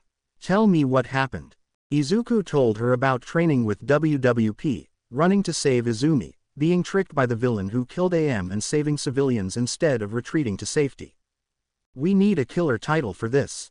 How about, future #1 hero emerges from the ashes of the past one? Not too tacky. Tiger, can you turn into a phoenix for dramatic effect? The lilac hair noticed police officers coming from afar. Don't worry, Izuku. Me and your rodent friend, we'll keep you out of the prison. She patted him of the head before going to interview other people on site. Izuku Midoriya, you are under arrest for illegal quirk usage, vigilantism and murder. Cop announced. Could you please turn your arms back to human? It's hard to put handcuffs on Wings. Yes, sir. Greenhead sheepishly answered. Do you have spare clothing? The news of All Might's death against a villain spread like wildfire. Despite the lack of official announcement of the villain's quirk and/or name, the TV footage made it easy to surmise. The fact that #1 hero has died against the legendary quirk collector somewhat softened the blow from his demise. What's more, his final speech put Endeavor, Hawks and Founder in the spotlight as people All Might presumably trusted the most. He wouldn't just mention the first people who came to mind, right? All Might was rich. It would be strange if he wasn't. All the commercials and merchandise deals over the decades were stacking up. Even though most money went to charities, the hero still had enough cash to last dozens of generations. AM even had his own agency, although it was run by a skeleton crew since he mostly worked alone. Hero knew he would die sooner or later, and someone would have to inherit what would remain after his death. His public will declared splitting his net worth among 4 individuals. Izuku Midoriya, who also gets the agency, Mirai Sasaki, Melissa Shield and the UA principal. Gran Torino has insisted on being too old and too used to peace and quiet to be included. A lot of folks speculated on potential family connections among the 4 and the hero, while Nezu used this news as extra ammo in his war over Izuku. Well, I'll be damned. Rikiya Yatsubashi bit his nails from the stress. The quirk-stealing boogeyman was alive all this time. Good thing All Might killed him. I suspect All for One would be too selfish to work towards meta-liberation. Let's hope AFO doesn't come back again. AM won't get another chance now that he's in a better world. Koku Hanabata nervously tapped the table. I believe in Hellflame. It's one of the best meta abilities related to fire. If anyone can completely destroy a corpse, it's Endeavor. Tomoyasu Chikazoku calmly argued. Right. Now, All Might specifically mentioned young Midoriya in his speech and left him a portion of his wealth. Not to mention, the kid was one of AFO's major targets for kidnapping. It's quite obvious that Izuku Midoriya is set up to be a big name, perhaps bigger than All Might himself. It's only a matter of time before he is released due to public pressure. We need him on our side. Hopefully, Curious will be able to change his mind on our ideas. If not, well, we can fall back on her landmine. Destro looked at the woman's picture with pride. Since All Might is dead, we can expect a certain level of societal unrest. Trumpet calmed down a bit. I think other heroes and HPSC will get the situation under control soon, but we can use the initial chaos to our advantage. The Hearts and Mind Party will promise to reduce crime rates back to normal levels. Once we gain votes and seats, everyone will then associate the eventual return to status quo as our success. I've dig up information on the forest attackers. Muscular, Moonfish and Dobby are simply insane or sociopathic, so I doubt they'll be of much use. Skeptic drank some water. Mustard appears to be an extreme case of Chunibyo. He's got potential, but he lacks the quirk discrimination angle we need. Same issue with Magna and Compress. It would good to have those three with us, but they aren't necessary. Now, twice, Toga and Spinner are our keys. Toga, does she not have an alias? Normally quiet Jiten spoke up. No, but we are working on that. Anyway, Chitose will prioritize those three individuals in her interviews. If we can present their stories the right way, we will reach to the hearts of people, potentially freeing them and using them as symbols of everything that is wrong with society today. Excellent. Curious was able to arrange interviews with UA staff and villains captured in the forest. She'll either convert them our side or convert them into bombs, whichever suits her judgment better. In the meantime, Detonarit will continue developing support equipment for the needs of PLF. Shizuka Jun, the president of Hero Public Safety Commission, has had a difficult week. If there is one thing officials like her hate the most, it's challenging the status quo. The death of number one hero, the reveal of All for One's existence and the development of a certain green-haired boy put her in a lot of stress. Legally, the commissions could claim that Izuku Midoriya is villain and lock him up, but he had too many influential friends to sway the public opinion. UA staff, the late hero's bequest, a dozen other heroes and Shueisha Publishing all swayed public opinion towards him. When the rat arrived to request the release of his student, she begrudgingly agreed with two conditions. He gets a provisional license as soon as possible and the commission sends one of their agents into UA to watch after him. Shigaraki wanted to decay the whole building. The cheater didn't lose his cheats. What's more, Sensei has died to that bastard All Might. No, it's fine. He will avenge Sensei one way or another. He still had Kurogiri's fast travel and Dr. Garaki's brains. Together they will kill that brat. Nezu's worst fears weren't realized. Apparently, the quirk thief didn't tell any of his subordinates about the friends or secret abilities of the green-haired child. Otherwise, the elusive duo of Shigaraki and Kurogiri would have probably revealed the truth to the public. Eraserhead was able to find the copied quirk notebooks during the warehouse raid and destroy them before anyone else could see them. Shota's first order of business after the operation was to question his employer. Why didn't you tell me about those individuals in his head? I was afraid you'd expel him on the spot. You tend to do that often. Besides, your sleep would have certainly been worse if you knew that before getting to know Midoriya better. So, you should thank me for considering your mental health. He poured himself some tea. I'm definitely adding him to the problem children list. Izuku spent the last few days in his cell, patiently waiting for help. At first he experimented with his new ability, but it freaked the guards out, so he stopped. He did color his hair after sensation though. Lilac Head couldn't fall asleep on his own, perhaps a side effect of the transformation, and it made him a bit nervous. Kars, the new guest, was surprisingly quiet, so other three were keeping him company.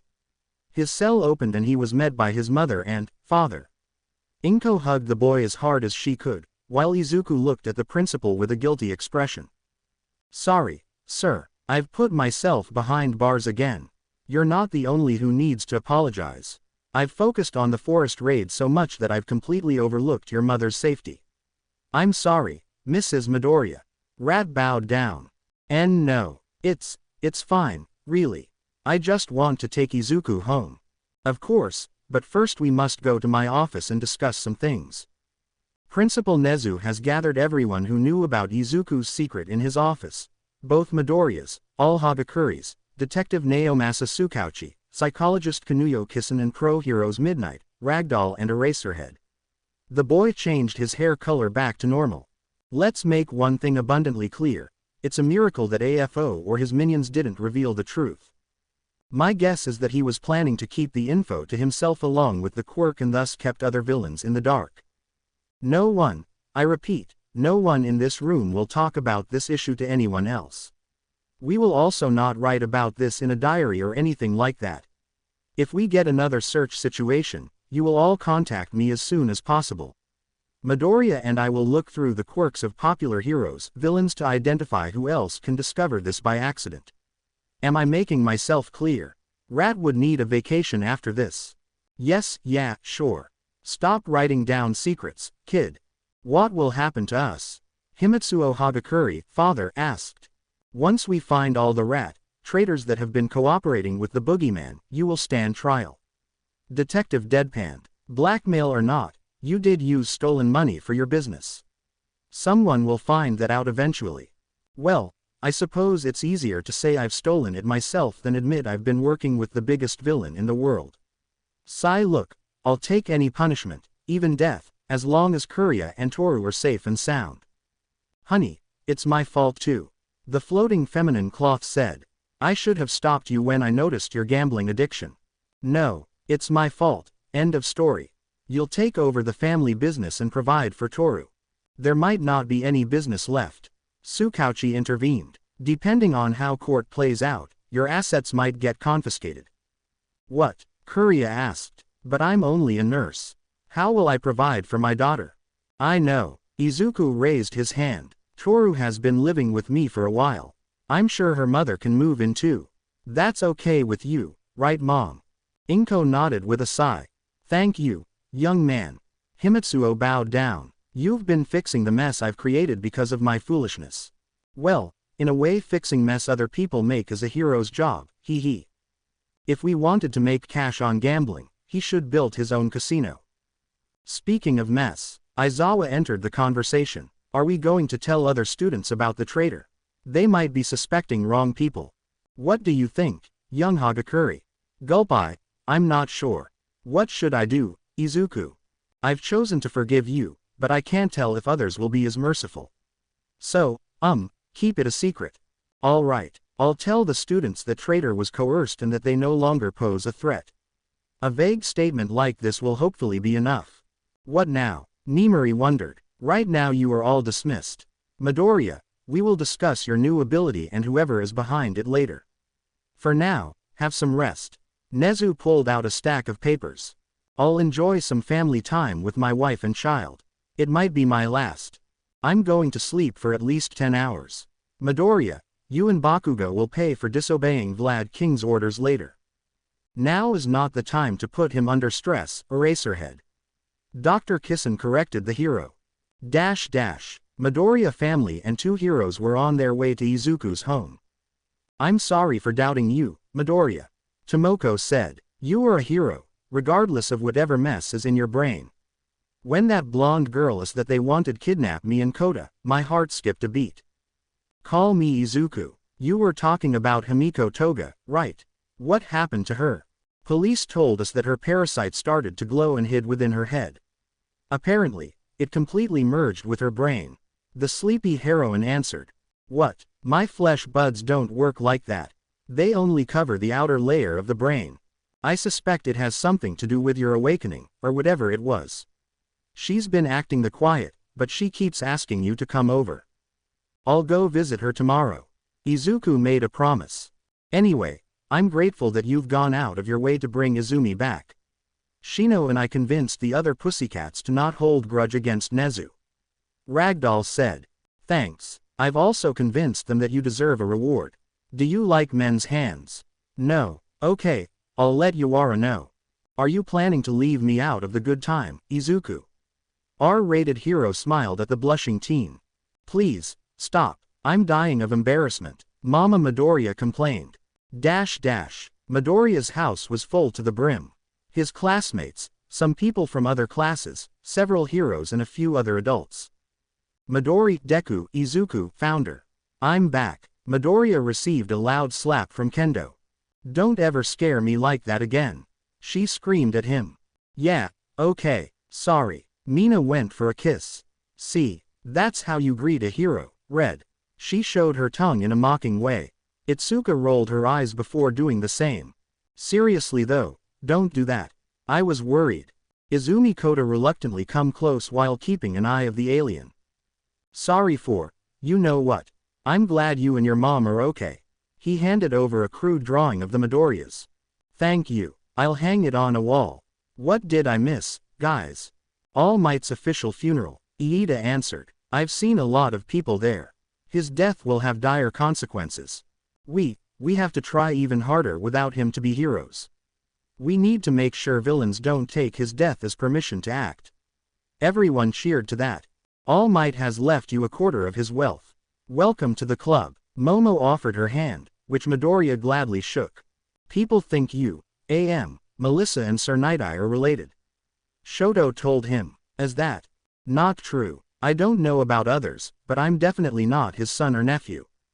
I'm glad you are okay, Deku-kun. Ochako went for a hug. By the way, have you seen Toru? She needs some time with her family. Deku, I knew you wouldn't lose that fucker. Katsuki high-fived Izuku. He's got what was coming for him. I saw you grow eagle wings. Is your form similar to Imajiki-senpai? Fumikage wondered. Yes. Is that like a new imaginary friend? What's his name? Cars. I like AC/DC more. Kyoka plugged her jacks into her phone. Do you think you can replicate a frog? Suyu wondered. Excellent question. Izuku shot out a long tongue and grabbed Pinky. Oh, I'm definitely using this later. She giggled. Are you sure you don't want to join us? Pixie Bob purred. Maybe if you make it worth my while, hee hee. The rest of the day was spent celebrating. Izuku took a pill to fall asleep. He wanted to know this Cars person and what he's going to ask. Tall didn't even begin to describe Cars. He was gigantic, just like All Might. The mostly naked man sat on a couch with arms crossed. Even Dio didn't look this beautiful threatening. Hira and Diavolo sat far away. Hello, sir. We haven't properly met yet. I am Izuku Midoriya. I know who you are, human. The snack and lesser snacks have told me enough. Snack. The pillar men, as he said, eat lesser beings. Vampires are their favorite food. The killer explained. Is that why Uncle Dio isn't here? No, he's gone on a tantrum because he never was the ultimate life form. Oh, well, at least he has the world. What is your stand, Cars-san? Stand. I don't need that psychic bullshit. I encompass abilities of every living organism on Earth. Wait, does that mean you can replicate quirks? They are biological in nature. I don't see why not. Cool. So, may I borrow your powers? No, but you already let me use them when I put on the mask. I did not have any control back then. Perhaps my desire to be freed from space at any cost was interpreted as letting you use my abilities. Space. It's a long story. Why won't you let me use your encompassing? I hate humans. They are vermin who wrongfully think they are gods. I am the only true god of the living. Great. Another megalomaniac. Yoshikage thought. Are you sure there is nothing you want? All I ever wanted was conquering the sun and becoming the ultimate thing, both of which I did. There is a rat bear, dog person who is smartest being in the world. Weren't you watching through my eyes? I was too busy questioning the other humans. This non-human has piqued my interest. Talk to him or her soon. So, does that mean I can? No. Can you at least tell me about your adventures? Fine. It all started thousands of years ago. You've massacred your own people. Those fools lacked vision. They'd rather kill me and stay underground than conquer the sun and the nature above the surface. You are even worse than Dio. I'm better than that vampire in every way, human cub. Vampires are just food for you. Yes. Why else would I make these masks? To make humans stronger. That's a side effect. The real goal is to make them tastier. So the stone mask and red stone also existed in your world. Damn it, I shouldn't have left mine in that building. I think one of the heroes must have found it during cleanup. Someone with enhanced senses, I reckon. Diavolo made a theory. Makes sense. I'd rather have Wamu than you. He seems like a nice guy to me. He would split you in two over such insult, child. Joseph Joestar. Wait, Dio mentioned that guy as well. Devil remembered.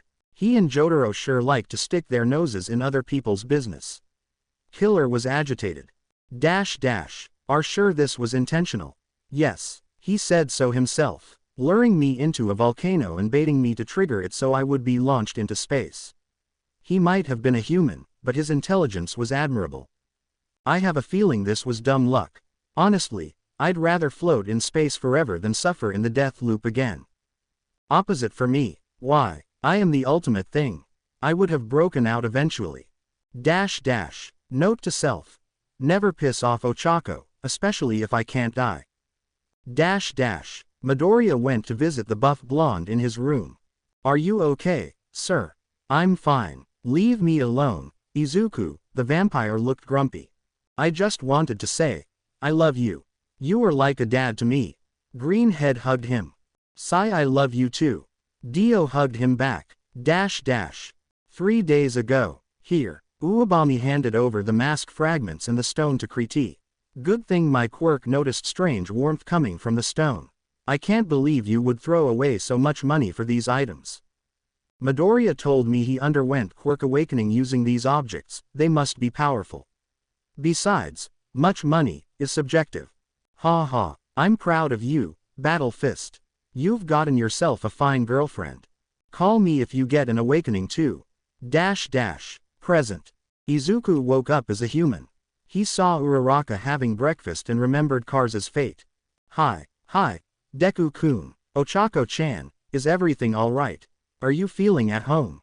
Crap, does he want me to move out now?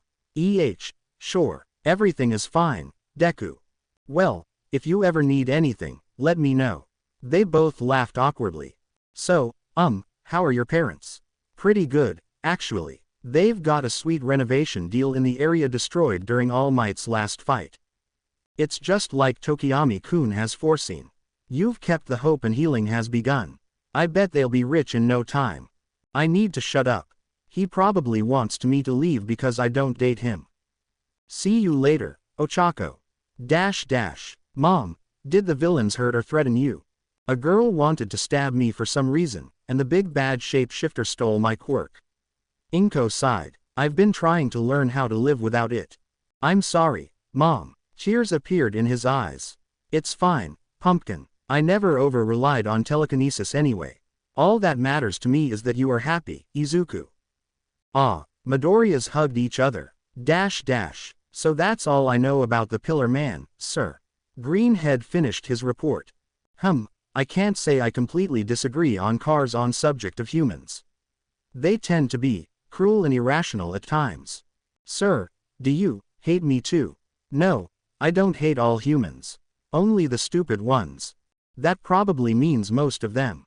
He said he doesn't want anything from me and won't give me his powers. That is a bit of a headache. People will inevitably ask why you aren't using the animal transformations. Say, Kars, how about a game of chess? I've never played against a 400 IQ being before. Sir, what is your IQ? I'll let you decide for yourself. Does he agree? Izuku nodded. After a long play session, Nezu managed to score a win. Impressive, Chimera. Perhaps you are as clever as Joseph Joestar. Next time I will beat you. Those were his exact words. I'll be waiting. In the meantime, you should join Chitose-san in her trip to the captured villains. Himiko Toga insisted on you visiting her. Shoot, I forgot about that. Himiko Toga, 17 years old, former middle school student. Her quirk allows her to mimic appearances and voices of people whose blood she consumed. Apparently, it also created an urge to drink blood. The girl's parents saw her as a freak and forced her to hide that part of herself and act normal. One day she snapped and killed a boy she was crushing on by drinking too much of his blood. For the last year she was on the run, attacking people for their blood.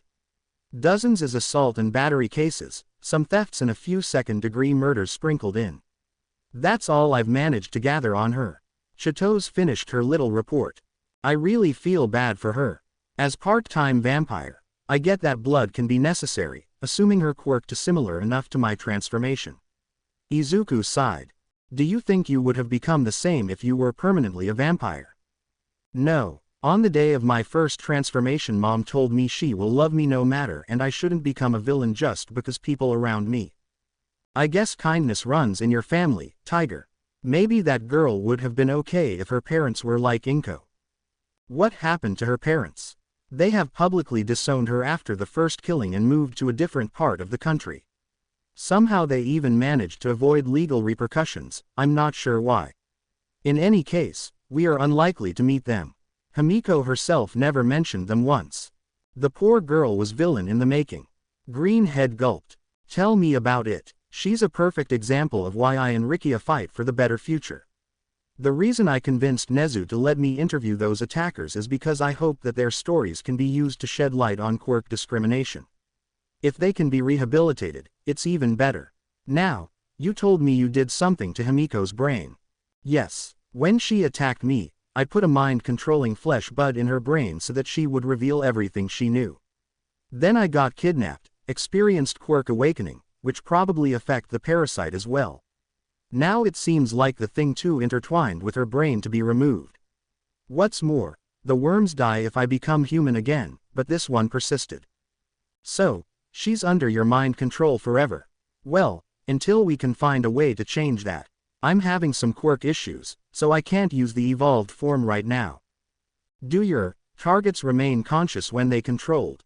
Yes, they just can't control their actions. The journalist let out a hysterical laughter.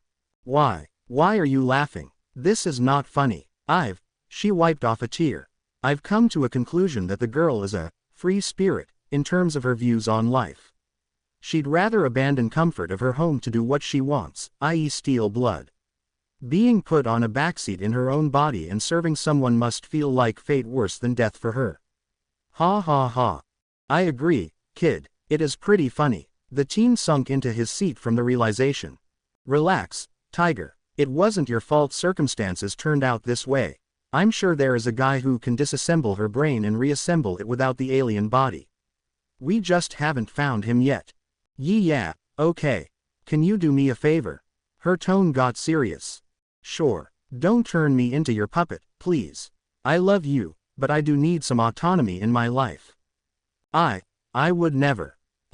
Just kidding. The actual thing I need is that you ask Toga to behave and work towards her rehabilitation. But, that wouldn't be her decision, Kazuki-chan. I know, but think about it.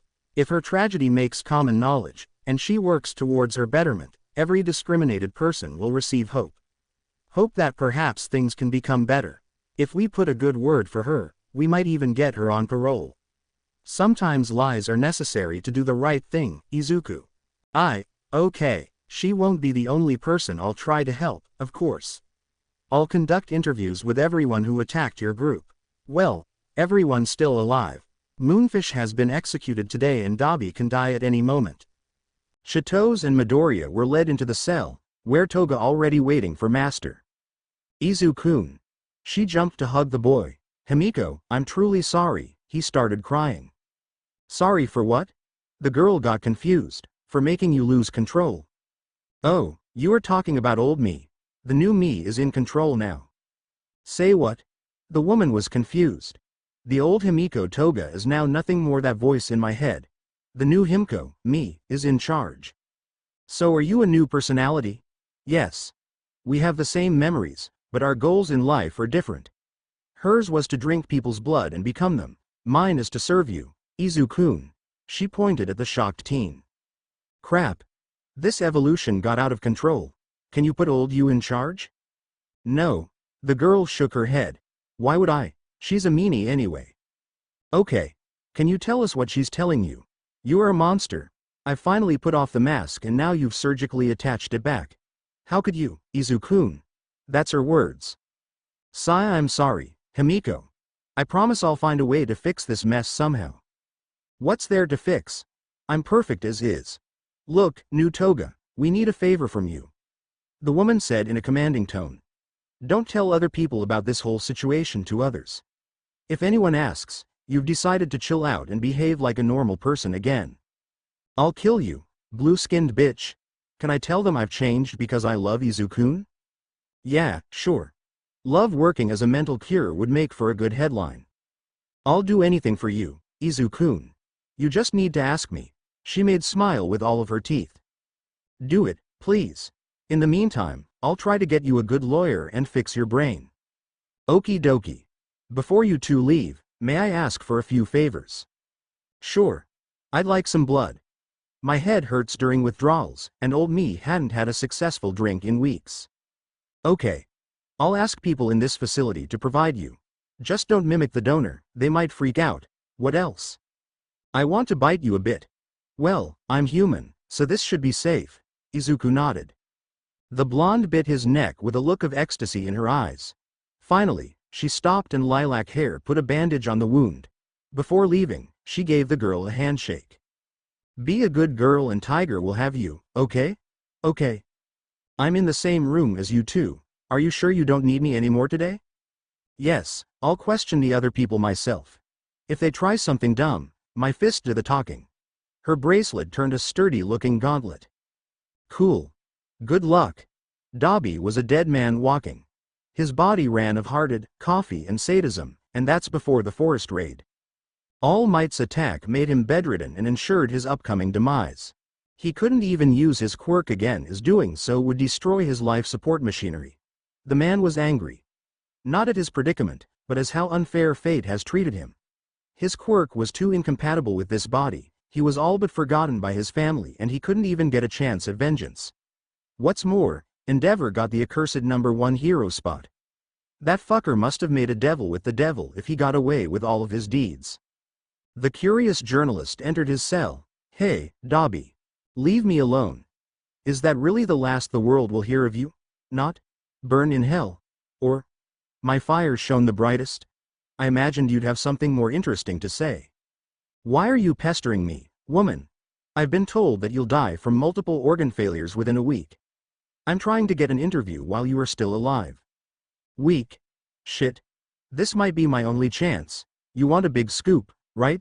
I have a piece of controversial information, but you must promise me to make it public.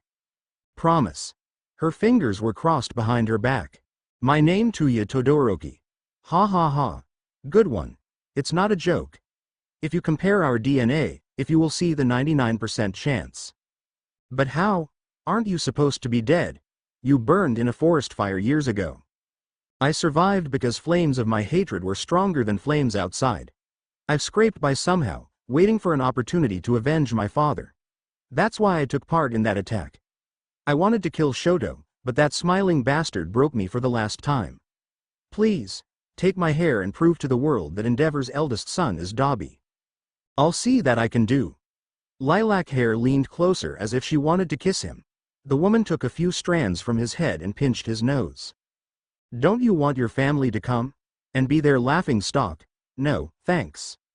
Spinner was doing exercises in his cell. He wasn't going to lose form just because he lost his freedom. The reporter came to visit him. Hello, Shuichi Iguchi. My name is Kazuki Chitose from Shueisha Publishing. I fought tooth and nail to meet you here. Would you answer my questions? No, what? Why not? Your paper has called Stain a coward and a psychopath when you were parroting those Uabrats. I have nothing to say to a harlot like you. She frowned, entered his cell and rose his head by the chin. What a shame. I was going to write about how you were mistreated as a heteromorph. We're kind of in the same boat here. Piss off, lady. I bet people find you kind of mutation appealing and never called you a slur. He pushed her hand away. Fine. Farewell, Stains cocksucker. Spinner resisted the urge to jump at her. Jin Bubaigawara was allowed to keep his villain costume since it made him calmer. This face seemed interesting to his visitor. Hello, twice. How are you doing? Awful. No, awesome. A pretty lady visited me. I bet she wants me dead. Calm down, please. I wanted to talk about our past. Past? I've killed many people in the past, including Jin Bubaigawara. Idiot. That was supposed to be secret. You didn't kill him, he is still alive somewhere. When Kazuki tried to open up the mask to see his face, the villain jumped back. Don't pursue me. Come closer so I can beat the shit of you, leave me alone. Jesus, I was hoping that he'd be a bit more stable. I guess I'll have to put all my chips on Himiko Toga. Still, it wouldn't hurt if I visit the rest. Muscular had to be chained, partially sedated and brought to the interrogation room. All he told her was that Eraserhead is a pussy and he'll eventually get revenge on him. She was too scared to touch him. Mustard was nothing more than an edgy middle school student with delusions of grandeur. He insisted not losing the fight simply because it was his bad day. His ego was sadly too large to cooperate with her. After provoking an insult towards herself, Kazuki slapped him in a faux anger before leaving. Hello, Ms. Hikiishi. Hello. I'm Kazuki Chitose from Shueisha Publishing. Would please you answer some of my questions? With all due respect, ma'am, I don't appreciate the way your paper condemned the hero killer. He was an inspiration to me. I was simply voicing people's opinion on that man. Opinions that portray him as a lowly coward instead of a fighter for the better tomorrow. Sorry, but I don't work with people who disrespect him. It's a matter of principle. Well, at least you have manners, unlike that Spinner guy. They shook hands as sign of no ill will towards each other. Why exactly are you villain, Seiko-san? I mean, you're hot, strong and clever. Your quirk is something to behold. You could have been a hero or an entertainer. It's simple, young lady. My ancestor has been a prominent thief of his time. My actions are meant to uphold his legacy. Wow, you remind me of one of my old friends. Are you sure you don't want to work on your parole? My lady, I won't be locked up here for long. Keep tabs on escaped convicts, you will surely find me soon. Compress winked at the woman. Can I count on another interview if you manage to escape? When, not if. Sadly, I can't guarantee that much. Bummer. What will you do if you escape? I'm not sure. It appears young Midoriya has abandoned his so-called evil side, so I'd probably leave him be. Smart choice. How about a hug and a selfie before I leave? Izuku has returned home, where Hagakure family was already moving in. Hi, everyone. Hi. There are still a few more rooms available. I'll clean up 2 on the first floor. Only my wife needs a room. The floating suit sighed. Why, sir, I've discussed things with Nezu, my lawyer and the detective guy. They've already caught everyone who was associated with Uncle Q's thanks to the files in his base. We don't have to worry about them. I'll take the fall for my family over the stolen money. They will get away with no consequences. Honey, are you sure about this? The female disembodied voice asked. Yes, my dear, I've been dragging us down all this time, you'll be better off without me. But Dad, we love you. The visible girl protested. I love you too, Toru, but this has to be done. I'll be writing letters, the large dress said. Please, don't let me keep dragging you down. Find yourself a new passion, Kuria. Live a full life because you deserve it. Promise me that you will learn to live without me. The father was insistent. I promise. He is still a better father than Dario. Dio commented. After a hug that extended to everyone in the building, Himitsuo helped with moving the boxes and left. Your mom accepted your dad's terms really fast. Izuku told Toru when they were alone. She's kind of a passive person as a whole. You take after her it seems. You seem to like it. She sat on his lap. So, Izuku, you said you'd punish me after the crisis is over. When will that happen? She bit her lip. Soon. I'm still thinking about the ideas. The entrance door rang, revealing an unexpected visitor. Melissa. Midoriya jumped to hug the American genius. I've missed you. I've missed you too. She returned the hug. He noticed Ilori behind her. I see you've finally moved to Japan. Where is your home? Actually, I was hoping you'd let me live with you. Your girls told me you let them stay with you. I hope that's not too much to ask for. Is that car full? We might now have enough space in this building. Don't worry, I can rent a place somewhere close by to stash my inventions. Why are you so insistent on being here? You could just live in the place you rent. I think the answer is obvious, Izuku. Sigh. Well, I don't really have anyone else hang out with. Dad is imprisoned and too ashamed of himself to talk to me. Uncle Might is. She started crying. All Might died as he lived, protecting the innocent. Please, to keep that in mind, Melissa. Right. Have you tried the rewinding trick? I was too stressed to sleep and had no quirkless people nearby, sadly. I guess even you can't save everyone all the time. She sighed. Anyway, you believe that I can be a hero, unlike other people I know.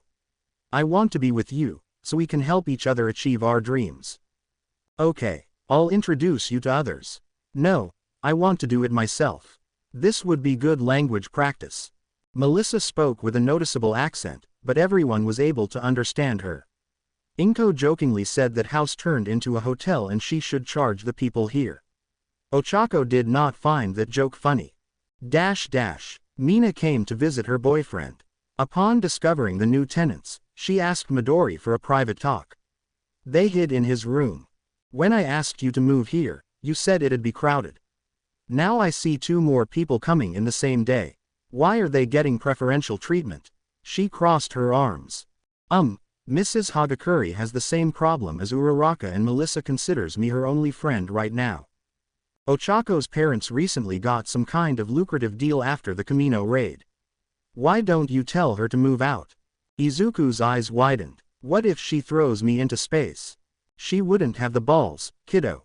I kind of got used to her being here. He scratched his head. Pinky face palmed at the answer. Let's hear what she has to say. Space Girl was eating leftover pasta from yesterday. Hi, Ochako. Hi. You are not Midori's girlfriend, right? I don't like where this is going. The girl almost choked on a piece of meat. You came here because your family was in a bad financial situation, correct? I saw a familiar name in the news report regarding a renovation project. Your situation must have improved. So, why don't you move out and make space for me, Alien girl put a hand on her shoulder. Crap, I can't afford my own chef right now. Well, this place is so cozy, it's really hard for me to imagine myself anywhere else. Don't you want to beat the allegations? You mean me being in a harem? It doesn't really bother me.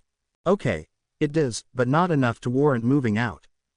Pinky frowned at Uravati's weird insistence. I challenge you to a duel, Ochako Uraraka. For the right to be.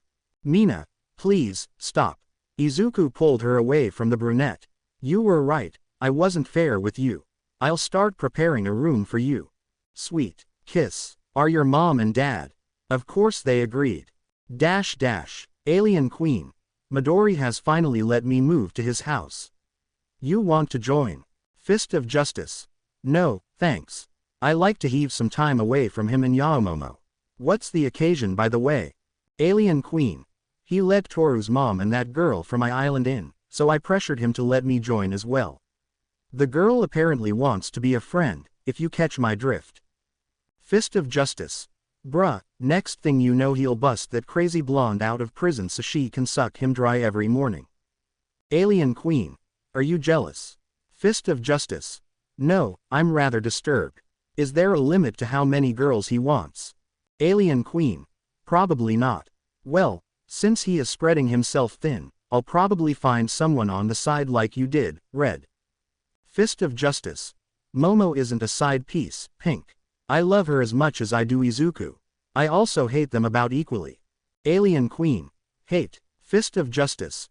Okay, hate is a wrong word. I simply find some of their personality traits irritating. Alien Queen. Will you elaborate further? Fist of Justice. Negative. Alien Queen. Fine. Do you think Kiri and Tetsu from your class are dating anyone? Fist of Justice. No, I bet they undoubtedly are in love with dumbbells. Alien Queen. 3,000 yen say I can wrap them both around my finger in 2 weeks. Fist of Justice. Why would I accept a wager where I have zero ability to affect the outcome? Alien Queen. Because it's fun. Fist of Justice. Okay. It's not like I have to care about money anymore.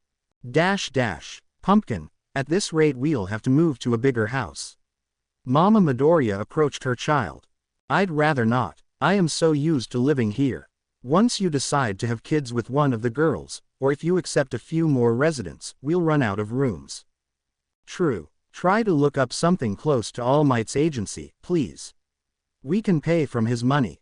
Inko nodded in response. What's going with his agency? He can't exactly run it from heaven. The crew is keeping it operational, but it doesn't do anything right now. Once I become a hero and take over, it'll be running at full capacity again. Izuku, why do you think you are one of his inheritors? I've heard rumors that you are his secret love child.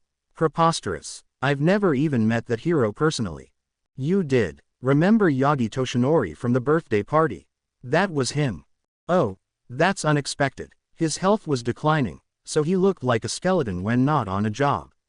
As for your question, he didn't have children and he liked me a lot. That's it, really. Got it. Do you think Miss Shield? No, her father is David Shield, the guy the first had to save back at Island. Two mothers were discussing their children in the kitchen. Toru has always been submissive and somewhat shameless. The first part is on me, but I don't really get the second one. Perhaps buying those midnight action figures was a mistake. Sigh. My Izuku isn't an angel either, if I'm being honest. He is greedy when it comes to girls. Do you know who he takes after in this regard? His imaginary friends, most likely. Or the hero who introduced him to Nezu. Or both. No, I don't. Have you tried talking to him about it?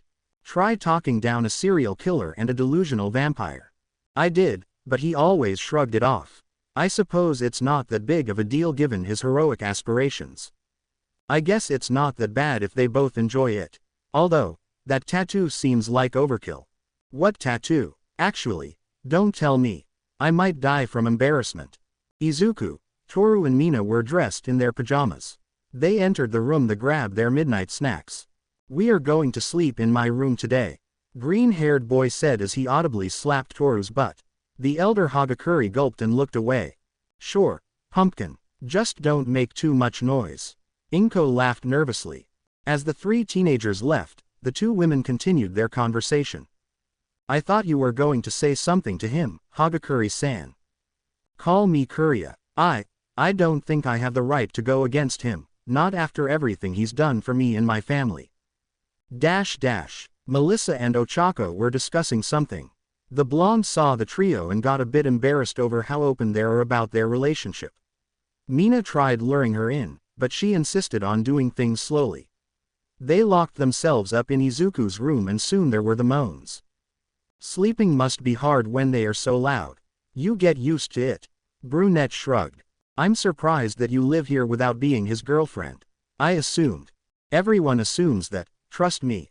The next day Izuku showed his painting collection to the others. Wow, Izuku. These are great. I didn't know you were so good at this. Melissa gasped. Could you make a portrait of me, please? Invisible Woman asked. I can put on makeup to make my face features distinguishable. Actually, that's not necessary.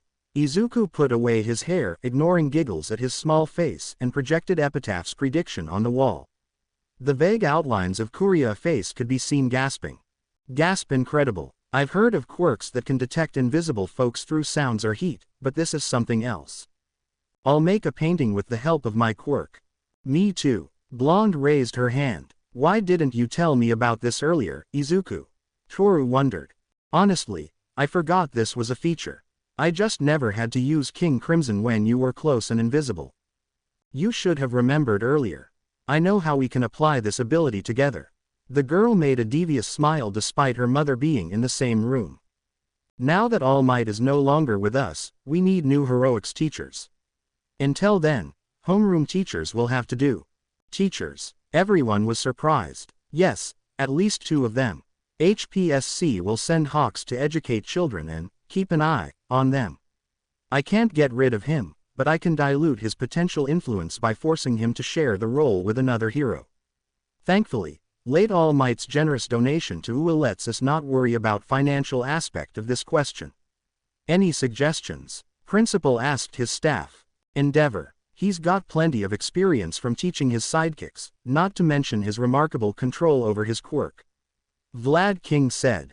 These are valid reasons. Truth be told, he was my first idea too. However, given his title as the new #1 hero, he is currently too busy trying to calm down the public to spend time with us. I have briefly seen Gran Torino during the forest raid. The short time Iida has spent with him led to a dramatic improvement in his maneuverability. You said he was also Yagi's mentor, right? Perhaps we convince him, Eraserhead suggested.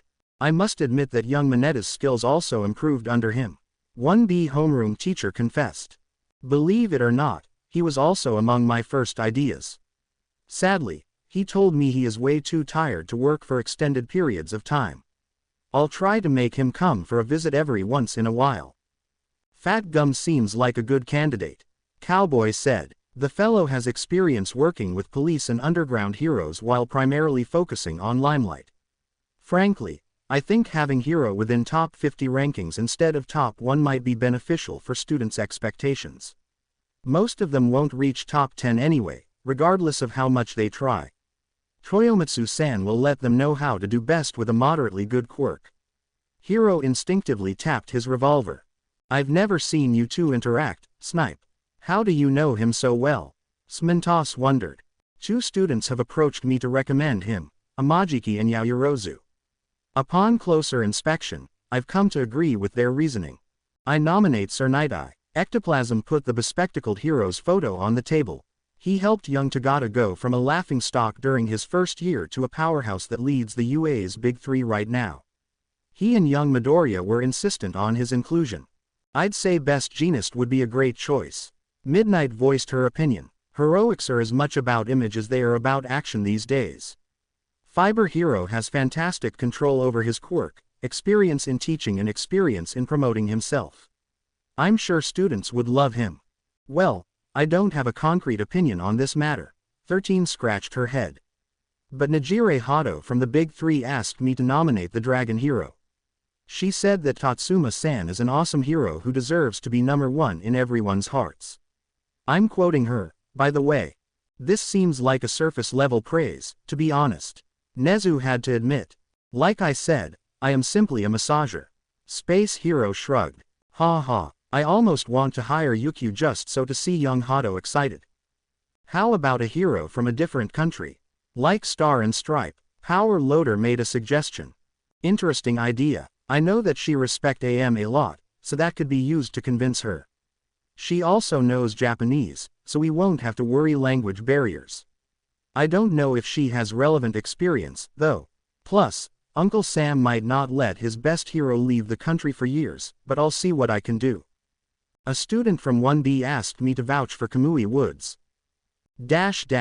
Onto another topics. We need to make a restricted entry card for the Rabbit Hero. Why? Excavation Hero asked. Young Midoriya has agreed to spar with her on school grounds occasionally.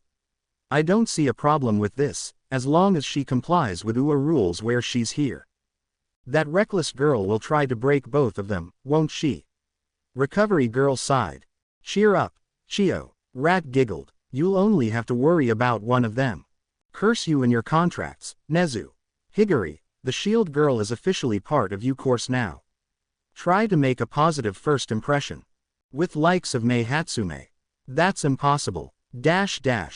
Melissa was walking towards the support workshop with Izuku. A conveniently timed explosion forced the green head to cover her with his body. The blast force sent them backwards. Midoriya was bleeding. Oh my god, are you okay? Yeah, I just need medical attention. Hey, the pink-haired girl waved from the room. You were that guy, what's your name again? It's Izuku Midoriya. 1A president elbowed the girl. Yaomomo, what are you doing here? Research. The raven-haired girl grinned. Hi Melissa. Hi, have you two discussed support equipment? May asked. No, I just was showing this new girl the building. He pointed at the blonde. Hello, I'm Mei Hatsume from UA support course. Melissa Shield, also from support course. Oh, so you are a baby maker too. Shield imagined her hypothetical children for a moment before remembering Greenhead's warning. Right, you call inventions babies. I am an inventor, just like you. Then what are we waiting for? Hatsume grabbed the girl and grabbed her into the workshop. Progress does not tolerate distractions. Izuku slowly walked to the doctor. Soon there will be a provisional license exam. We have to make gear that will blow every other school out of the water.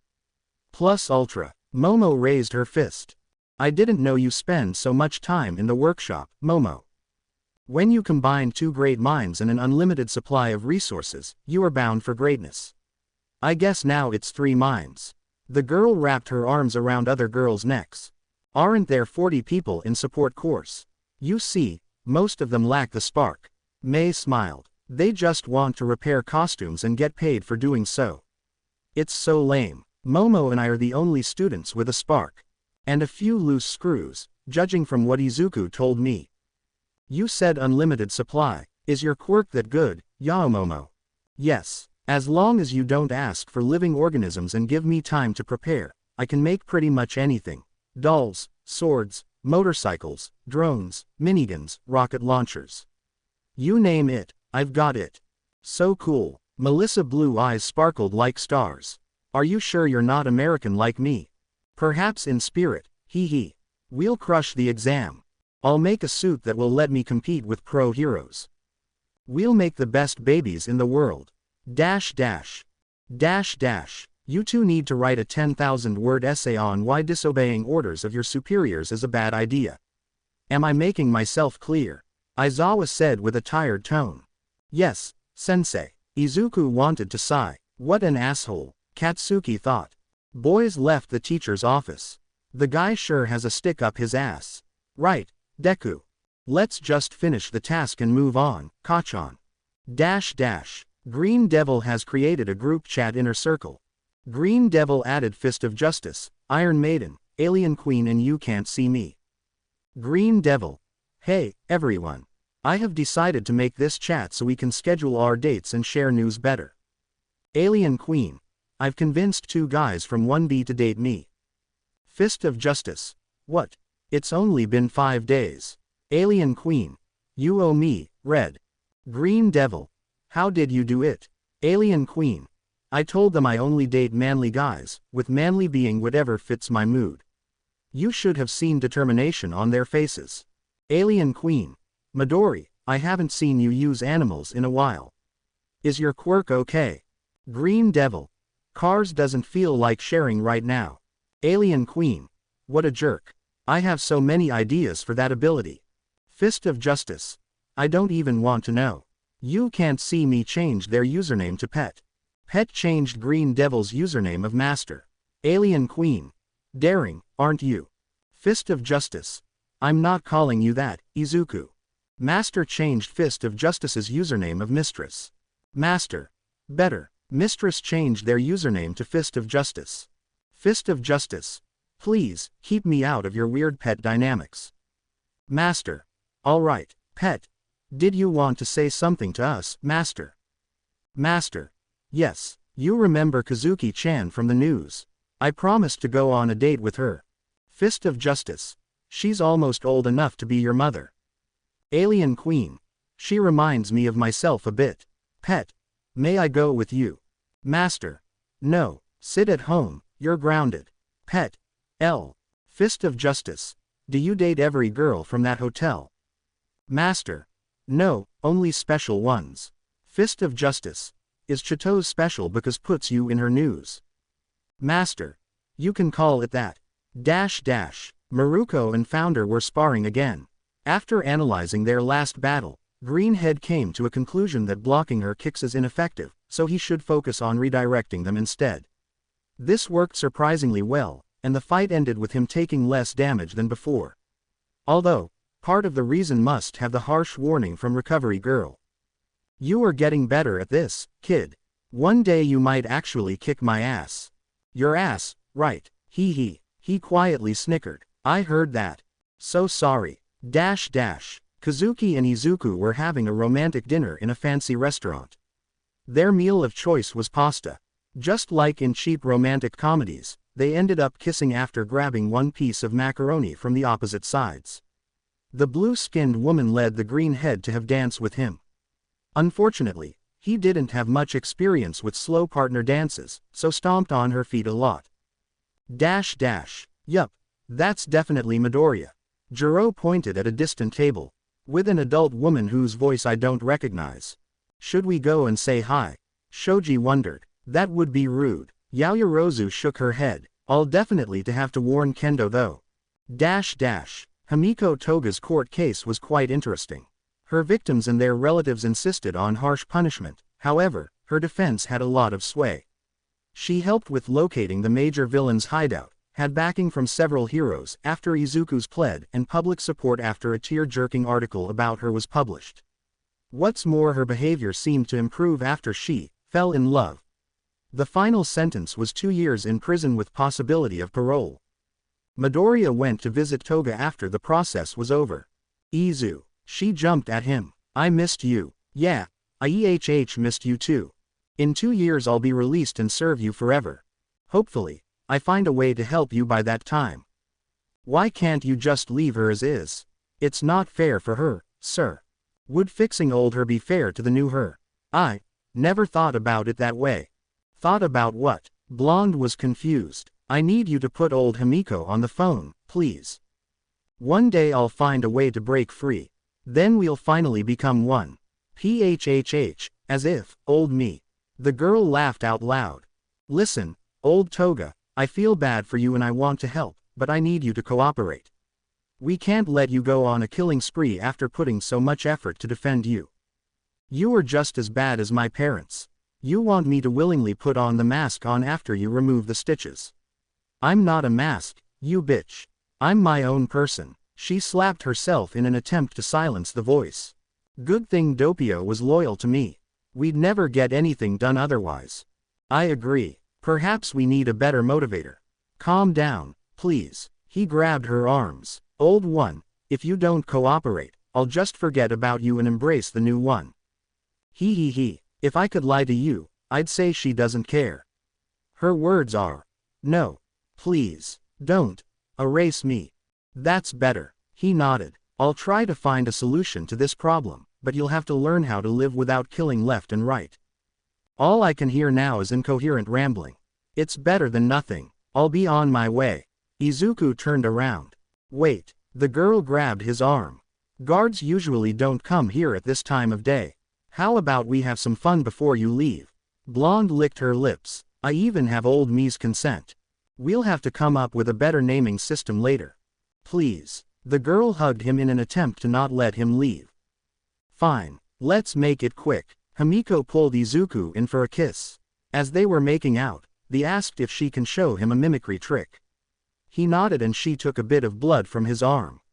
Then she put off her clothes in an instant to begin transforming. The head of the end result looked eerily familiar. Long green hair, emerald eyes and freckles on cheeks. The body, however, still looked more like the Toga than Midoriya. You were disguised as female version of me. Yes, this isn't useful for hiding in plain sight. Her voice sounded similar to Inko. But I was hoping you would. Her speech was interrupted by another deep kiss. Toga fell on her knees and pulled down his pants. She hungrily shoved his cock into her mouth. Careful. Don't bite me down there, please. He casted Epitaph's prediction to foresee a potential injury.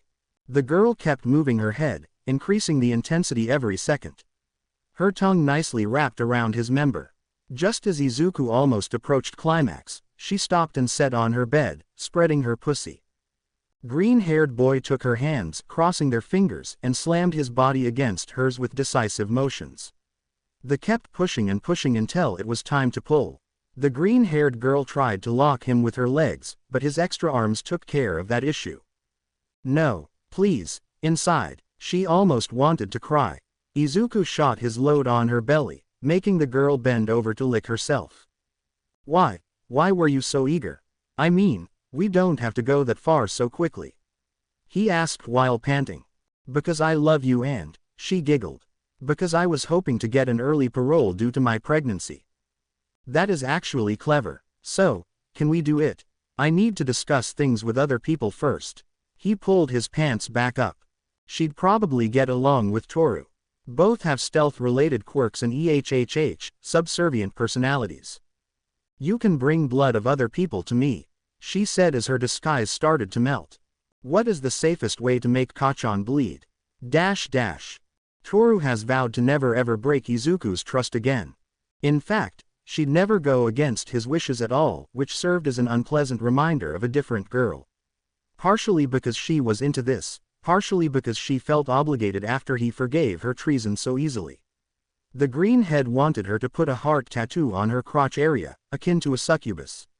She would also refer to him as master unless told otherwise, wear a dog collar when not in her hero costume and wear a chastity belt to prevent with him being the key holder. Her punishment was seeing Itsuka and Mina have sex with Izuku while not being able to participate for a week. It was pure agony. She's rather get whipped than sit still while watching her master in action. Mina has a problem with her quirk. Usually her control over acid is good, but she tends to lose it when experiencing an orgasm. For this reason, she only lets Izuku penetrate her when he has epitaph or vampire regeneration, as otherwise she'd maim him by accident. It also explains why she doesn't put expensive things in her room. Once the boy remembered Epitaph's hidden feature, the visible girl wanted even more dog walks. Her love could see her moving on all fours, almost naked while people around were none the wiser. Izuku made sure that she wouldn't make noises and scare people by putting a gag in her mouth. She almost considered moaning as an alternative. Midoriya sat on a random bench and opened a newspaper. Not to read it, but to hide the fact that his jeans zipper was opened and he was fucking an invisible girl in broad daylight. Thankfully, there weren't people with super senses nearby. He came into the invisible condom and Hagakure got off him. She removed her gag to swallow the white substance. I wonder if Toga can replicate invisibility somehow. Master, how about you put a baby inside me?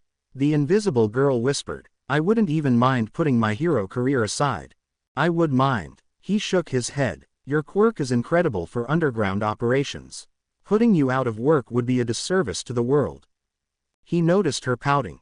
Don't worry. I'll put a baby in you one day, pinky promise. And I'll be the best underground hero for you.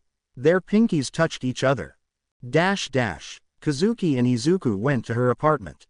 Sorry for that clumsy dance.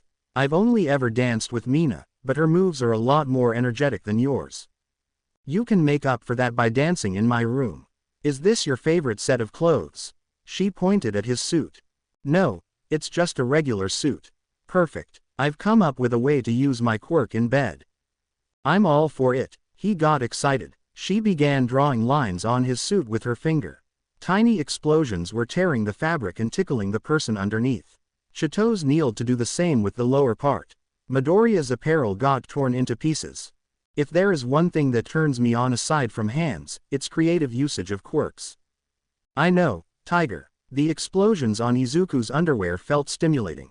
Chito's put protection on his lower head and pushed him onto the bed. She sat on him to establish the cowgirl position. She jumped on him like he was a trampoline.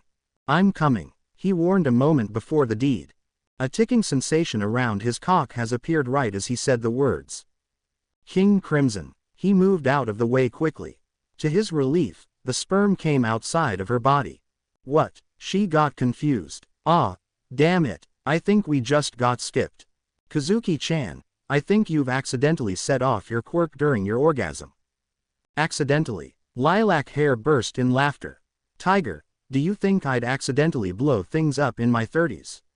It was on purpose. She noticed him frowning. Relax, today is my safe day. I just wanted to mess with you a bit. The boy sighed in relief. With that said, I wouldn't mind settling down if you did knock me up. Imagine little Kazukis with freckles or blue-skinned Izukus. You'd take responsibility, right? Right, he gulped. But we have careers to pursue, so that's probably a matter for the future. Crap, Izuku remembered. I didn't bring spare clothes. I'll call someone from home to bring a spare here.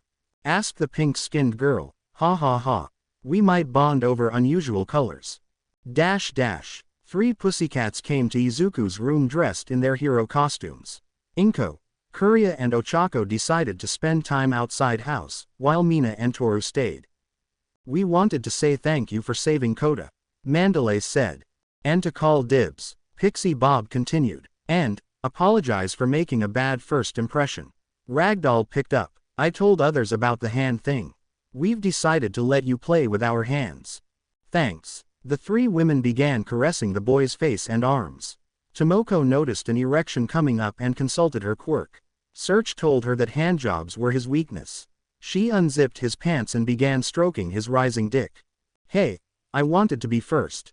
Ryoko complained. I think you are taking this too far. Shino took a step back. No, please keep going. He groaned. Blonde left the room, promising to return soon. Brunette kept rubbing her hands against his face, although she tried to look away from her green-haired colleague. Ryoko is about to miss the climax. Ragdoll stated. Ryoko, I think you should return. Mandalay warned. Pixie Bob came back just in time. A fountain of life energy came out, covering 2 heroines, who licked it from each other like cats. Sosaki left the room out of embarrassment. Here, Tsuchikawa brought statues into Midoriya's room. 4 life-sized figures of wild pussycats, made by yours truly.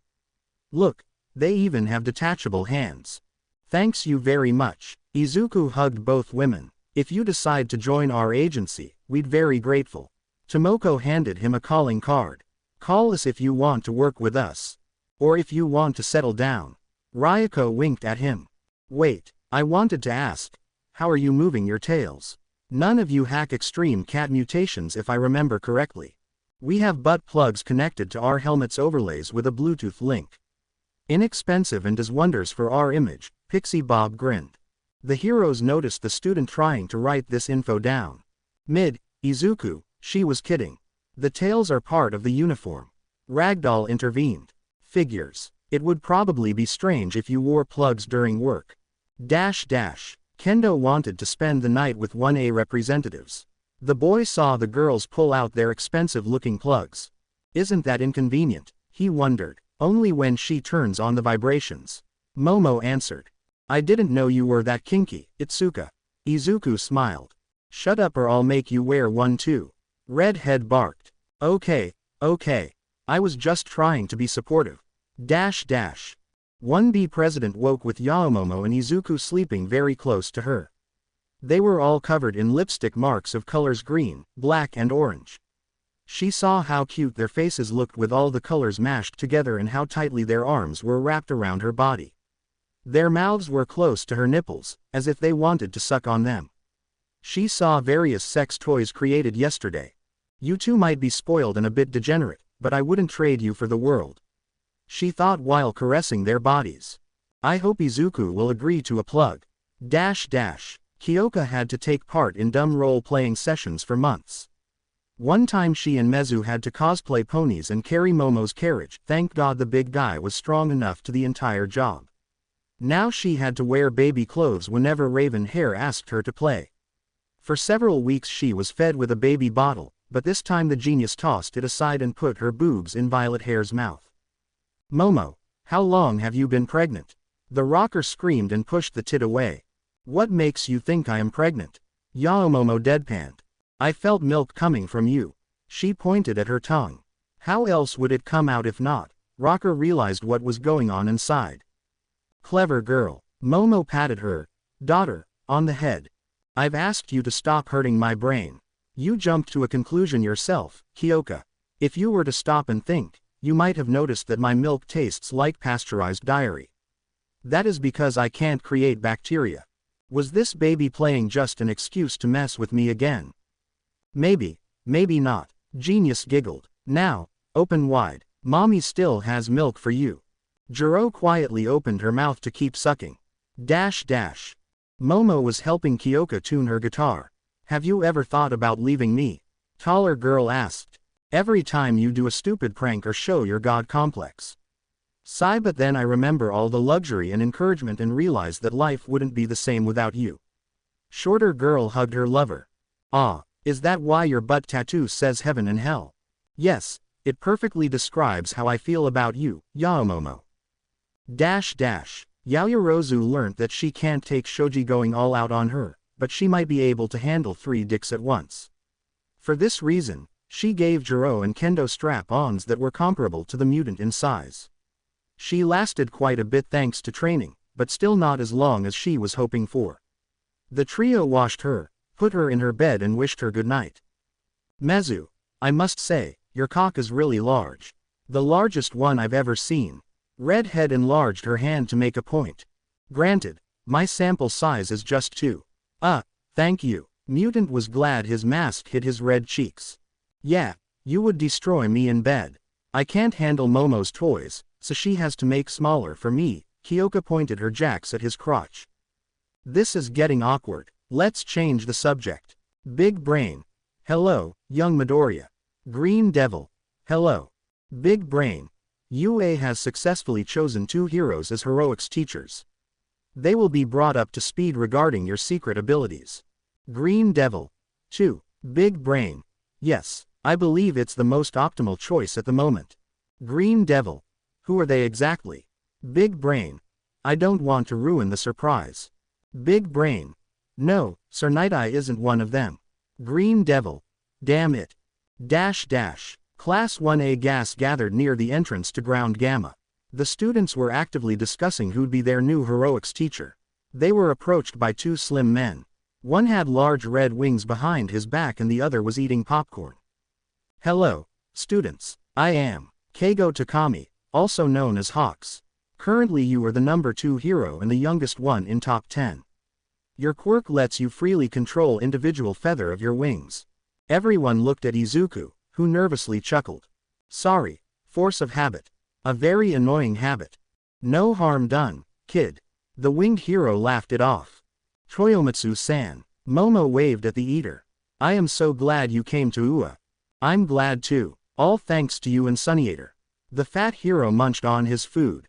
Are you fat gum? Where is your fat? Pinky wondered. A couple of days ago I had to trade it away for some extra power. Now I'm on the mission to restore my reserves. It must be really expensive to eat so much. Ochako said. I can afford it. Being a number 58 hero has its perks. Which one of you is our new teacher? Both of us are. We are here to teach you guys everything we know about being heroes. Since our quirks and experiences are quite different, together we can cover more ground each of us could on their own. Are you going to fly in circles and make us run after you for days? Birdhead asked with an irritated voice. Ha ha ha, you almost guessed right, Tokiyami.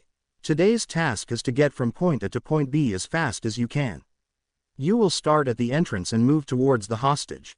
Hawks pointed at Fatgum. The direction will be provided to you by me. Whoever gets first will get extra credit. Sensei. Mezu asked. Isn't this unfair? Some quirks in our class are way better at mobility than others. Don't worry, Shoji. Teichiro put another chunk of popcorn in his mouth. Eraserhead has split you into groups according to your abilities. Aizawa-sensei is being fair. Toru gasped. The pigs are finally flying. Iida, Bakugo and Todoroki will make up the first group. You are not allowed to harm or slow down other students on purpose. Doing so wouldn't make much sense in real life. 3 students went towards the starting positions. I bet 1500 yen that Kachan will win. Greenhead pulled some banknotes from his pocket. Are you dumb? You should put the money on the Iceman. I'm just being supportive of my friend, sir. It's on. Midori. Horny girl jumped in excitement. I bet Iida will leave him in the dust. I only have money on my card though. I'd rather not bet, guys. Uravati shook her head. I don't have the confidence in my knowledge. I trust Midoriya's judgment, Fumikage said. Bakugo scored first in the race during the sports festival, while Iida only took 3rd place. My opinion coincides with Mina's. Yaomomo tapped her chin. I've heard that Iida-kun has practiced running through all the UA grounds ever since his internship. He must know the most optimal way through the facility. Besides, He won't have to deal with mines this time. Izuku elbowed Toru. What? Oh, right. My bet the same as Moss. She noticed his disapproving face expression. As Izuku. Before the class president could say or do anything, her lovers said in unison, Iida-kun. I suppose I can wager on Todoroki-kun in case he wins, Hiro. Dash dash. The robot raised the flag and the 3 fastest students rushed to the finish line. Bakugo flew above the buildings while keeping an eye on his opponents. Todoroki was sliding on the improvised track he made. The fire side let him maintain healthy temperature and thus produce ice faster. Iida was maneuvering between the walls and pipes. He knew ground gamma like the back of his hand by now. Suddenly, all 3 students got attacked by the feathers. What the fuck? You told us not to attack, bird brain. Katsuki screamed. I told you not to attack your fellow students. I'm not exactly a student, so you can try to attack me. The voice from one of the scattered speakers answered. Each student tried to use their quirks to get rid of the feathers with varying degrees of success. Dash dash. Hawks was using his visor to look through all the cameras hidden in the facility and keep track of the racers. The image was projected on a big screen. Other students could see him essentially fighting 3 people from far away. Incredible, sir. Izuku shook his fists in excitement. Your control over fierce wings is something to behold. I wouldn't be a top 5 hero otherwise. Keigo smiled. Hopefully you guys will be on par with me when you graduate. Sensei. I get the distraction, but is violence necessary? Tsuyu asked. Katsuki-chan and Tenya-chan are bleeding. It was Eraserhead's idea, not mine. The hero shrugged. False alarm. Pigs are still on the ground. Dash dash. Takami was able to injure the blonde by overwhelming him. The choice to fly high turned out to be terrible, as Dynamite had to maintain balance and somehow blast the feathers away. If he moved closer to the rooftops, he could have landed and used both hands for combat. Iida's armor wasn't as good he thought it was. Hawks managed to pierce it in several places, including the legs. Ingenium had to slow down a lot. Shoto had the easiest time dealing with the enemy. His fire burned away the feathers after he temporarily moved from his icy bridge to the nearby rooftop. He managed to reach Fatgum first. His teacher offered him bandages and a slice of pizza. Dash dash. Everyone groaned as they transferred the winnings to Froppy. I'm going to buy my little sister a gang orca onesie with this. Ah, now I can't even be mad about losing. Mina squealed. Send me a photo, okay. Okay, I think I'll quit while I'm ahead. Dash dash. Yaoyorozu, Asui and Uraraka are next. Keigo announced. Genius raised an arm. Yes, Yaoyorozu. You have 15 minutes to create whatever you need. Excellent. Looks like I got the short end of the stick. Space Girl complained internally. Yaomomo can make a vehicle and Tsuyu is naturally very fast.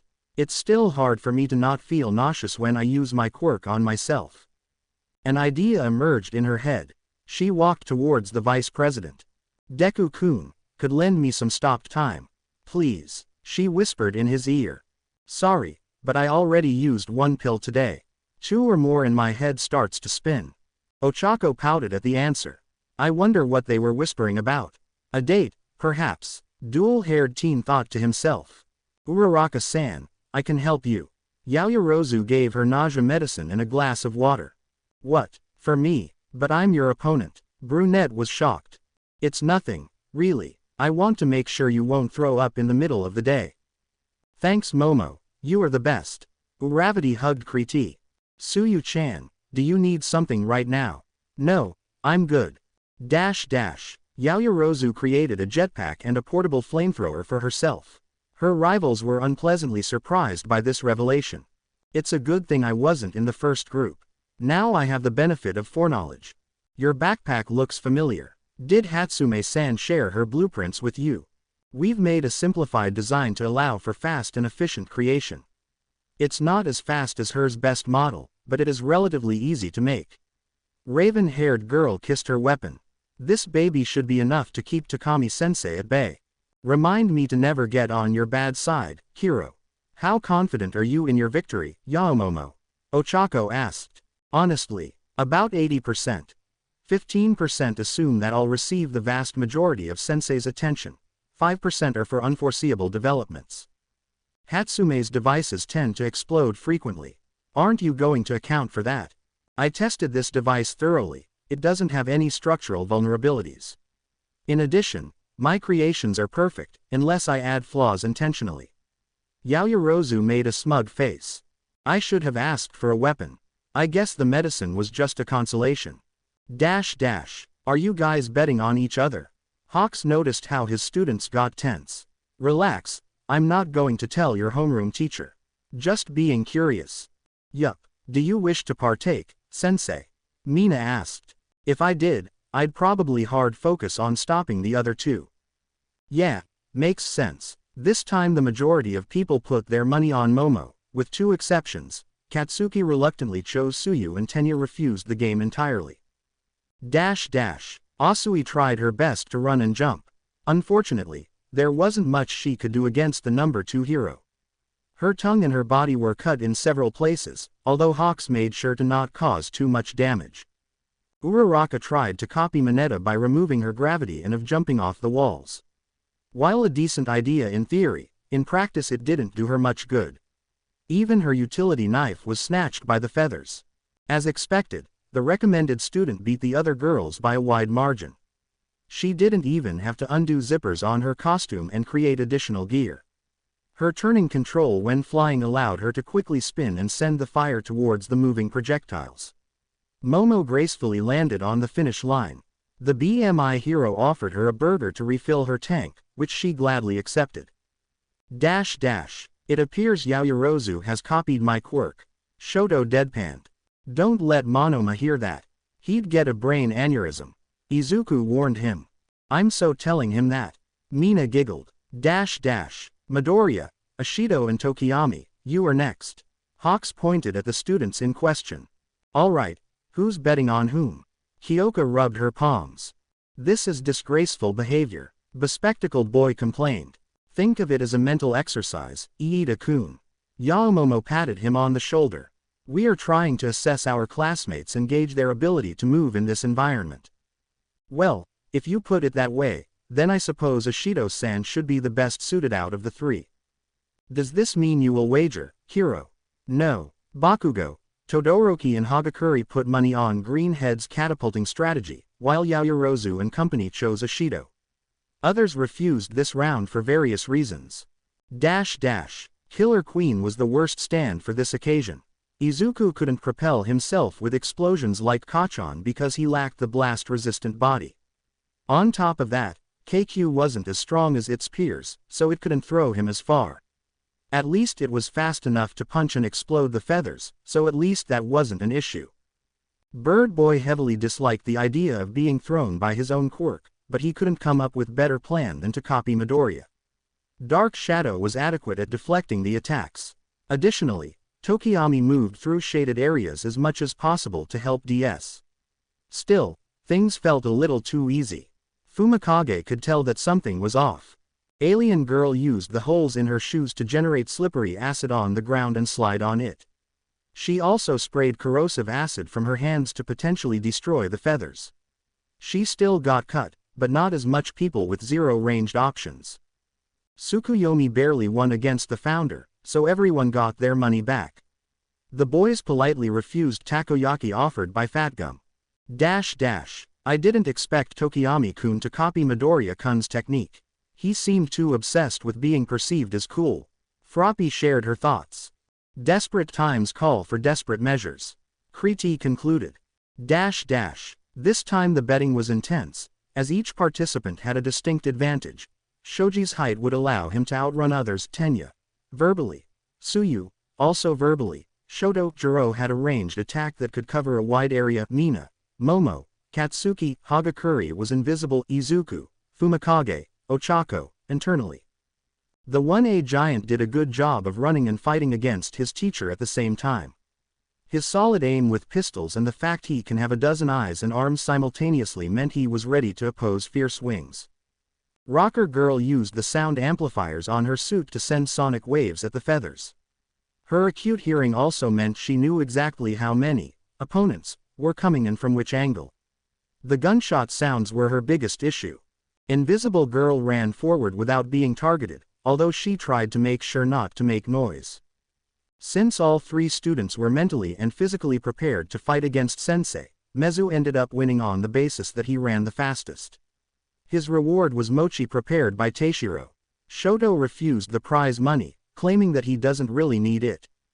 After the lesson was over, Fatgum told Yaomomo to go to principal's office and Hawks asked Tokiyami to stay after school. Uwa Class 1A, Goddess of Creation. Attention everyone. I have an important announcement to make. Goddess of Creation. Principal Nezu has informed me that one of the first-year students was coerced into spying for that villain. The administration has recently caught them and handled the situation. The former mole no longer poses a threat, so we are not supposed to look for them. Hero. Is this spy in our class? Goddess of Creation. I don't know. The principal told this story to every first-year class representative. Obviously, he is trying to muddy the waters in case someone tries to look for the answers. Ingenium. To think that Uwa hasn't caught this person for months. It is truly terrible. Alien Queen. I didn't know we had a spy. Perfect balance. I had my suspicions. They were able to pinpoint the time we had a rescue lesson at USJ and they knew the forest camp location. Inside job was the most logical conclusion. Space Walker. Do you guys have any ideas on who it could have been? Goddess of Creation. We shouldn't point fingers, especially since it would go against Nezu-sama's wishes. Besides, it may be someone we don't even know. Tsar Bomba. That fucker almost got us killed. I'd like to give him or her a piece of my mind. Ingenium. Language. Handyman. Midoriya, do you have a theory on Mole's identity? Green Devil. I suspect someone who constantly uses their quirk to spy on other people and then throws accusations. Hero. Is that a claim against Kyoka-chan? Rockstar. It wasn't me, I swear. I'd never side with a villain. Handyman. I can vouch for her. She doesn't strike me as someone malicious. Eternal Darkness. Yaoyorozu mentioned coercion, so her personality might not matter in this discussion. Her super hearing is indeed very good at spying. Goddess of Creation. We need to calm down. Rockstar. Hey, I'm not the only one who can spy. Hagakure can do that too. Izuku's pet. I'm clean, guys. Perfect balance. I see Midoriya has changed your username as well. Ingenium. Have you no shame? Tsar Bomba. WTF is wrong with you, Deku? Green Devil. I didn't change her username. Izuku's pet. I did it. But I didn't work for the villains. Goddess of Creation. This conversation is getting us nowhere. The former mole might be in general studies or business course for all we know. We should stop bickering and focus on other topics. Handyman. Well said. Ingenium changed Izuku's pet's username to You Can't See Me. You can't see me. You didn't even write it properly. Ingenium. What are you talking about? This is a proper pronunciation. You Can't See Me changed their username to Izuku's pet. Ingenium. This will not stand. Class President, I urge you to get rid of this shamelessness and lock away the username changing feature. Goddess of Creation. But I am not the admin of this chat. Alien Queen. That's right. I am the one and only admin. Ingenium. That's beside the point. As our representative, you must keep the order and decency intact. Goddess of Creation. To be honest, I do not see the issue here. All that matters to me is that usernames are clearly distinguishable. God, I wish I could be as open as Toru. Goddess of Creation. Let us conduct an anonymous vote on this topic. Ashido-san, if you please. Alien Queen. Guys, call me by my name. Alien Queen created an anonymous poll. Allow kinky names. 5 minutes later. Hell yeah. Equals 4. Whatever equals 4. I'm boring equals 4. Goddess of Creation. A perfect split. Eternal Darkness. Mere coincidence. Or fate. Perfect balance.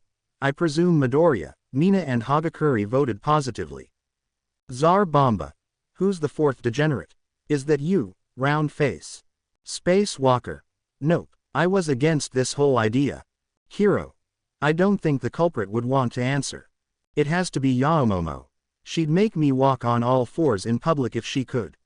Sigh. Rockstar. Guys, I change my mind and vote positively. Ingenium.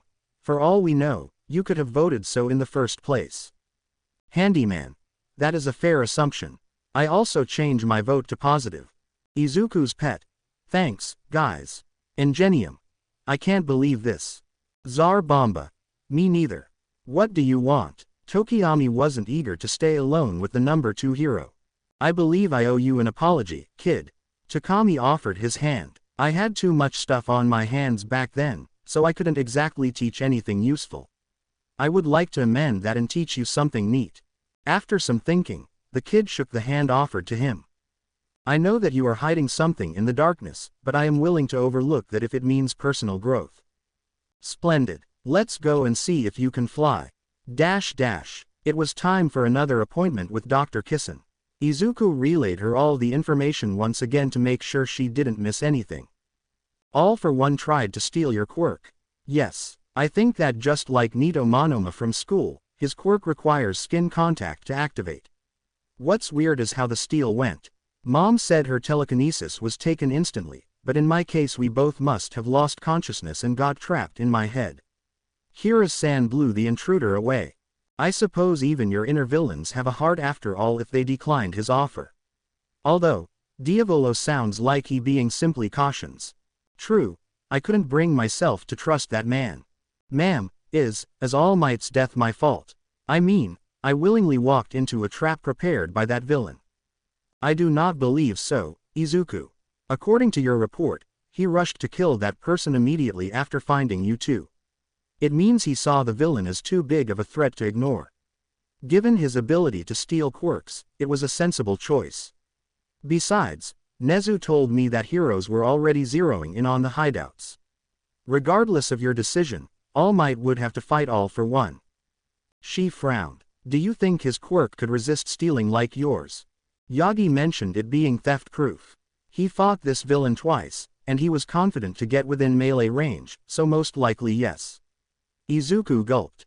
Still, I could have tried to help him at the very least. Maybe he'd still be with us if I chased after him. There are moments in life when we have to choose between two evils. You had to pick between helping AM directly or saving the nearby civilians from Nomus. I'm not saying that your decision was necessarily right or wrong, I just want to understand that there would be suffering either way. You prioritized innocent people's life over the number 1 hero. It is a choice with its ups and downs.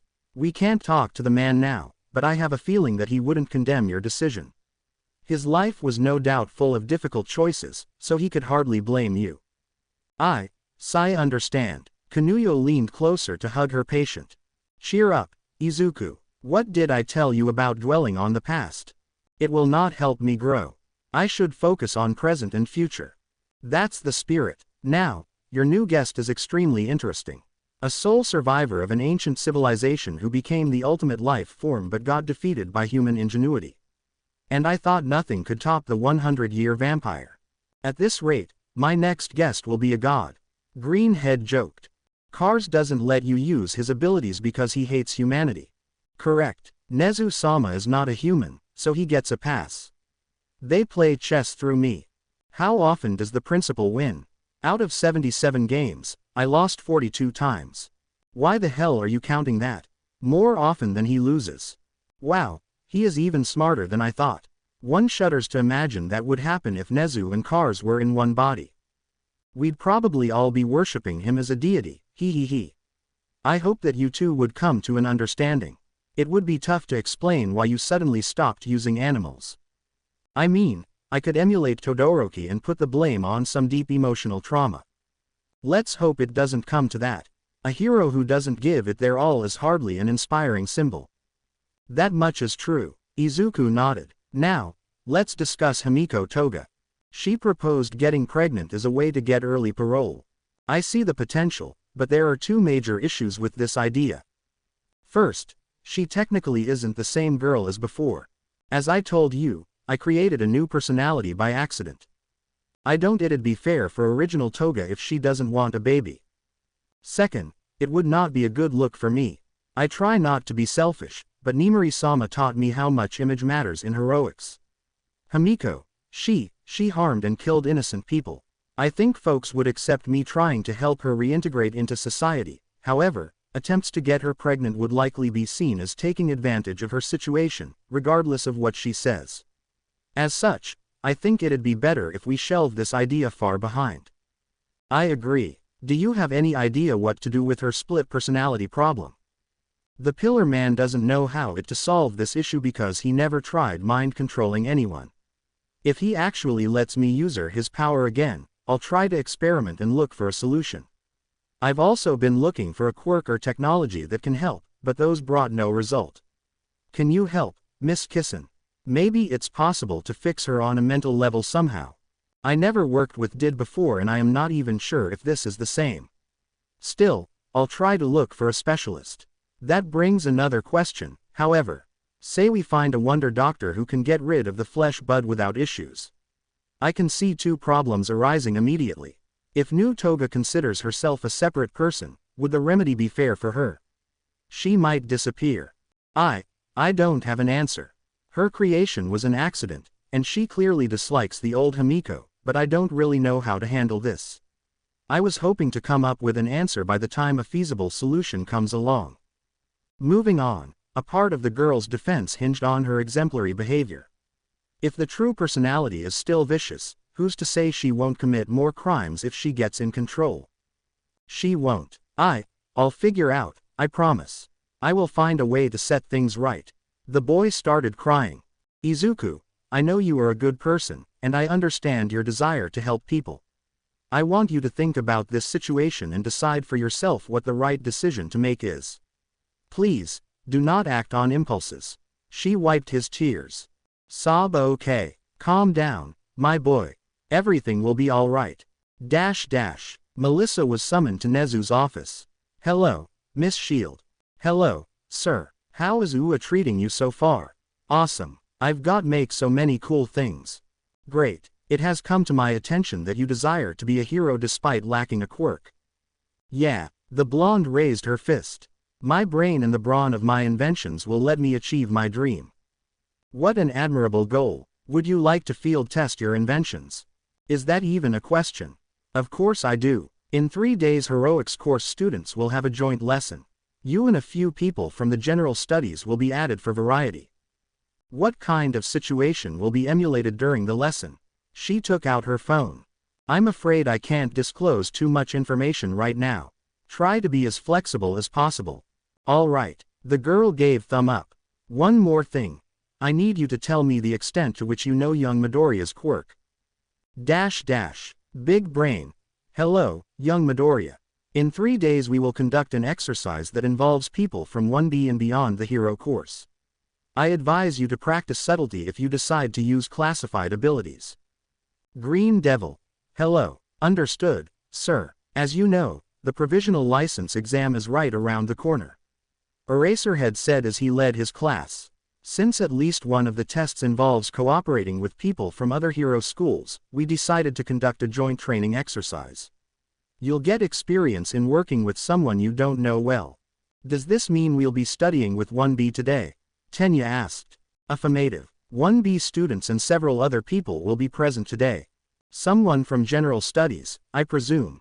Momo scratched her head. Perhaps Hitoshi Shinso. He managed to get into final stage of sports festival. Don't make me laugh, nerd. That wimp is a one-trick pony whose trick isn't even that good. I think you are just mad that he beat you, hero. Shut your mouth, frog. You shouldn't underestimate someone so much, Bakugo. Shinso has been training ever since his loss, I assure you. Their homeroom teacher spoke. Sir, are we going back to Ground Beta? One of the foe cities. You are right, Asui. Your training will be conducted in the urban setting. 1A approached the monitoring room, where their 1B peers and heroics teachers were already waiting. Hello, students. Today we will conduct a joint exercise. This will be series of 5 versus 5 battle simulations. Hero against villains. It'll be similar to combat trials from beginning of the year, except this time the objective is the same for both teams. Capture as many opponents as you can before 15 minutes run out. You score a point by putting an enemy into the cage in a designated area. It makes sense for villains to sometimes cooperate, hero. So it's 1A against 1B? Denki asked. No. Each team will consist of 2 students from each heroics class and 1 student from different courses. Me working with 1A show-offs. What a trag. Smack. Different courses. That's right. Melissa Shield grabbed everyone's attention as she and 2 other students entered the room. Behind them was a floating large box that seemingly followed the girl. Hi everyone. Hi, hello, what's cook? Ow. There was an audible slap. Hello, Shinso-kun. Greenhead waved at the purple-haired boy. Hello, Midoriya-kun. Wait, who are you? Hiroshima pointed at a kid with spiky brown hair. My name is Kosei Saburaba. I am a general studies student.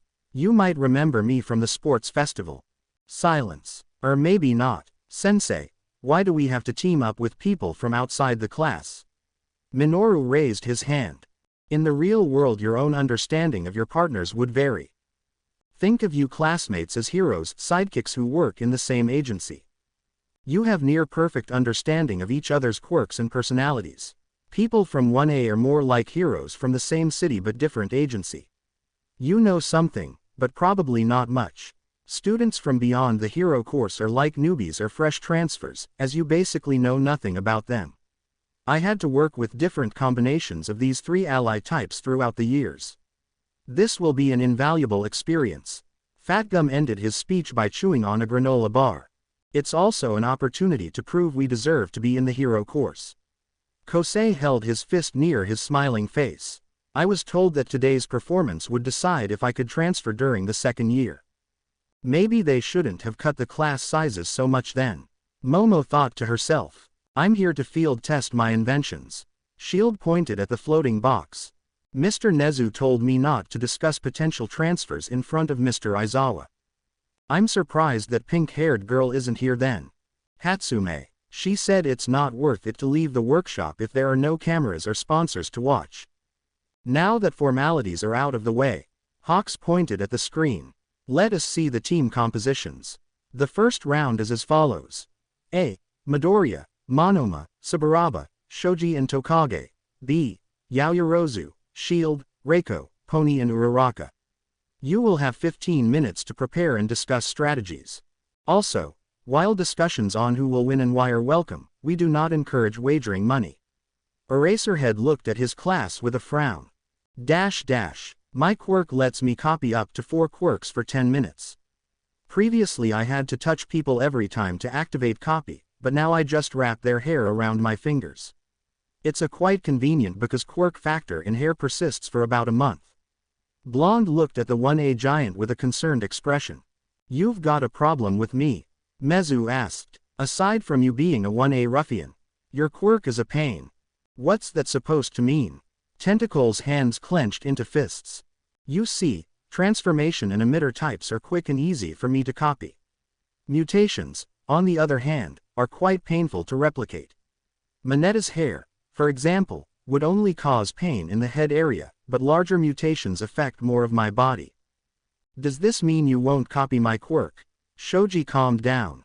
No, I like to think that sacrifices and victory go hand in hand. I'll take whatever quirks we have to win. Everyone except Tokage, give me your hair. Izuku pulled Nito away to have a private conversation. Greenhead pulled 3 hair rings from his pocket and handed them over. If you decide to use Sha or time erasure, at least be subtle about it, okay? We have uninitiated people today. Okay, now, let's test how TW and KQ work under me. The kitty worked as normal. Transformation into a vampire was painful, which was expected by vice presidents. Time stop could only last 3 seconds. Midoriya gave Monoma his cloaks, which 1B kid begrudgingly put on. You know what's weird? Back when I was 5, these temporal tricks lasted a lot less. The fact you have them this long right off the bat is remarkable. Izuku smiled. You know what else is weird? They don't talk to me at all, not even as internal voices. Nito put a hand near his ear and shook his head. Crap, he's getting wise. I guess you can't copy a consciousness. He let out nervous laughter. Yeah, you guess so. He caused Izuku to gulp. Anyway, do you know how to use a revolver? Yes, I practiced with Snipe Sensei Quirk using one. Good, here is one of mine. You might need it to fire explosive rounds, so to speak. The two of them returned to the rest of the team. Midoriya, Shoji and Tokage explained their quirks. I think it's time for me to talk. I can generate solid air structures with my mouth. They can be of any shape and size given enough time. The general studies kid blew on the ground and sat on an invisible chair. This thing is pretty tough, but it will disappear in a few hours. This guy reminds me of that stray cat I found back in the day. Kira said. The one you used as cannon. Perhaps we can replicate that technique. Saburaba-kun, can you create invisible projectiles? I mean, yeah, but they aren't that threatening. We might as well throw rocks. Monoma has copied Killer Queen. It can transmute objects into bombs. Together you two could create invisible mines or invisible grenades. Nito and Kosei looked at each other and nodded. I suppose it's a solid way to combine our quirks. Still, I prefer to use solid air defensively to create strongholds.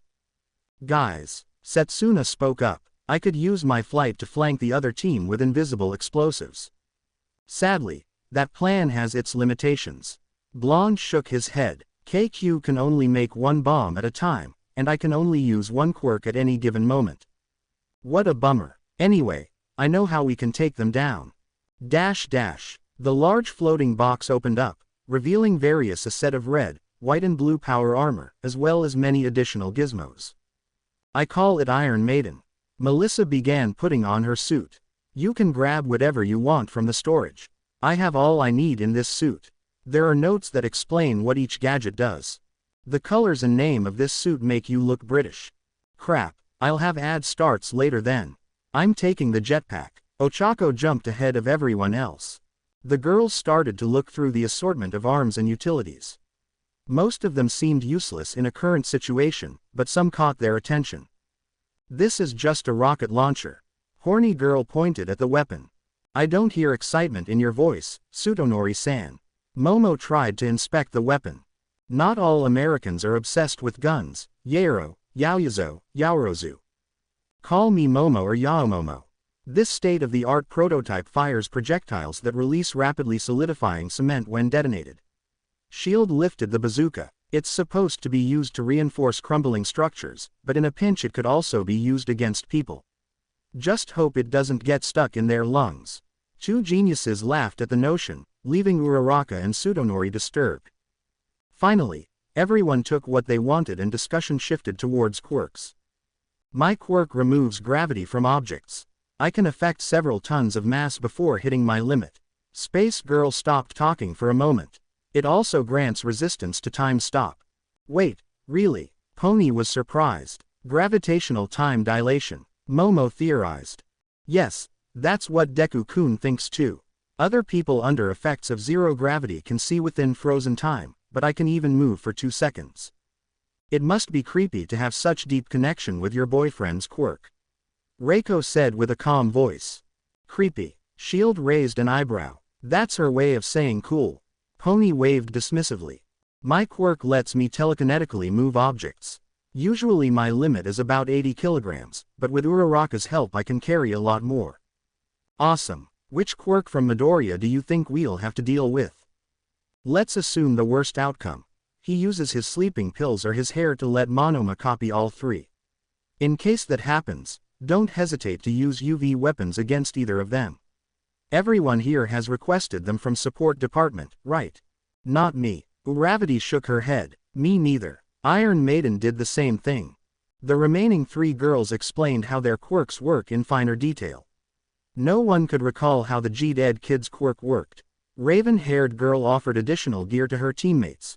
Nausea medicine, helmets, stun grenades and more. Kosei created an invisible ball that got turned into a bomb and put in a floating arm. Chima marched forward. Izuku and parts of Setsuna moved ahead of their teammates to scout ahead. One of Lizard Girl's eyes noticed the space team flying in the distance. I see Uraraka riding a jetpack. She's carrying some other devices with her. Her mouth spoke. I'd say I blow her mind right now. Ochako could see bits flying towards her. At first thought about shooting a net gun, but they were small enough to slip through the holes. Instead, she took a blaster with a snowflake sign and fired it. The few parts she hit got covered with a layer of ice and fell down. Uraraka couldn't help but feel good about it. Quadruple A. Lizardy groaned from unexpected suffering. What's going on? Phantom Thief asked nervously. She has a freezing weapon. It's like Todoroki but on a smaller scale. Hee hee, she's smiling. I'll make sure to smile back once she's done. Space Girl pulled out 2 knives. I can do this. I'm just as good as Yaomomo. She started swinging at the incoming body parts. It was working. She managed to slice 3 of them, now she needs 2. Boom. An explosion occurred behind her and completely destroyed her means of transportation. Setsuna tried grabbing her with the parts, but the brunette kept slicing even as she was falling. Right before getting splattered against the ground, she activated zero gravity on her body and suit for a brief moment. This allowed her to land safely in an alleyway. The girl noticed the body parts still floating in the sky, as if they lost track of her. The girl turned on the radio in her helmet. Uravity speaking. My jetpack has been destroyed by Tokage, but I am fine. Roger. We are approaching. Cough. Cough. The radio went silent. Deku-kun must have attacked the other team. What to do? Dash dash. Izuku and Lizard Girl's ear were moving towards the B team's backline.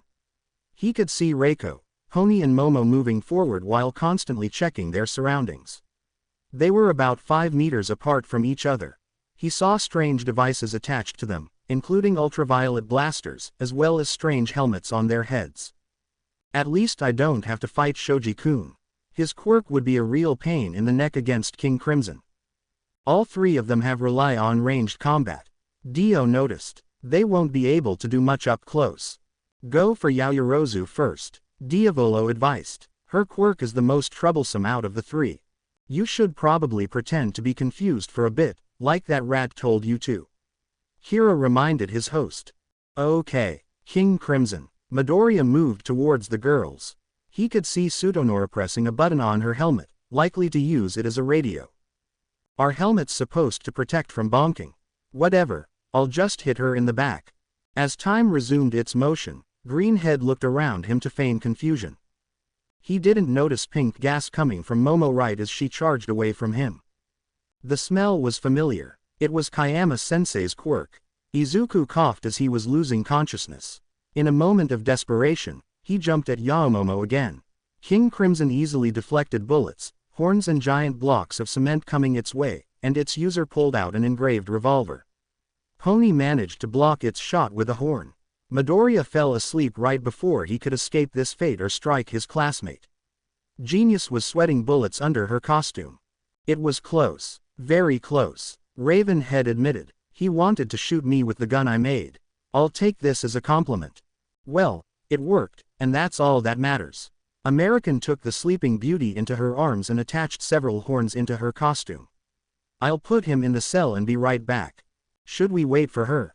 Reiko wondered. Guys, help. Uravity's voice called through the earpieces. I'm on my way, Melissa answered. We are coming as well. Momo gestured her teammate to move. Dash dash. Good news. Uravity is approaching us and she apparently doesn't know I see her. Tokage informed the rest of her team. Bad news is that Founder has been caught. Emily, Kriti and Pony are moving towards us. Of course that 1A good-for-nothing was caught. Blonde complained. We will capture Uravity before her reinforcements arrive. Have you found Shield? No. My other eye is still looking for her. Uraraka is there. A piece of flesh made a motion towards a building. She's behind that thing, preparing her weapons. I'll smoke her out and you guys get her.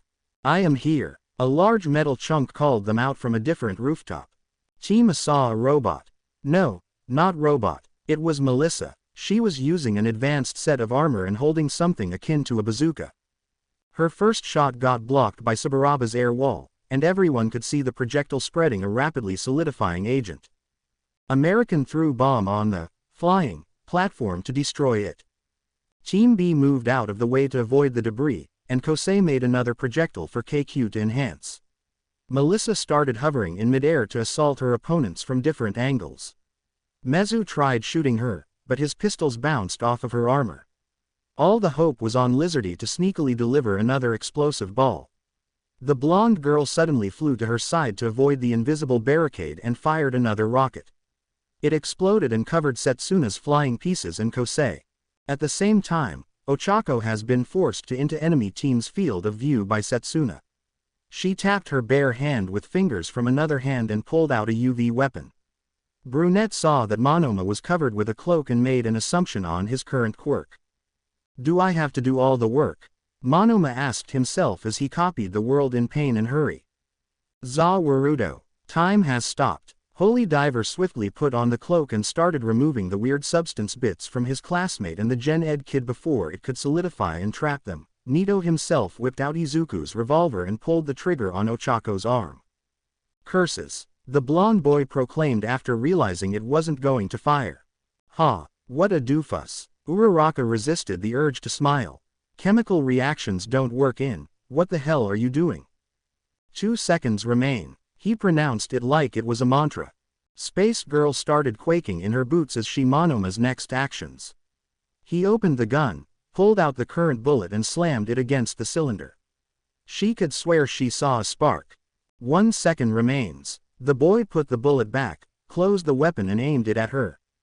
Shit, shit, shit, I need move out of the way. Time moves again.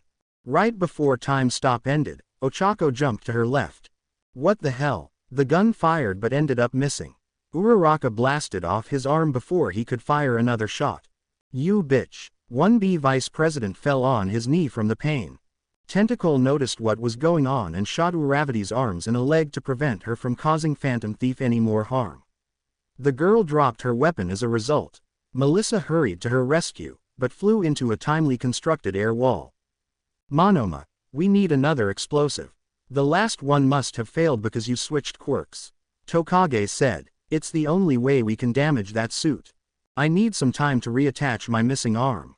He responded after Shoji tried putting in its place. Surrender. Momo announced her presence with a scream. She was holding a launcher visually similar to Shield's gun. Mezu aimed at her but his hands were admittedly shaking. He also noticed Melissa recovering from her confusion. Fuck me. Tokage couldn't resist swearing in such a dire situation. Guys, look up. Kosei pointed at large pieces of rubble in the sky. My friends from the other side are holding the sword of Damocles above your heads. Reiko claimed as she appeared near Yaoyorozu. Fuck me twice. We aren't getting fucked today. Certainly not by Kendo's plaything. Nito said after putting his arm back in place. Saburaba, cover our heads. On it. He started making barriers above them. Shoji, I'll make you close the distance. Hit them like you mean it. What? The giant couldn't understand the order. You've already lost. Reiko moved all the debris at her enemies. We have technological advantage. Momo fired a large net at them. We have the world. Time has stopped. Monoma had TW throw the net at Shield and Uraraka, then toss Shoji at Yanagi and Yaoyorozu. All while repeating his countdown. Hopefully, the 1A overgrown simpleton will figure out what to do. Uravity noticed his moves and barely managed to activate her quirk on Iron Maiden and push her away, all while her arms and leg were suffering. Time began anew. Shoji crashed into Reiko, causing her to lose control over Poltergeist. Instead of flying towards her opponents, the stuff she was holding instead to float aimlessly. Ochako saw it and cancelled zero gravity before passing out. This caused the rubble to fall down. Air walls and Muda Muda barrage made short work of whatever was directly above Team B's core. Kosei and Nito didn't seem to notice that Miss Shield wasn't caught by the net. In the meantime, Mezu stood up and aimed at Momo, who already managed to retreat a bit. The genius made a sad face and tried to plead. You wouldn't hurt me, would you? She looked like she about to cry. The mutant gulped and his arms began to shake. He loves her. Does this mean he shouldn't harm her? His train thought of was interrupted when his firearms got covered with violet glow and snatched away from him. The big boy turned around and saw Emily raising her hand in a last-ditch effort to aid her team. Deciding not to take chances, Mezu stomped her hand as hard as he could, thus causing loud screams from the pain. He turned towards Yaomomo and saw pulling out a Tommy gun from behind her back. You wouldn't hurt me, would you? Heteromorph tried to play the same card. Not if you surrender like a good boy. When Shoji tried to take a step forward, Yaoyorozu shot the ground extremely close to him. I take it back. You are crazy. He stumbled backwards. I suppose spending time with Hatsume-sam has, hey. Setsuna's disembodied elbows and knees got a hold of the weapon, distracting Momo and giving a chance to close the distance. He took the gun, grabbed her arms and head-butted her to make sure she doesn't keep creating headaches. Sadly for him, headache came from a different direction as something crashed into his noggin. Saburaba was getting tired and his lungs were sore from overusing his quirk. Hey, I can't keep doing this for much longer. Then we'll have to wrap this up quickly. Monoma finally fixed his arm and shot the remaining 5 bullets at Melissa as she tried to stabilize her flight with no gravity. 1B Vice President's quirk disappeared from under its cloak as he turned around to discreetly charge a shot imbued with Killer Queen's explosive energy. The boy made sure to only summon a hand as to not expose his plan. Melissa decided to repeat her strategy with charging to the side to catch the other team defenseless. Another rocket was fired. The world, do it again. Shit. Phantom Thief threw the firearm at Lizardly's bits. The next moment he and exhausted Gen Ed students got covered with solidifying agent. Ha! Way to keep track of your cooldowns, genius. Blonde girl taunted her captured foe. Tokage arm and eye lined up just enough to fire at the shield. Right as the bullet came in contact, KQ appeared near Nito to press the switch and mangle the metallic menace. Even the girl herself received the blowback as she fell on the ground. Way to keep track of your opponents, genius. Blonde boy was not passing a chance to return the favor. Pony moved as fast as she could to deliver 1A Vice President to the cage. On the way there she couldn't help but notice how cute he was under the mask she removed. Putting those thoughts aside, American delivered the boy and moved back into action.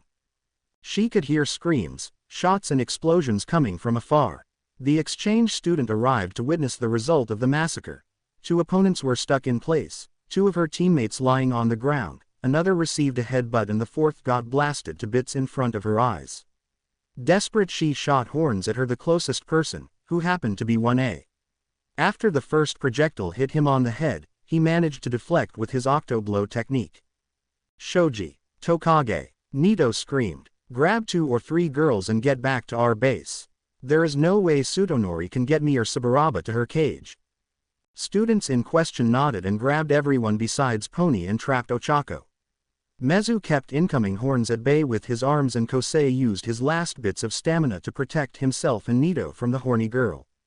Team B won the match 3-1. Monoma requested help in getting out of his predicament, as he wasn't confident in his ability to not blow himself up by accident. Recovery girl had to treat a lot of wounds after this match. That was pretty intense, Asui commented during the aftermath. Everyone fought tooth and nail. So manly. Hiroshima jumped in excitement. Uraraka-san, I saw you move alongside Monoma-kun when he screamed Zawarudo. Honanuki said.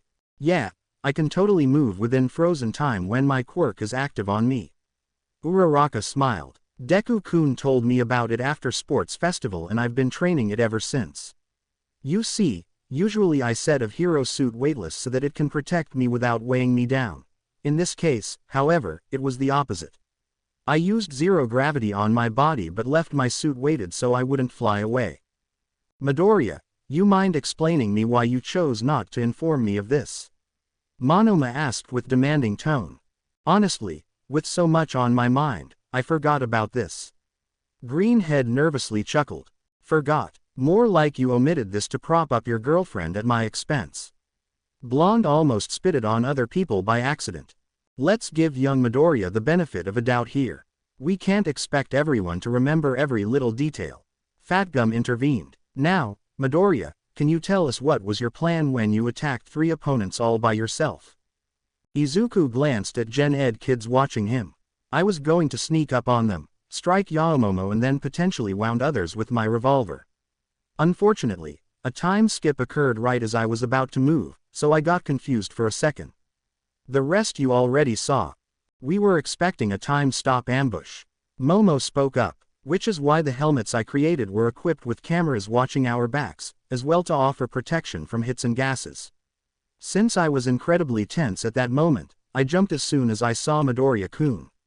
I figured that to bypass his supernatural strength I'd need a large unblockable attack. Kayama-sensei's gas was my choice. I think the part of having a digital watch in the helmets goes without saying. Everyone applauded at Momo's ingenuity and resourcefulness. Sorry, guys, I fumbled this one. Izuku bowed down. Bowing? Seriously, are you going to fall on your knees next time? That girl is a pain in the ass. You sure did, Deku. Katsuki growled. I had to carry this entire team without your sorry excuse of a. Monoma barely blocked Kendo's hand coming at him. Don't insult my Izuku. Redhead ordered him. Tisk. Fine. He grabbed the rings from 1A students and tossed them at their wielders. Moving on. Shoji, you did not shoot Yaoyorozu when you had the chance. You didn't hesitate to attack Yanagi and Uraraka when they stood in your way. Hawks brought everyone's attention to the mutant. What was your reasoning? Mezu sighed and looked at Momo. She nodded. I love her. What? Mineta jumped from shock. I knew it, Ashido said excitedly. Takes balls of steel to admit it so easily. Tetsu made a gesture of approval. Let's hope the boy doesn't fall for villains then. BMI Hero joked. Wait, isn't she already dating out President? Shishida wanted to clarify. It's fine. Asuka raised her hand. Yaomomo is beautiful. I can hardly blame other people for wanting to be with her. Well, Ravenhair pointed her index fingers against each other. If she's okay with this, then I must be okay too. Ah, half of the students admired the display of cuteness. There goes her innocent maiden act. 3 teenagers thought. Midoriya, Shoji, I hope you will not repeat these mistakes during license exam. Eraserhead stared at 2 boys. I have no complaints regarding my class. Vlad King said. Everyone did their best regarding the situation. Especially you, Monoma. The way you used Midoriya's quirk makes me want to see you cooperate more. Blonde boy wasn't sure if he should take it as praise or a threat. By the way, Shield-san, how did you manage to get past me? I had an eye looking just for you. Setsuna asked. My suit has had a camouflage system. It's not as good as invisibility, but can work if people don't expect it. Are you sure you can still go without your suit? Shoto sounded concerned. I imagine it would be hard to keep up given that you lack. It doesn't matter. Melissa interrupted him. I have the drive and the tools to be a hero. Besides, I'm not a one-trick pony that falls flat after its trick is played out. I have other gadgets to work with. Bakugo snickered while looking at Shinso. Chima consisted of Hagakure, Tetsu, Kendo, Shield, Todoroki. They started by explaining the quirks from both sides, as well as examining Americans' remaining gear.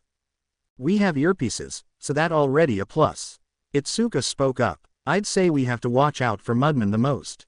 His quirk lets him turn large areas into traps where only can move freely. Too bad none of us can fly.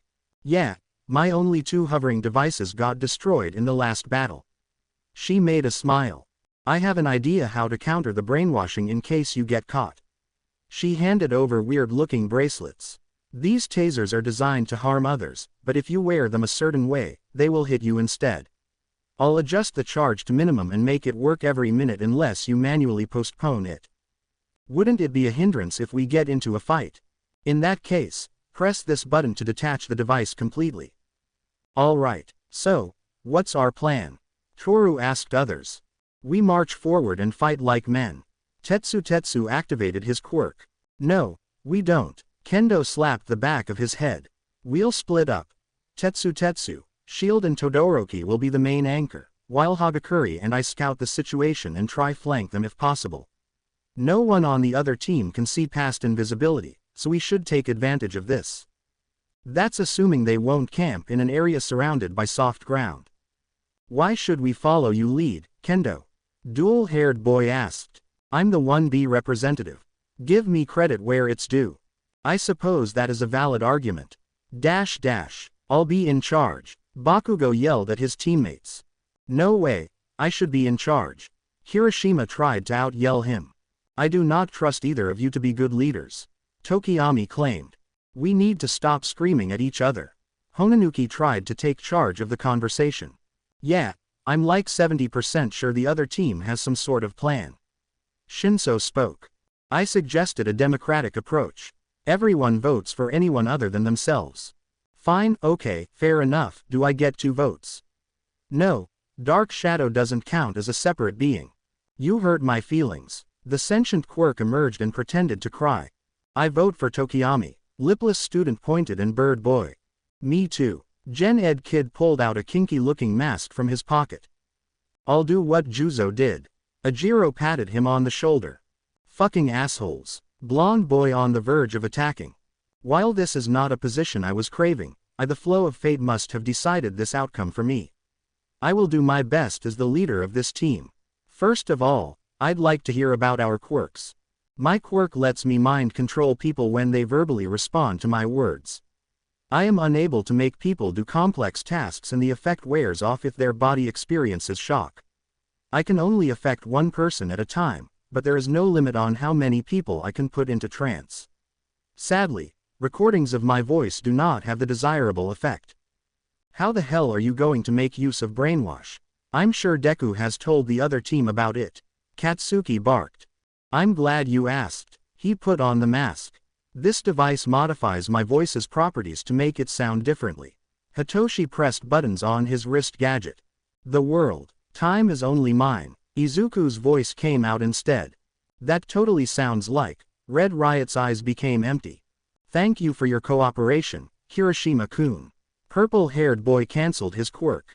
Why does your mask look like a muzzle? Dark Shadow wondered. Were you muzzled as a kid or something? No, he shook his head. But I am hoping to provoke responses through disgust or curiosity. I also trained with capture scarves that Arashid uses. Don't expect me to do the same tricks as him though. Moving on. Let us familiarize ourselves with remaining quirks. Dynamite flew forward to scout out the situation. He and Tokiyami would not do well when close to each other. Mudman was preparing a trap for the on a street. The other 3 were going to act as bait. They tried to move through alleyways to minimize chances of being seen first. Unfortunately, Itsuka and Toru saw them first. Of all the gadgets Immersion had left, they went with a freezing ray and capture gun with reinforced nets. Ajiro got trapped in place but DS managed to get Fumikage and Hitoshi out of Net's way. Where are they? The attacks came from that direction. Red-haired boy pointed in a specific direction. Another frosty beam trapped Tsukuyomi in place. Here goes nothing. Minjak thought as he started to growl like a dog. I've been a bad doggy. Punish me. He suppressed his desire to laugh at his own words. What the F? Kednu fell for it. So ho. Hagakuri did it as well. The girls dropped their cover and gave their weapons. Shinso took one of the gadgets and decided to take the prisoners back to the camp. Ajiro and Fumikage had to brute force their way out of ice due to lack of heat. Just as they were about to split, female students were hit by electricity seemingly out of nowhere. Before they could act, one was restrained by capture tape and the other got hit in the head by DS. We attacked while they were still confused. So not manly, guys. Kirishima complained. There's no time to worry about semantics. Hitoshi tried to lift Itsuka. God damn it, she is heavy. Dude, I think you don't work out enough. Red Riot lifted her effortlessly. Kirishima, we need you to deliver our prisoners to the base. I suspect Shinso would take too much time and I am still needed here as the leader. You know I'm still Khan. Toru received a bonk on the head from Dark Shadow. No, you are not. Now I have to miss the fight. Lame. You won't have to if you get back fast enough. Let me grab their earpieces. Jeed Ed Kid took the things in question. The core of Team A got assaulted by Bakugo, who stood high ground and spammed explosions downwards. Todoroki was able to counter most of his attacks with ice walls, but occasionally the team got hit. Blonde boy flipped his foes and moved backwards. Battle Fist, come in, do you copy?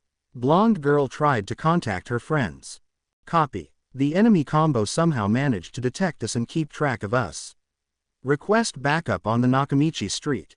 Itsuka's voice responded. Hold on. We are on the way. As the teenagers got to the specified location, their feet began to sink. Tetsu managed to grab Shield and toss her far away from the affected area. The genius tried to look around and find the opponents. Steel Boy and Dual-Haired Boy got bombarded by the Explosive Boy again. Just as heterochromatic team tried to make a barricade, it started to soften in front of him. The entire street was a trap. Todoroki, I've grown a lot since our last encounter. This time I won't be trapped in your ice. Mudman's voice echoed from below. You are not the only one who's grown. Tetsu. He turned towards his teammate. I'm going to smoke him out using fire. Can you withstand extreme heat? You bet. Shoto let out a hellstorm that melted all the soft ground. Bakugo was forced to retreat due to sweating even under his hero costume.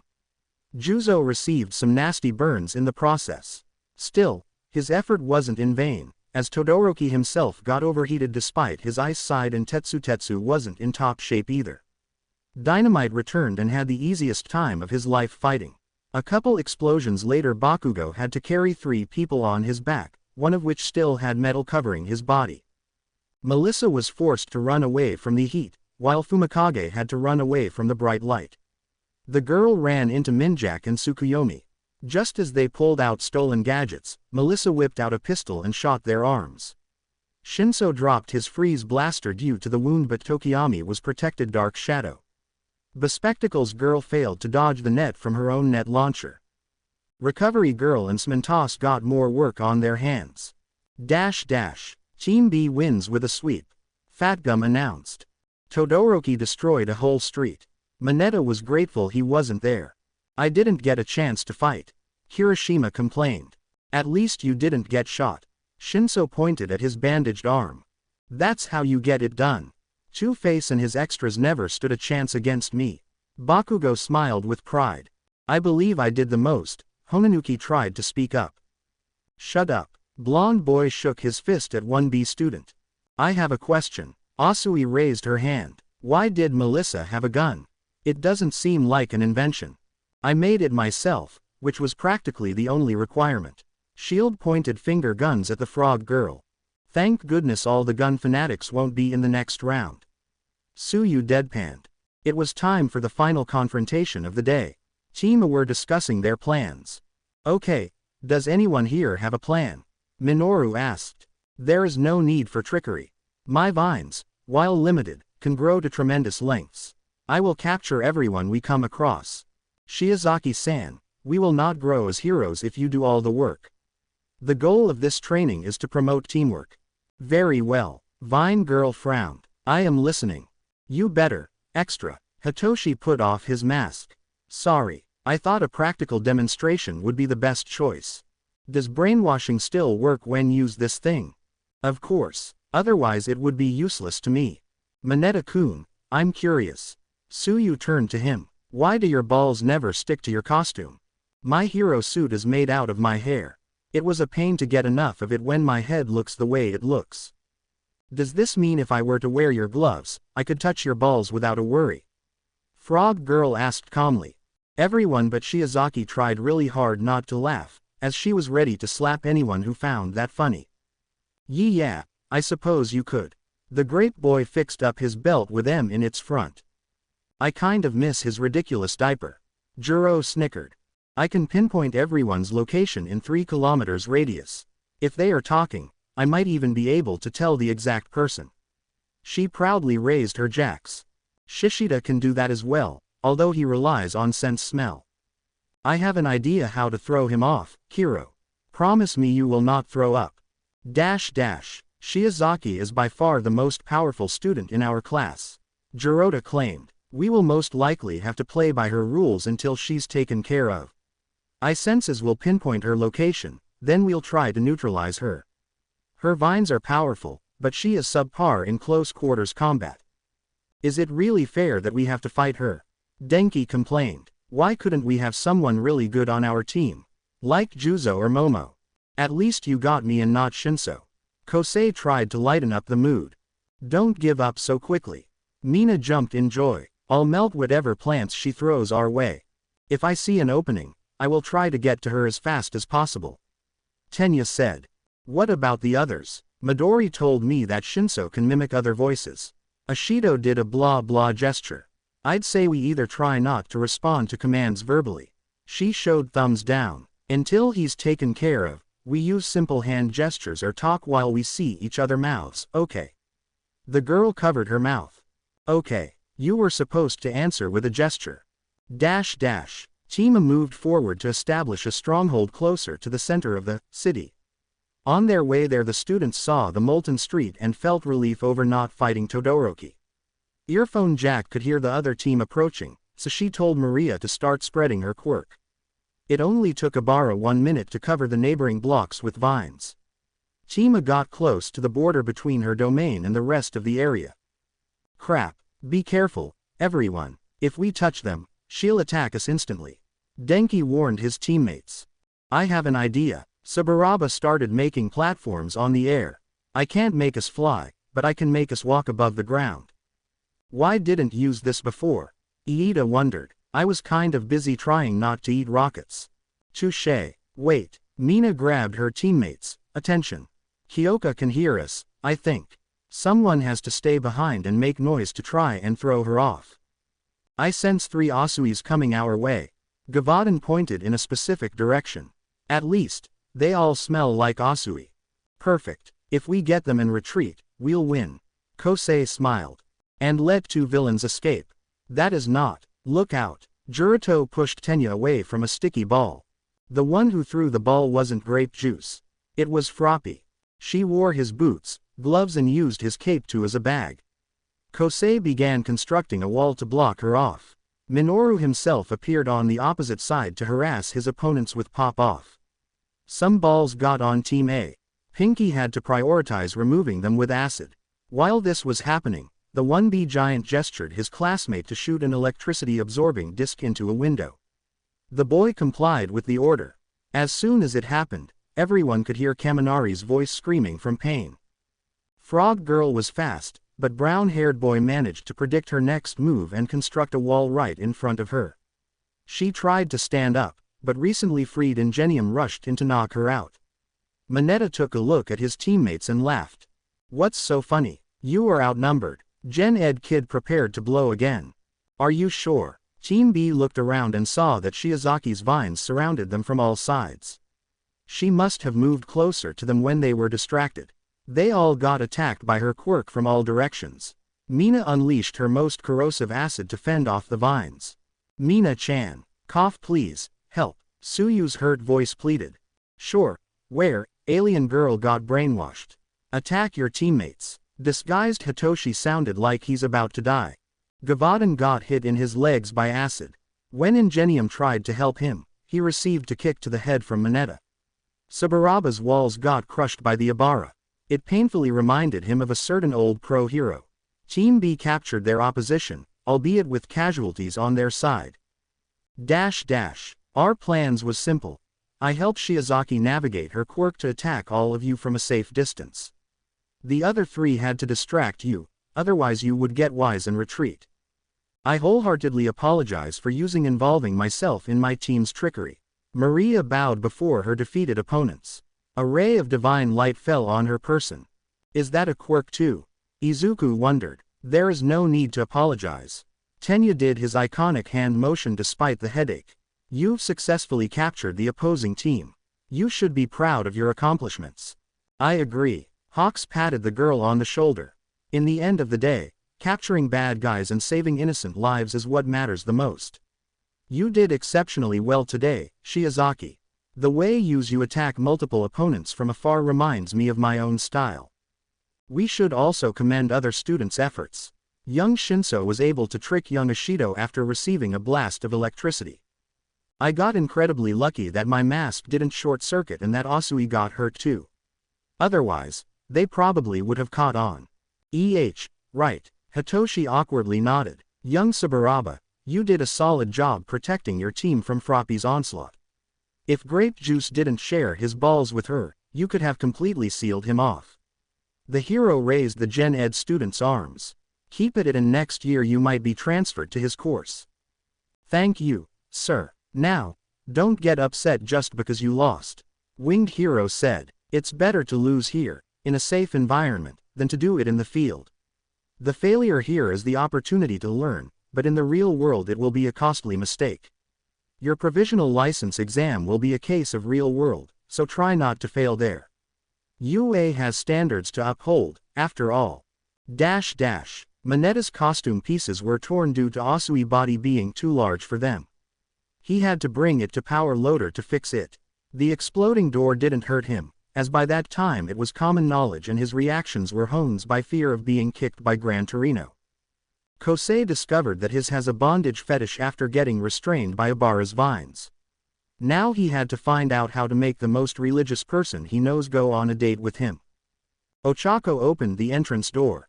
She expected Deku and other girls to return from wherever they went, but no. It was her mother, Tako Uraraka. The girl jumped forward to hug her parent. "Mom, I missed you. I missed you too, darling. Were you injured?" The woman pointed at girl's bandaged limbs. "My classmate shot me during training today." She chuckled nervously. "Shot? You mean with an actual gun? How could he?" The mother was distraught.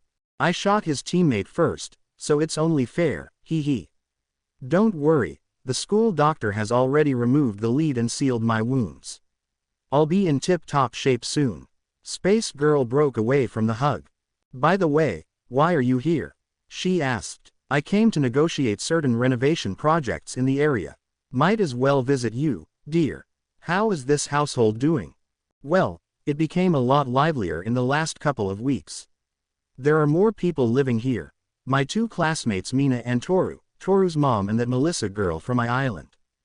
They are dating Izuku, right?" Tako smirked. "I don't like that face expression." Ochako thought. "Correct, and if you are not, also correct." The mother couldn't help but giggle at the notion. "Why are you even asking me this, Mom? Since business has been doing well lately, I figured we should provide you with a separate apartment again." She pulled out a stack of banknotes. "This is enough too." "No, I'm not leaving." "But Ochako, aren't you uncomfortable being here? I mean, being called someone's girlfriend when you aren't one must be frustrating." Taka put a hand on her cheek. "Tell me about it. It doesn't help that Hagakure is a non-subtle masochist. I wonder if anyone clumps me in the same boat as her. Anyway, I'll probably sound petty and spoiled if tell her the truth. It doesn't bother me, honest." The teenager awkwardly smiled. "Plus, this house is really comfy. I won't let dumb rumors get in the way of its good vibes." She is definitely hiding something. Could she really be shy about admitting her feelings? "In case you change your mind, take this." She handed over the money. "Try not to spend all of it on mochi, okay?" "Okay. Hello, Mrs. Uraraka," the feminine voice from behind called the woman. The brunette woman turned around and saw Inko Midoriya along with an invisible person. "Hello." She bowed in response. "I don't believe we've met before. I am Tako Uraraka, the mother of her Ochako.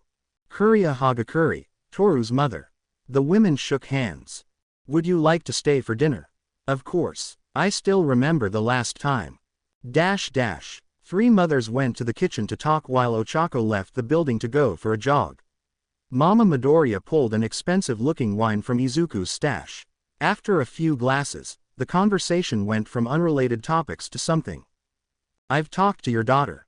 She's a brilliant girl. Modest one, too. Sigh, I wish my Toru was more like her," Kuria said. "What is wrong with your girl? She is open-minded, as she likes to put it. I just call it perverse. Toru is a teenager. Aren't they all like this?" "Yes, but not to this degree. My girl, she does things I'd be too embarrassed to do. Things straight from R-rated movies." The woman was blushed, but no one could notice it. "Like what?" Tako wondered. Elder Hagakure gulped before leaning in closer and whispering the answer. It wasn't necessary as Inko knew everything too, but Kuria was too shy to say it out loud. "Wow." The brunette poured herself another glass. "That's certainly risque. Is Izuku fine with this?" She looked at his parent. "My pumpkin, he's entitled at times." "I see. Ochako probably wants to date him, but is too shy to engage with such behavior." "Have you tried talking to either of them?" Mama Uraraka asked. "I don't think I have the right." "What are you talking about?"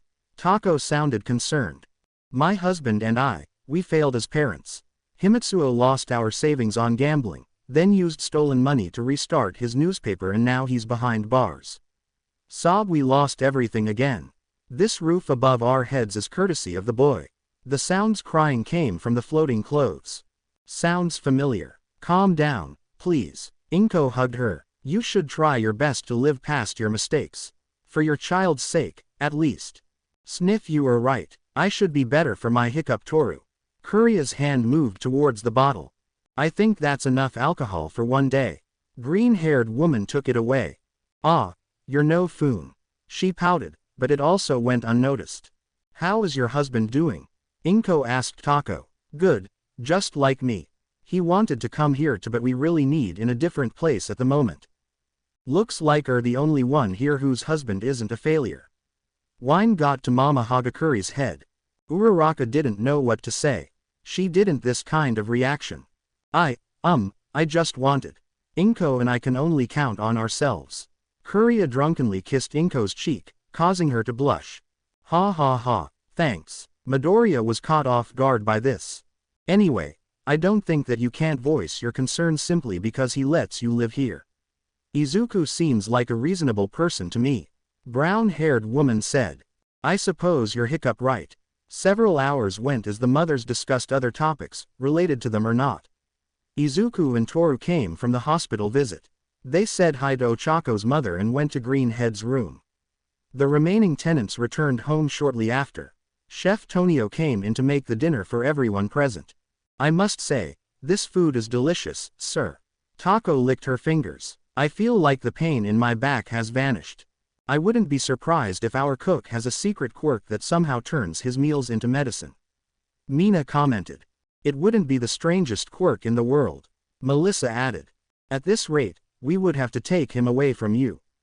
The elder Uraraka joked. Over my dead body. Izuku tried to sound menacing. Everyone laughed at this joke, although Inko was more nervous than amused. So, what did you kids do today? She asked the teenagers. Team battles along with our sister class. Sounds interesting. Did you do well? Midori got his butt put to sleep. Alien girl giggled. Sleep. Was Kayama-san participating? Inko wondered. No, but Yaomomo could apparently make the exact same gas. Midori's imaginary friend couldn't help get him out of that jam. Hey, it's not my fault. He looked at Mama Uraraka. I got skipped in the middle of my approach. Anyone would be confused by this. I don't know. Yaoyorozu seemed alert enough to act immediately. Blonde said. You were supposed to be on my side, Melissa. Izuku proclaimed in faux fury. Sorry, but I am on the side of facts. She smirked. Facts. Okay, here is a fact. Monoma-kun trashed your metal suit. With my quirk, I might add. Monoma. Oh, right, the kid with a copy quirk. Kuria remembered seeing him on TV. How was I supposed to know he can switch from TW to KQ so quickly? I was certain he had the same restrictions as you do. Damn, I should have specified that my jetpack was exploded. My bad. Uravati though to herself. Expect the unexpected, I guess. She said. Right, I should have expected that he could go from time stop to mega bombs in a blink of an eye. Shield was annoyed. Speaking of time stop, Toru elbowed Ochako. Do I have announce it to everyone we meet? Brunette rolled her eyes. My dear, is it about you injury? Her parent got worried. What? No, it's about my quirk. I can move a bit when Deku or Monoma stop time. That's wonderful. Tako clapped. It must feel great to have such special connection to your friend. Yeah, I do feel special, hee hee. Let's switch the topic. Toru, why the hell did you let Shinso win? You had him and the others cornered like rats. He growled like a doggy and asked us to punish him.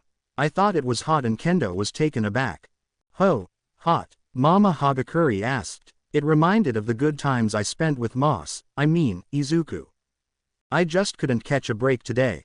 Horny girl complained. First my team got bombarded with Minetta's sticky balls, then I got a bondage lesson from Shiozaki and was tricked by Shinso into attacking my team.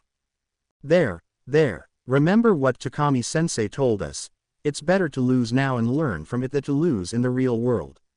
Green-haired boy patted her on the shoulder. The family dinner was over and people started to leave the kitchen. Izuku. Kuria was still brave from alcohol. I don't like how you treat my little girl. You see, his mouth got covered by Toru's hand. Mom, we are doing this because I want it, okay? And we won't stop just because you don't like it. Toru, you deserve better. Your father would shower me with roses when I took a wine bath. He was so romantic. You think Midoriya can't do that? He totally can, I'm just not into that. She determinedly hugged her boyfriend. Why? Why do you act like Midnight? Internet. I spend a lot of time there. Damn you, Internet. The invisible woman shook her fist and sighed. Someone needs to chill. Sorry. I'm still stressed over what happened to our family. You are everything I have left, Toru. Kuria started to cry. Her daughter and Inko rushed in to comfort her. It's fine, Mom. Remember what Dad told you. You need to learn how to live past our tragedy and move on. Toru said with a reassuring tone. She is right. Mama Midoriya caressed her invisible head. Let's go to your room. Your favorite show will start soon. Two mothers left the kitchen. I think we should go to my room, Master. The visible girl licked her hand and took the boy to her place. Dear, you don't engage in these same activities as her, right? Tako turned towards her daughter. I kind of hate when they're doing it because of how loud they are. Ochako confessed. You are no fun, Uravity. Mina showed her tongue to the girl. I have good earmuffs in my workshop. You can have them. The shield girl replied. Well, this has been fun. Bye, everyone. Tako waved before leaving. I hope you guys enjoyed this video and make sure to like and subscribe to the channel. Now we will see you in the next video.